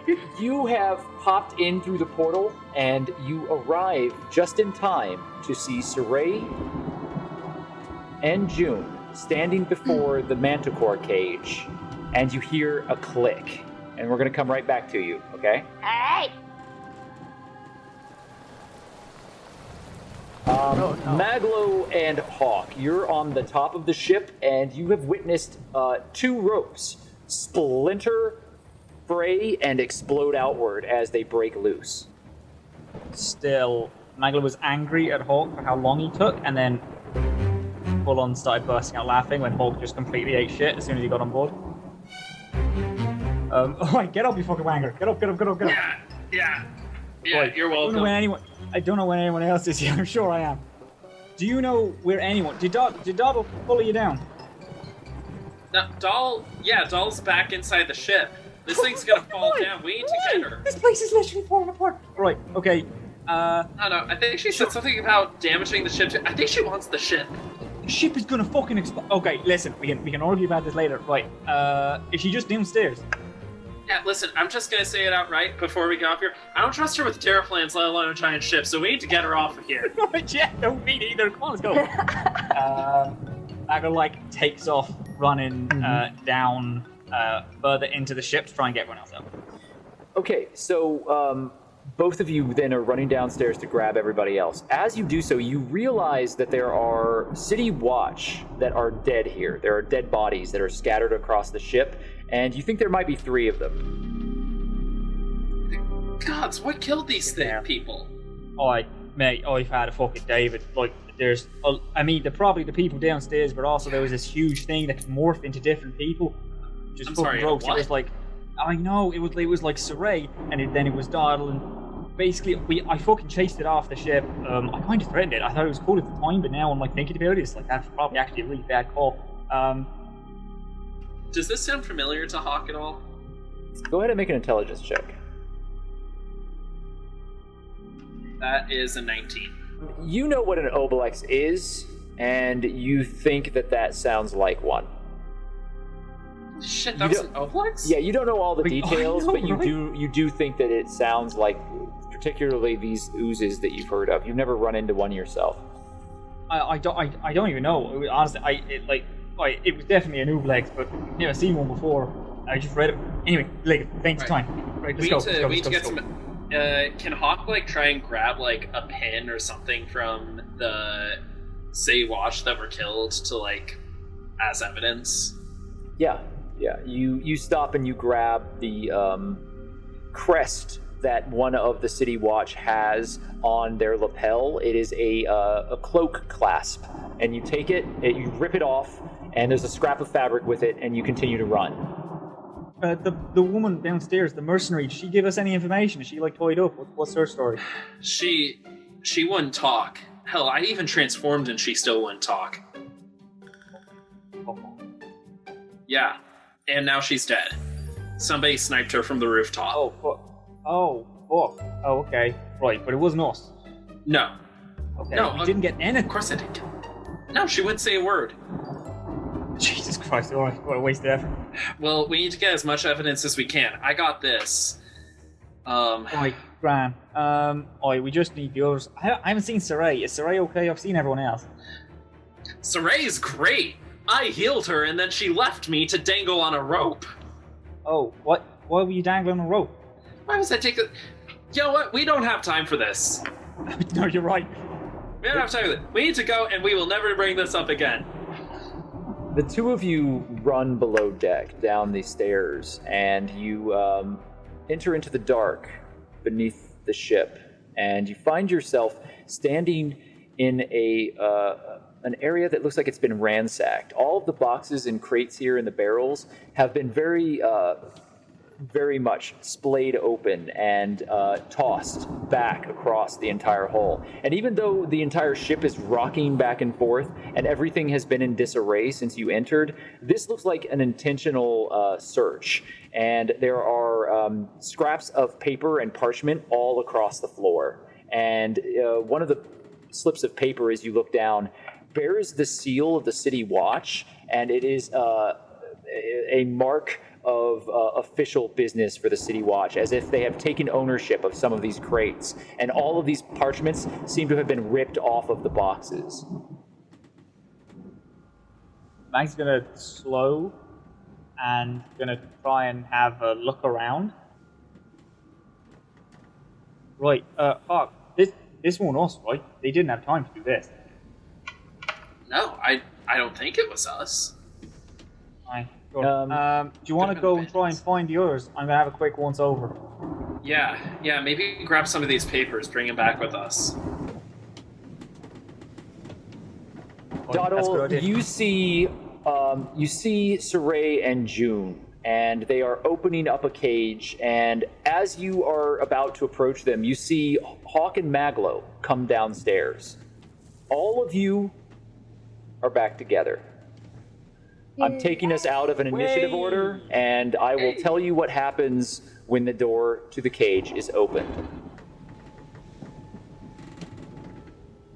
Oh, hey! You alright, guys? Right, we gotta get out of the ship fast. The ship Hey, is proper what's going in down. that cage? Hey, shh! And June still has her shield ready, and she's kneeling down. What the fuck are y'all doing? We gotta get off. There's any time to... Hold. She's puts her hand up. Go, Siraye. Okay, I'm gonna open the door and I'm gonna have it so that. Okay, you know how like it's gonna swing open? I'm gonna trap myself between the wall and the gate. Because I don't want to die. Good luck, guys. You do so, Siraye, and now the Manticore stands and looks out over all of you and meets your eye, June, and walks very pridefully with dignity out of the cage and then bows slightly to you, June, as it Bows does back. so.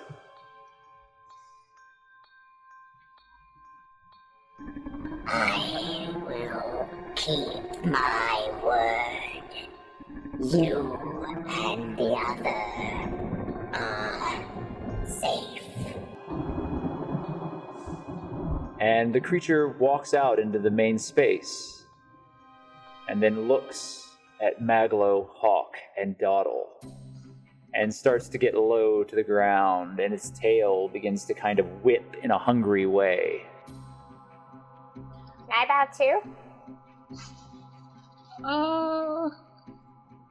Could I insight check the Manticore? Oh my. One at a time, I was okay? gonna see if I yeah, you knew what a first. Manticore was. Yeah, you do. You've done enough research to know that manticores are vicious animals, and that they do hold a certain amount of intelligence, but they are bestial beyond belief, and they operate mostly on instinct. It is beautiful though, right? Because it's a cat. Yeah. There's a beauty to this monster. Oh yeah. But it looks like it's very hungry, and it looks weakened. And everybody here can make an insight check. That was a natural 20. Oh my dude. Okay, so that was a 22. Good. Nice. Okay, so what I'll... Oh, no. That's okay, Hawke. I'm still giving you the natural 20. I got a 5. I got a rock. So you got a natural 1 after a natural 20. Oh my. Yeah, it's all right. That doesn't negate the natural 20. It just means you definitely did not succeed in getting a super crit. All right, so Maglo, you know that these are very dangerous creatures, and you know that it's probably not safe to trust a Manticore in anything. Like that? However, Hawke, you are studying this creature, and you realize you don't know what it is about it. As you look at this prideful, cat-like creature as it walks out into the main space, its tail flicking back and forth, and its enormous draconic wings held close to its back and its shoulders, raising its chest up and holding its head up high. You recognize that this creature is very weak and very ill, and has not eaten in a very long time, and that it most likely would not fare well in a fight with this many of you, and that it would only fight if it thought that its pride was on the line. As long as it believes that all of you are afraid of it and do not insult it, you don't believe it's going to harm anyone, that it just wants to leave. I think it honestly just wants to leave you guys. Just give it a bow and let it go. Hawke, Maglo, This- Doddle, step out of the way, please. I This did thing's already. fucking evil. I ain't stepping out of the way for nothing. I made a deal with it. Maglo, I It's swear. going to go feed. Get out of the Yeah, way, you're gonna go Maglo. feed on people. Dude, Dead you don't understand. people. This thing I is... just shout Maglo silence and I cast command at the first level. All right, I'll let you two resolve that. Whoa. Oh man. So, Mags, that's a DC 15. DC 50 wisdom. Yeah. 19. Mags is going to look at Hawke and then shoot it. Shoot. All right, go ahead and roll a strike, please, Maglo. Wait.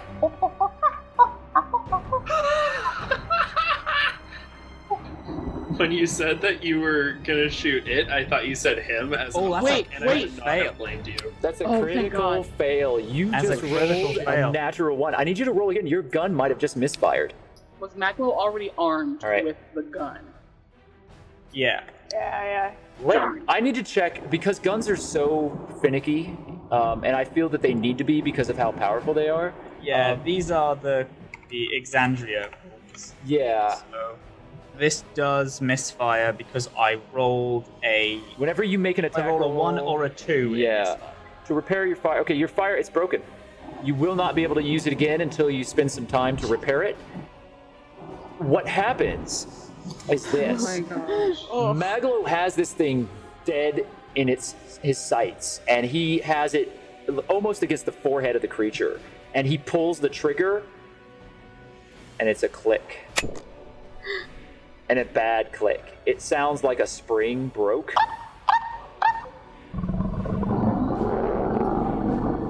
The Manicore leaps forward and attacks you, Maglo. No! Deserves it.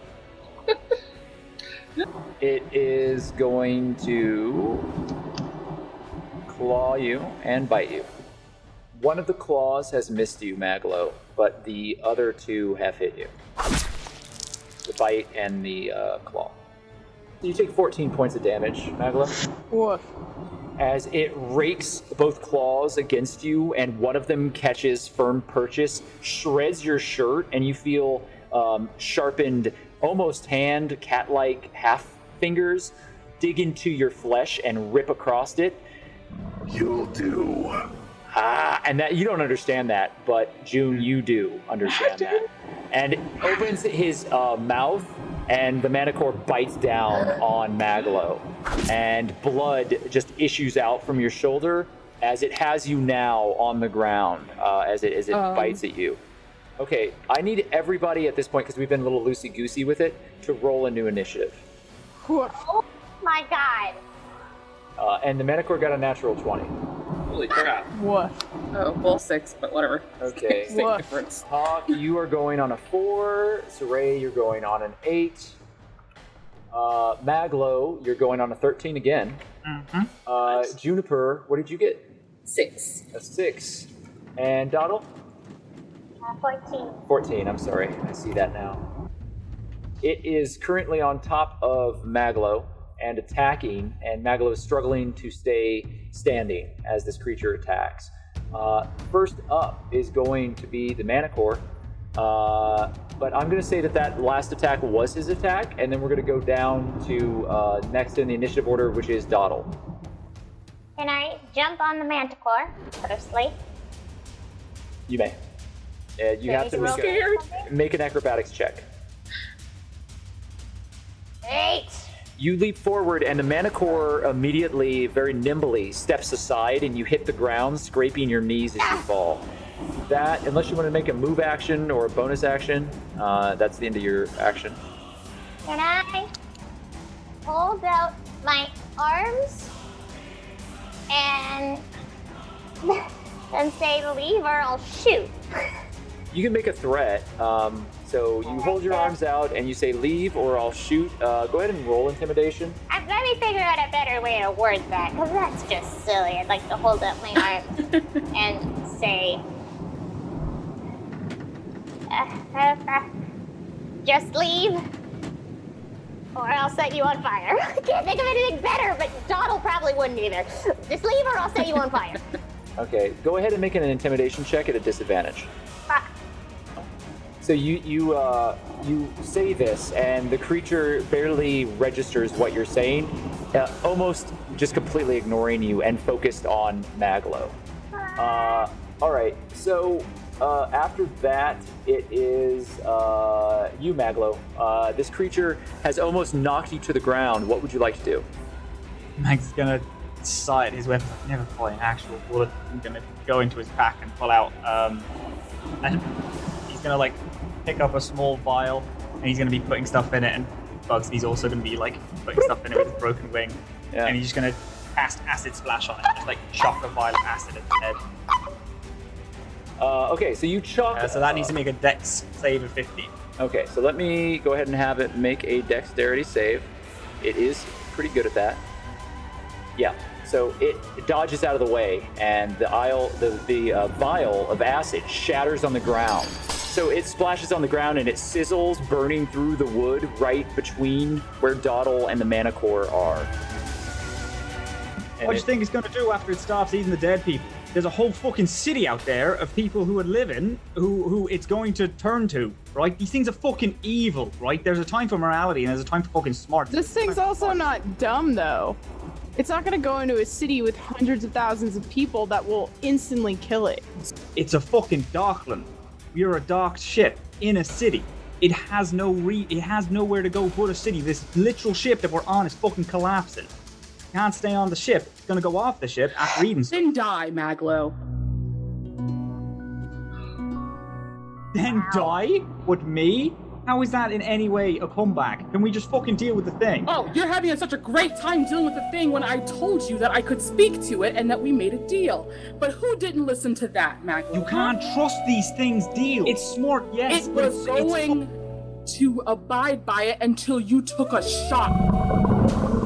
I think now isn't the time to have this conversation. Siraye, I'm going to ask you one more time for your action, and then I'm going to jump ahead. Okay, so I'm trapped behind the gate. Alright. I'm going to spend my final key, and I'm going to Shadow Walk. Shadow Walk to the Manticore. To the Manticore's shadow. Because I presume it's casting a shadow in this room. Or something. There's some shadow It's very in the dark in here. There is nothing but shadow all around you. Cool. You can go where you want. I'm going to appear out of the Manticore's shadow, grab the Manticore, and I'm going to pull it into the shadow.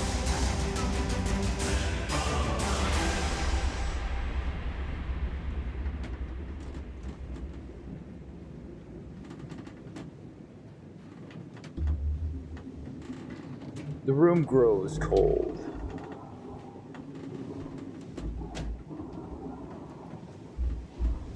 Maglo, you do not see.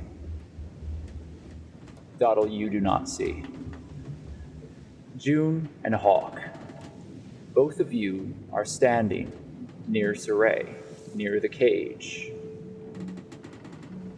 Siraye's form melts backwards into the dark behind her and disappears, leaving behind a cold and vacant wind that rustles all of the papers and all of the debris that is on the floor of the interior of the ship.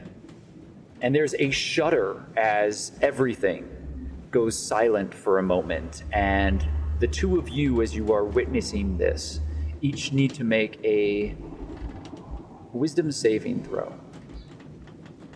15. 16. Both of you resist the echoes that emanate outward from the darkness that has entered into this place. It's hard to explain, but both of you are tied to spirituality in a very personal and close way. And you realize that there is an essence here, a presence, dark form and figure that has very little explanation. Hawke, you are intimately familiar with much of this type of energy. It is the shadow in its most pure form, and it resounds through you, and you feel a pull as your blade begins to vibrate and glow and pulse with a dark energy as if it is feeding off the surrounding space. You begin to break out in a cold sweat, but you manage to resist the pull that you feel, and there's a dull ache in your mind. In the back of it, something painfully familiar, and yet miles away. But you feel an emanation of evil that far eclipses the manticore. And you cannot help but feel the fear. June, for you, your shield immediately begins to bolster you. The Oaken Lord is guiding you and protecting you here as he always has.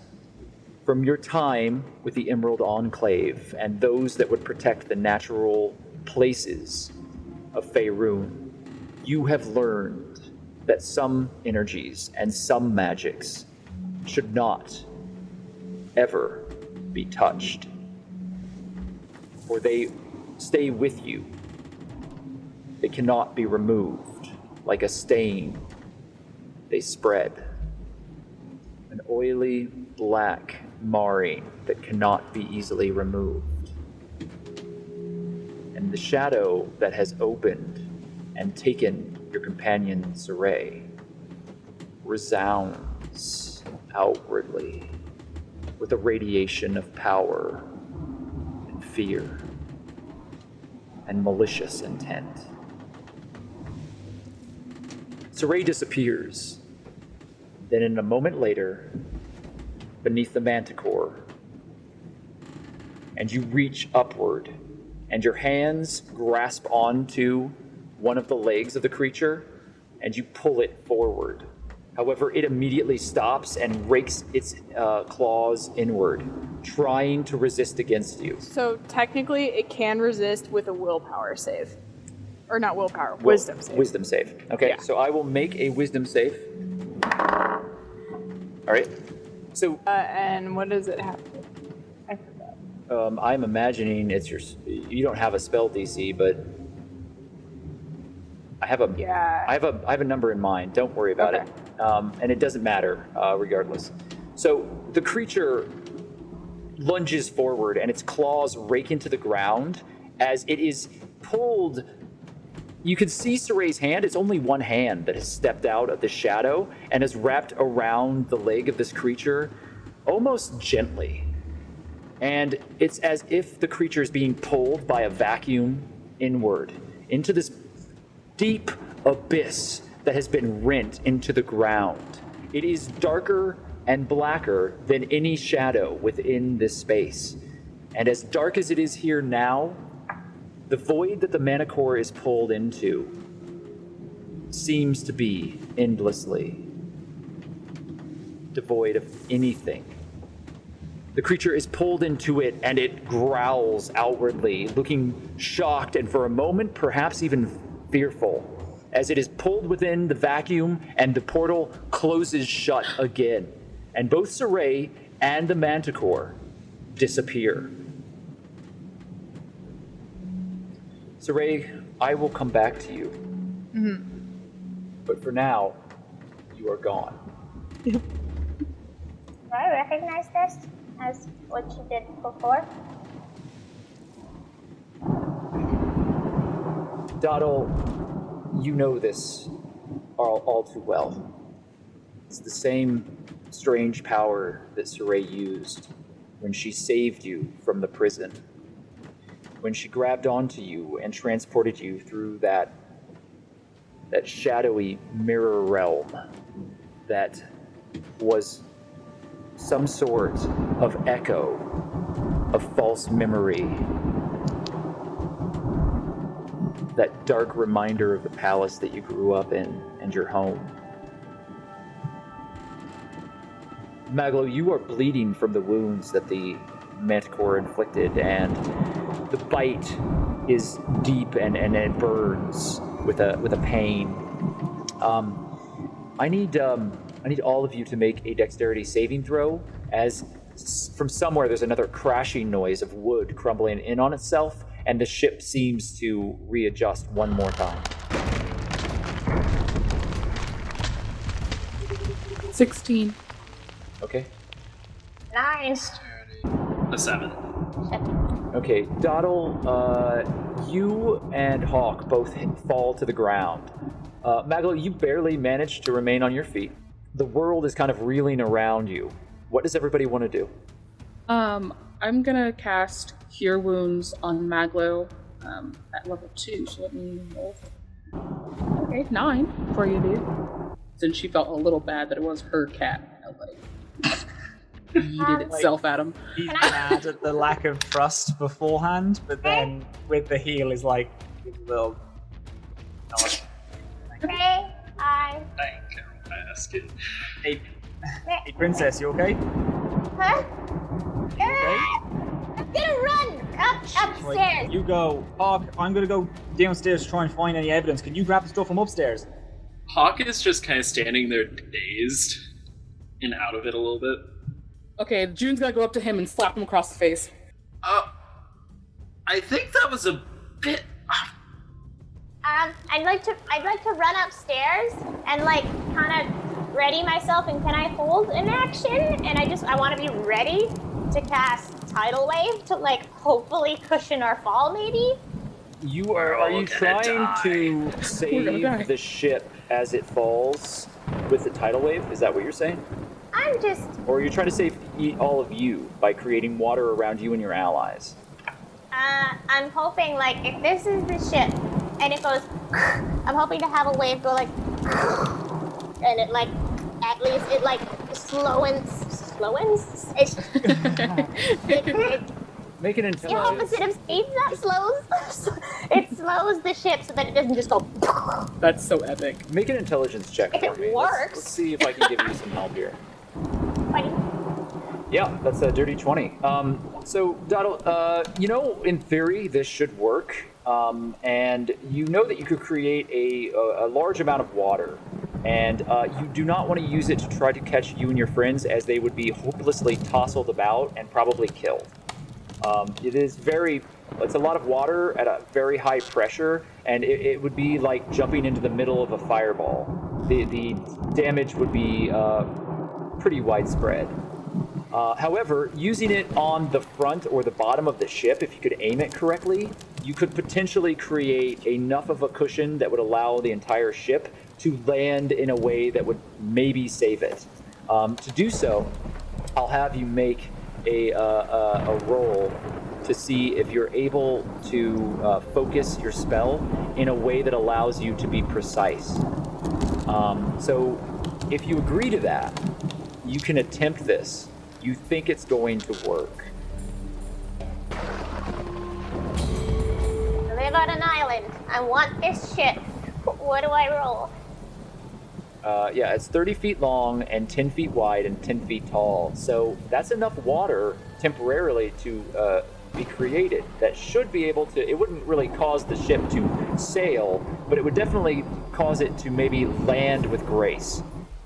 You need to prepare for it, and then it's still hanging by ropes. So right now the ship is lurching back and forth, and it's hanging heavily to the right.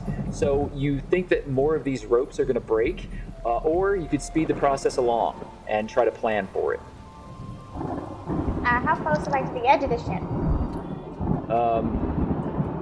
The ship isn't, it's a big ship, but you have, maybe 15 feet on either side of you, to one side or the other, 30 feet all the way across. Okay, I'm just gonna try and ready myself, as opposed to trying to cut the ropes or something, and I'm gonna kneel down and splash my hands in the water and just kind of wait and try and sense when the boat's gonna. Okay. Doddle begins doing this and starts focusing. Do any of you do anything else while she does that?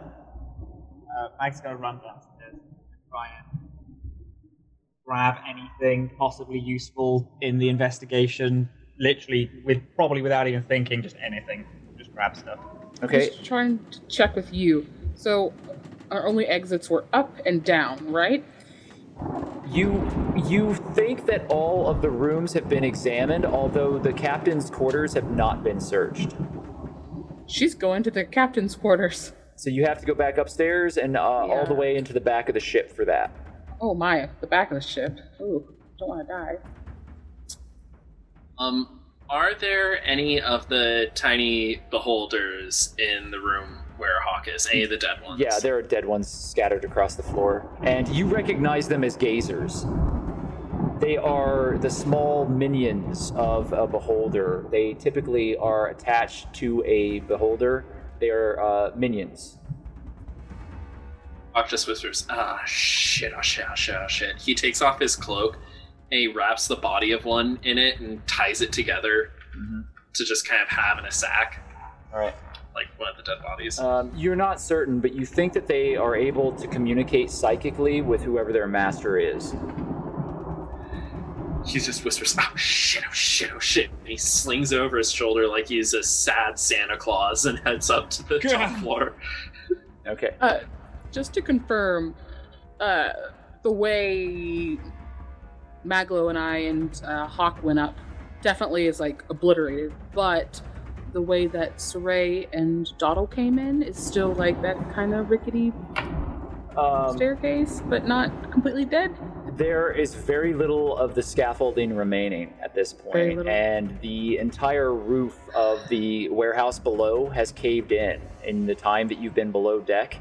And the foundation of the building is the only thing that seems to be holding this ship in place, and that is very quickly crumbling around it. It's been a very slow, arduous destruction, but this building can't possibly take much more of this. The rain is coming down in sheets, and the wind is buffeting the ship back and forth, and with every swing back and forth, something new, a rope breaks, or a pole snaps like a twig, and you do not have much more time for this ship to be airborne. Hawke, when he runs, he's shouting, once he makes the mental connection that gazers can communicate telepathically to their masters, and that this is definitely one of Xanthar's gazers as far as Hawke's concerned, he just starts shouting, guys, we gotta go! He knows we're here! He knows we're here! June, is there something that you'd like to do? I'm reading it. Okay, we'll come back to you. Maglo, you go into the hold of the ship and you're grabbing things. You grab paperwork, you grab... it seems like the place has been ransacked, so if there were any items of value, they've been taken out of the cargo. In fact, there doesn't seem to be anything here. Some of these official papers that you're finding seem to be part of the original investigation. They denote that this is now the property of the City Watch, and that under the Code Legal, none shall remove this this cargo from the hold until authorized by the magisters of the dock ward. So there's also a lot of other paperwork that is just like samples of kind of like things that would have been laid out from the ship's journey. It talks about nautical miles and about food and about how all their supplies were being handled. It talks about repairs on the ship. You're just finding like a bunch of these things that are messed around. Make an investigation check, please. I'm gonna use my last flash of genius. Okay. All right. So it's a 13. So you're missing something, Maglo. In fact, you think that everybody who has ransacked this space is probably missing something too. It occurs to you that there should have been an inventory somewhere on the ship of all of the cargo that was brought on board. Where is that normally held? Is it normally held? Would it be held in the captain? It makes sense that it would be locked away somewhere in the captain's quarters. It wouldn't have been left out in the open. That, along with other sensitive documentation, would have been kept somewhere secure. They wouldn't have kept it down in the hold of the ship with the actual cargo. Max sprints upstairs and is going to go to the captain. Now, June, had you already headed there? Had you already headed to the captain's quarters? Yeah. Okay, so you're headed up to the captain's quarters, and you get to the door of the captain's cabin, and it is a very sturdy-looking iron door that is inset with these heavy bolts, and the lock looks very secure. You grab onto the handle, and it is indeed locked. And they're like metal doors, yeah? Yes. Okay, I'm gonna head back towards my friends and see if any of them can pick a lock. You turn and you start walking down the stairs back down to the main deck, and you see Maglo charging up towards you.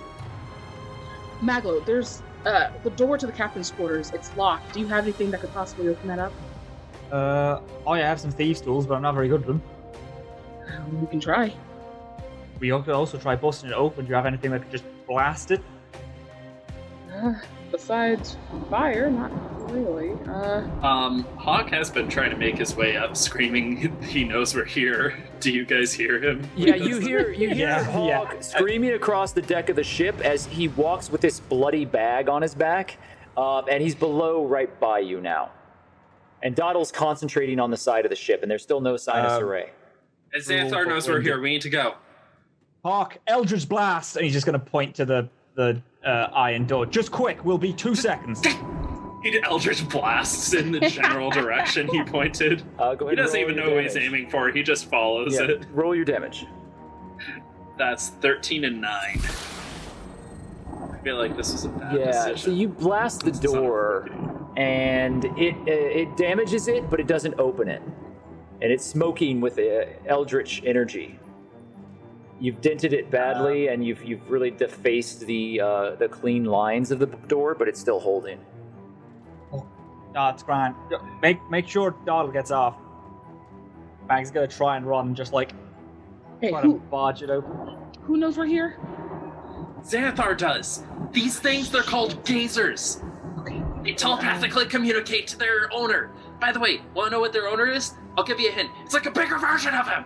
Okay. Well, June's gonna put her shield back on her back and ready herself with a crossbow just in case, because she does have one. Okay, so you arm yourself with a crossbow. Yeah, I do. All right, then. Shit, let's go. Doddle, the ship continues to rock back and forth, and ropes are breaking all around you. Everybody needs to make a dexterity saving throw, as the ship now hangs at a very, very steep angle, and only 1 or 2 ropes are still holding it in place. Yeah, 22. Okay, Doddle, you're still standing. Hawke, you're still standing.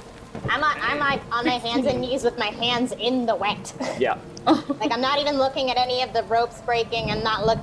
Okay. I'm just staring at the ground and just focusing on, like, the vibrations of the ship. So you are very much prepared for when this breaks. Maglo, you got a 15. You are fine. So nobody is tossed to the ground. And the ship there are a few beams and things like that, and some of the scaffolding is kind of collapsing around. There is the crash of all of this wood and the creaking as the thunder continues to strike, and lightning flashes in these bright white bursts that blind everybody for a brief moment. Maglo, you hit the door with all of your might, and go ahead and make a strength saving throw. I say that he threw an acid splash at it beforehand, like he chucked an acid splash and then barged it, because he's a weak boy. Yeah, if you're willing to take a little damage. Yes, fine, he doesn't care. I just healed you. I know, that's why I'm doing it. Go ahead and roll your damage on the door. So the acid splash is only 8 damage. Okay, so go ahead and you take 2 damage. And because you're putting your arm directly into the acid that's dripping off the wall. Go ahead and make a strength saving throw right now. 13. Okay. Yeah, you managed to effectively just hurt yourself.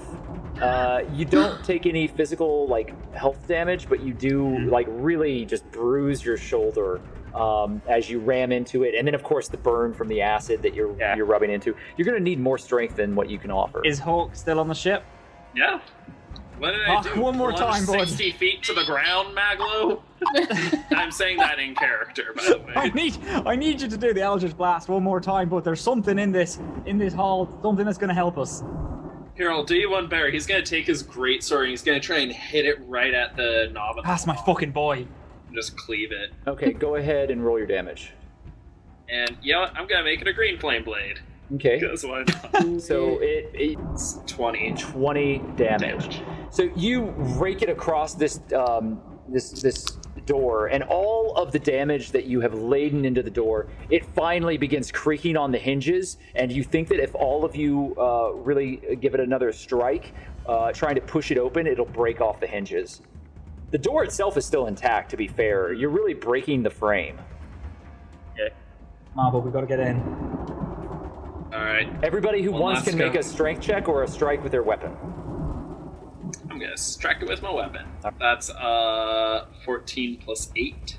Okay, so that's another 11. 22. So A pistol probably isn't going to do much. but so you do nice. 11. Yeah, you're not doing much, Maglo, but at this point, because it's been so badly damaged, as you pry into it, it does budge. You are making some effort with it, but really it's Hawke's second strike as Hawke pulls back and hits it again, and this time the hinge on the top shatters inward and the metal just breaks on it, and the whole thing kind of caves inward, and the door flies into the captain's cabin.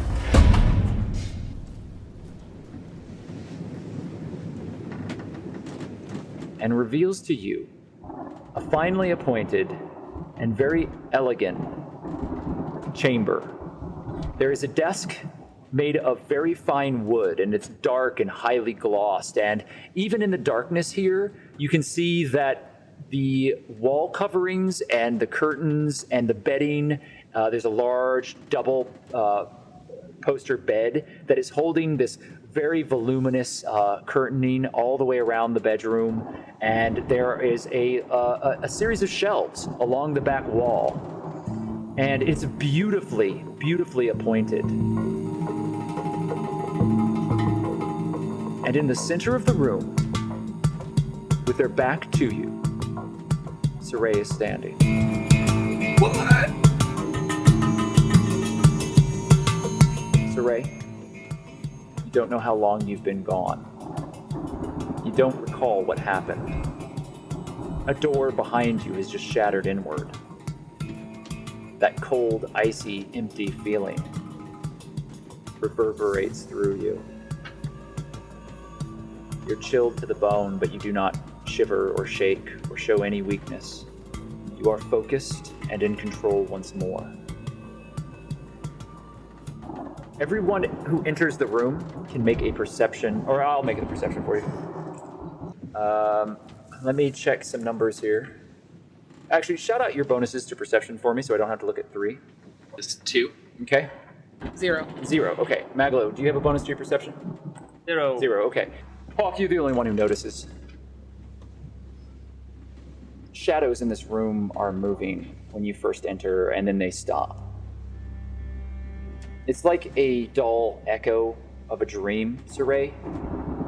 You're standing in the center of this room. Your back is to the door, and without even looking, you know that the door has broken inward, and you know that Hawke, Maglo, and Juniper are standing behind you. You know that Doddle is not here. You also know that they are looking for something very important, and you know that it's here hidden. I just stand there. Siraye? Siraye, is that you? Yeah, that's me. Oh, fuck. Mag runs over and pulls out and again, just like goes like up to her face and then like opens her eyes to look at her pupils. Like, are you okay? Are you any side effects? Are you fine? Are you breathing? I'm And, fine. As you get close, Maglo, there's a moment, given what's happened today, as you get close to her, there's a look in her eyes that is empty and cold. A familiar look that you saw on the Obelix. And you pause inadvertently for a moment, wondering if this isn't some sort of trick. When he tries to come up, I'm gonna try and brush him off, like get him off me and say I'm fine. Very sternly.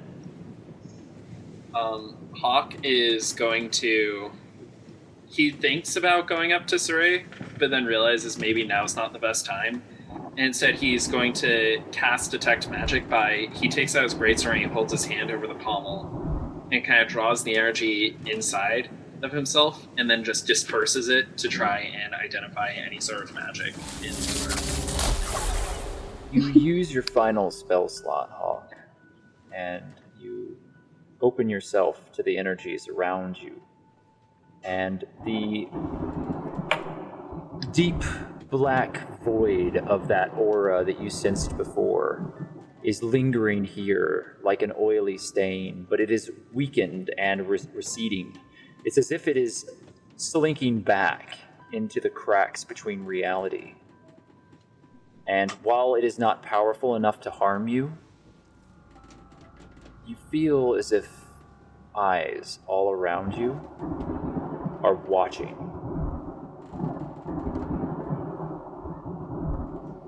See us. Guys, I think he can see us. Everyone but Siraye needs to make a dexterity saving throw.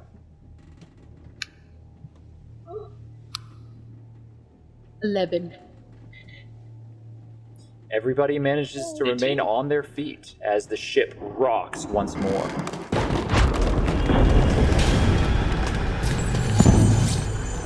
Siraye doesn't move. Siraye, what are you doing? Are you still standing there? Yeah, I guess I am.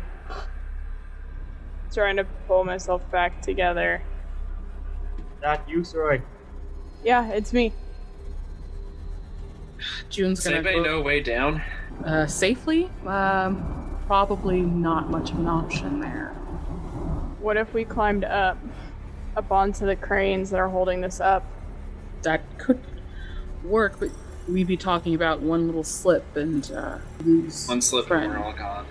Or we stay here and we're all gone. Or we jump and we're all gone. I think there's one way, but Siraye, you're gonna hate me for asking. I can't do that.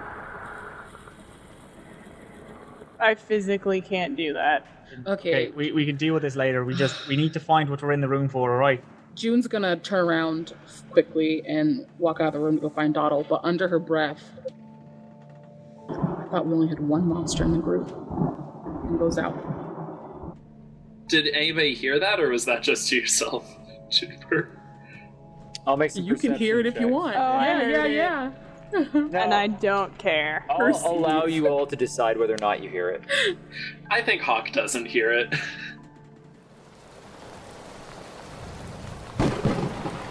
June, you walk out of the room, and you make your way back down into the rain, and the ship is hanging by a very thin thread.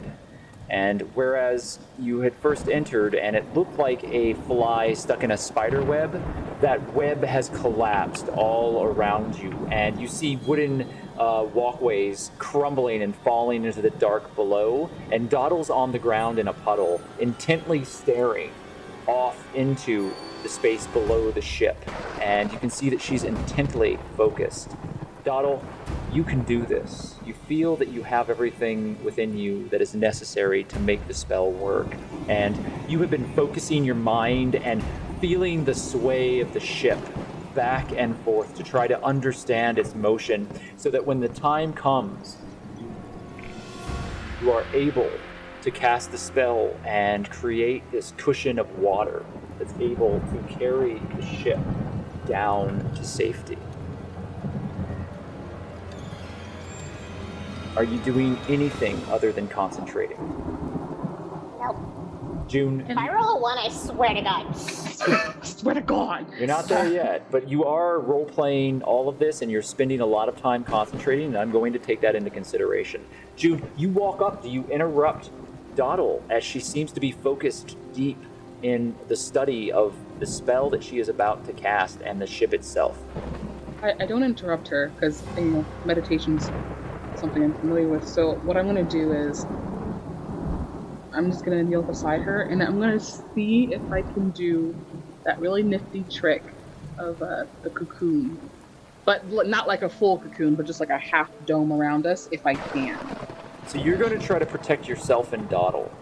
Yeah. Make a religion check, and I will allow you to, in this prayer, I will allow you to roll with an advantage if you can convince me by role-playing the prayer itself.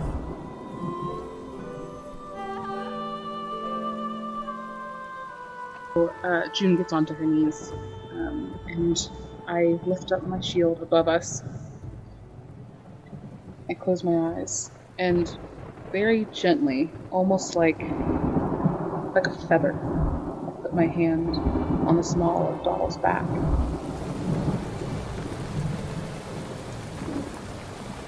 Dear Sylvanus, Father of the Wild, Father of Nature, protect us, for we need you here now. Bring forth the spirits of the earth to protect this young soul. Shield us. And we were both 2 rolls of 4. And you pray, and you hold the shield over you and Doddle as the rain pours down in sheets. And though your God does not directly answer your prayer, you feel peace. And as you hold this shield over both you and Doddle, the rain runs off the shield as you have created protection for Doddle in some small way. She is protected from the storm, if not from the dangers of the falling ship.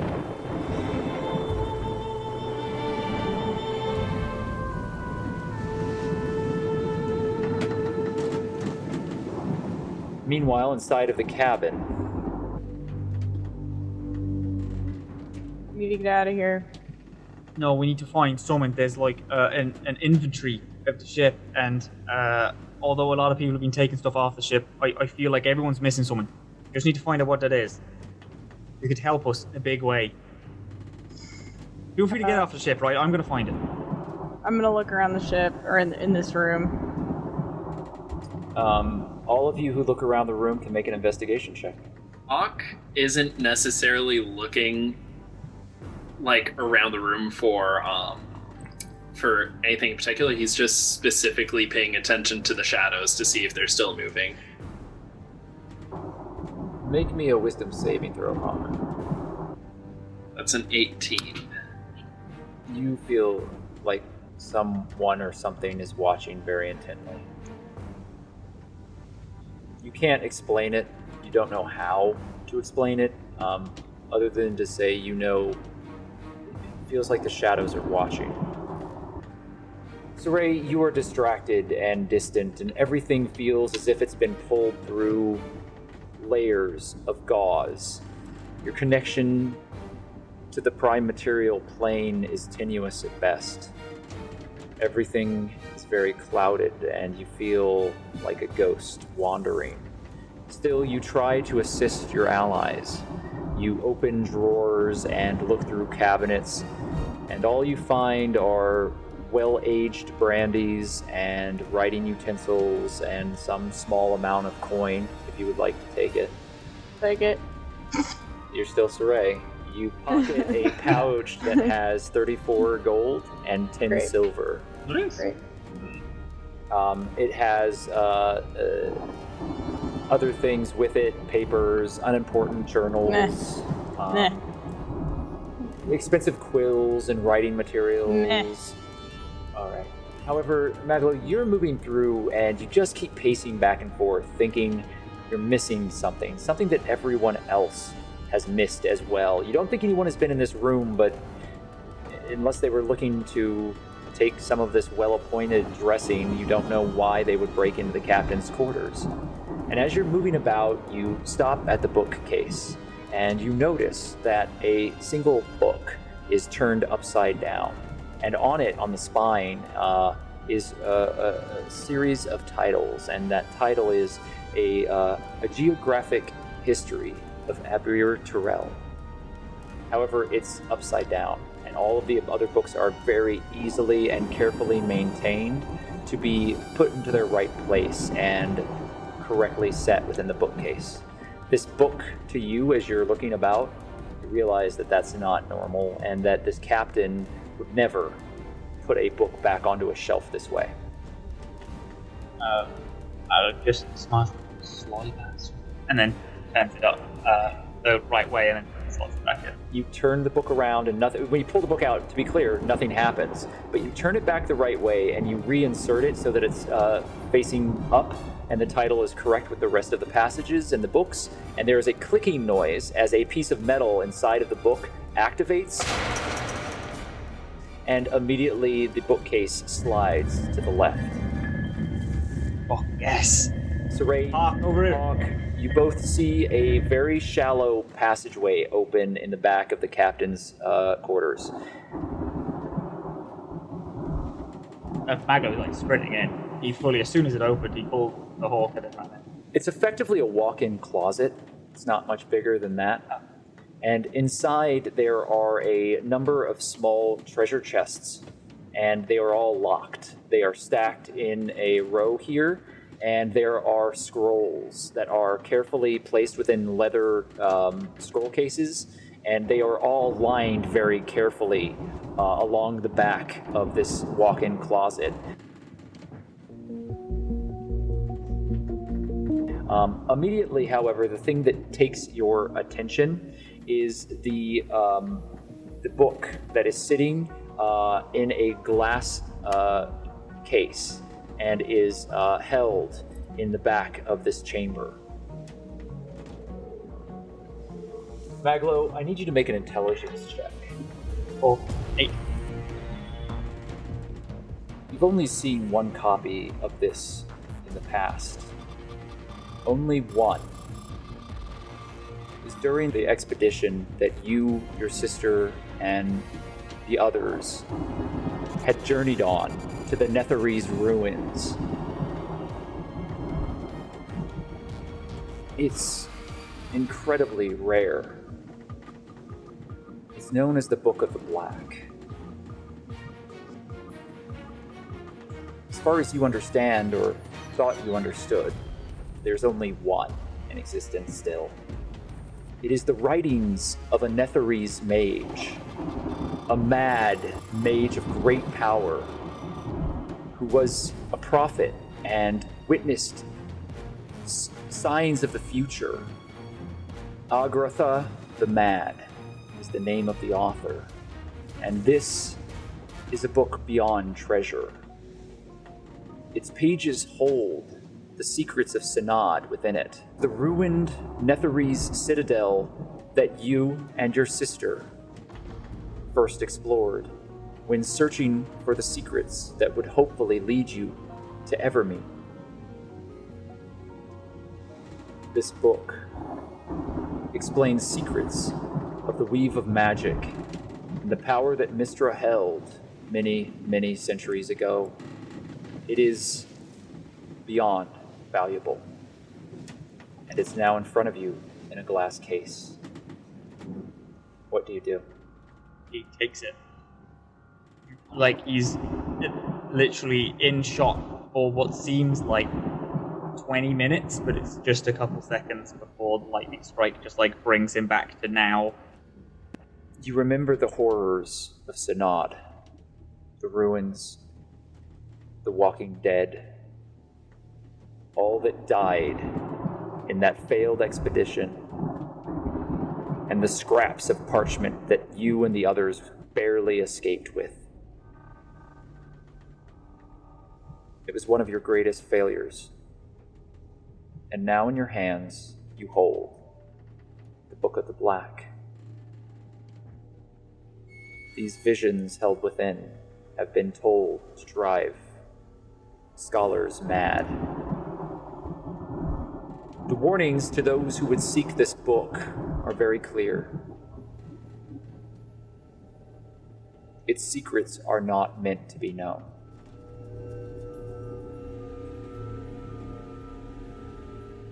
I need all of you to make a dexterity saving throw as the ship breaks and is freed from the more of the network of ropes and walkways that surround it. We have reached the finale of the Sirens Call as it breaks and begins plummeting downward.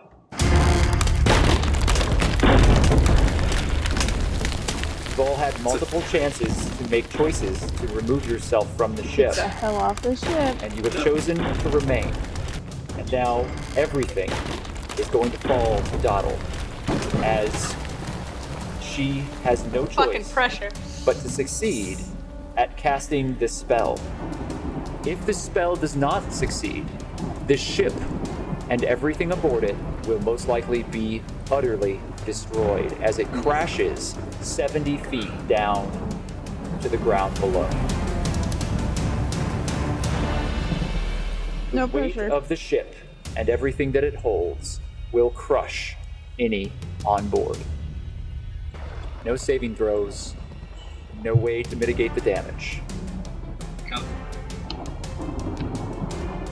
Doddle, you have been focusing for this moment now. Gathering your arcane energies. Have your hands, your little goblin hands, spread out in this puddle of water. As sheets of rain pour down around you, there is a shield above you. And you feel June close by, though it doesn't distract you, it comforts you as you hear her praying behind you. You know that she trusts you.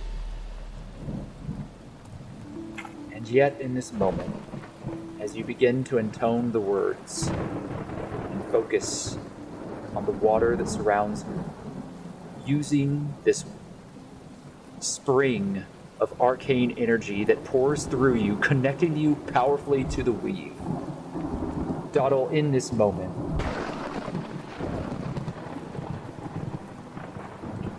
you hear Brathiel Olathir's voice. Congratulations. You have managed to do what someone half your age would have accomplished much more easily. If you're seeking congratulations, you will not find it from me.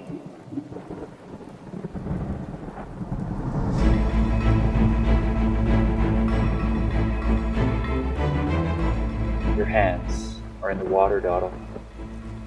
You are the small, twisted goblin. You are no longer an elven princess, and you are surrounded by those that you have come to call companion.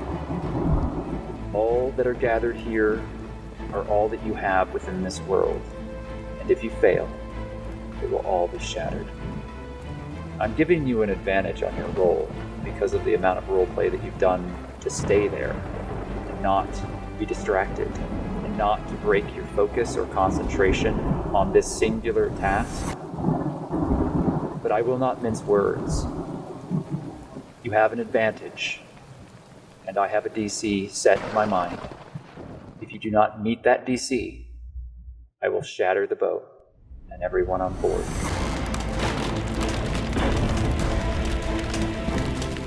Make your roll. Oh my god, okay. I should roll the dice. I should roll 20. I'm actually freaking. Oh my god. It's gonna be a 1. What am I rolling exactly? I do this very rarely, but I am serious. I need you to make those rolls, and we will see what happens. Oh my god.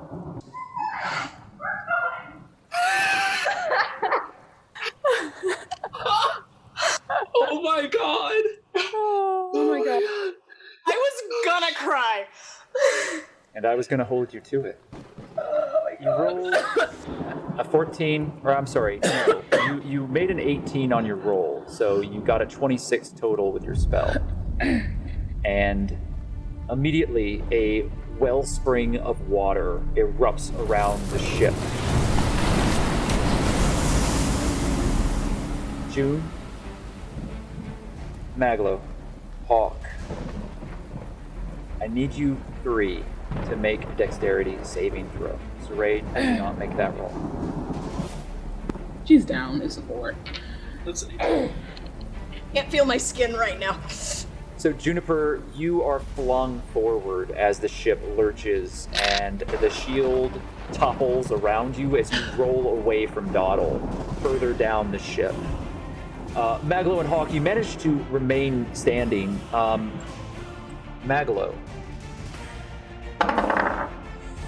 as you hold on to this book and your world evaporates around you, you realize that you're falling.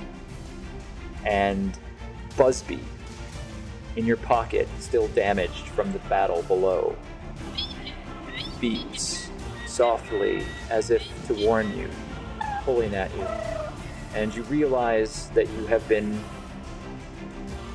engrossed by the possession of this book, and you look out and you see Hawke kind of steady himself and grab onto the railings of the side of the wall, managing to just barely keep himself upright as the ship tips downward, and you feel all of the weight lift as everyone begins falling, and you manage to grab onto the wall.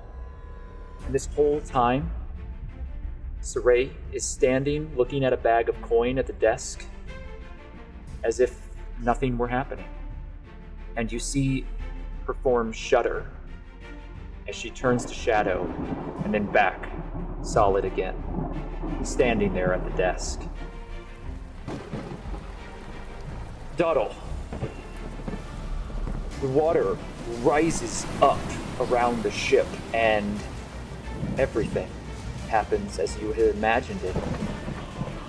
The Sirens Call lands onto the rubble and the debris that was left behind from the crumbling warehouse as the rest of it caves inwardly. And the water seats it downward, and then it just slumps off to the side as if it were gently pressed down onto the ground by a giant hand made of water.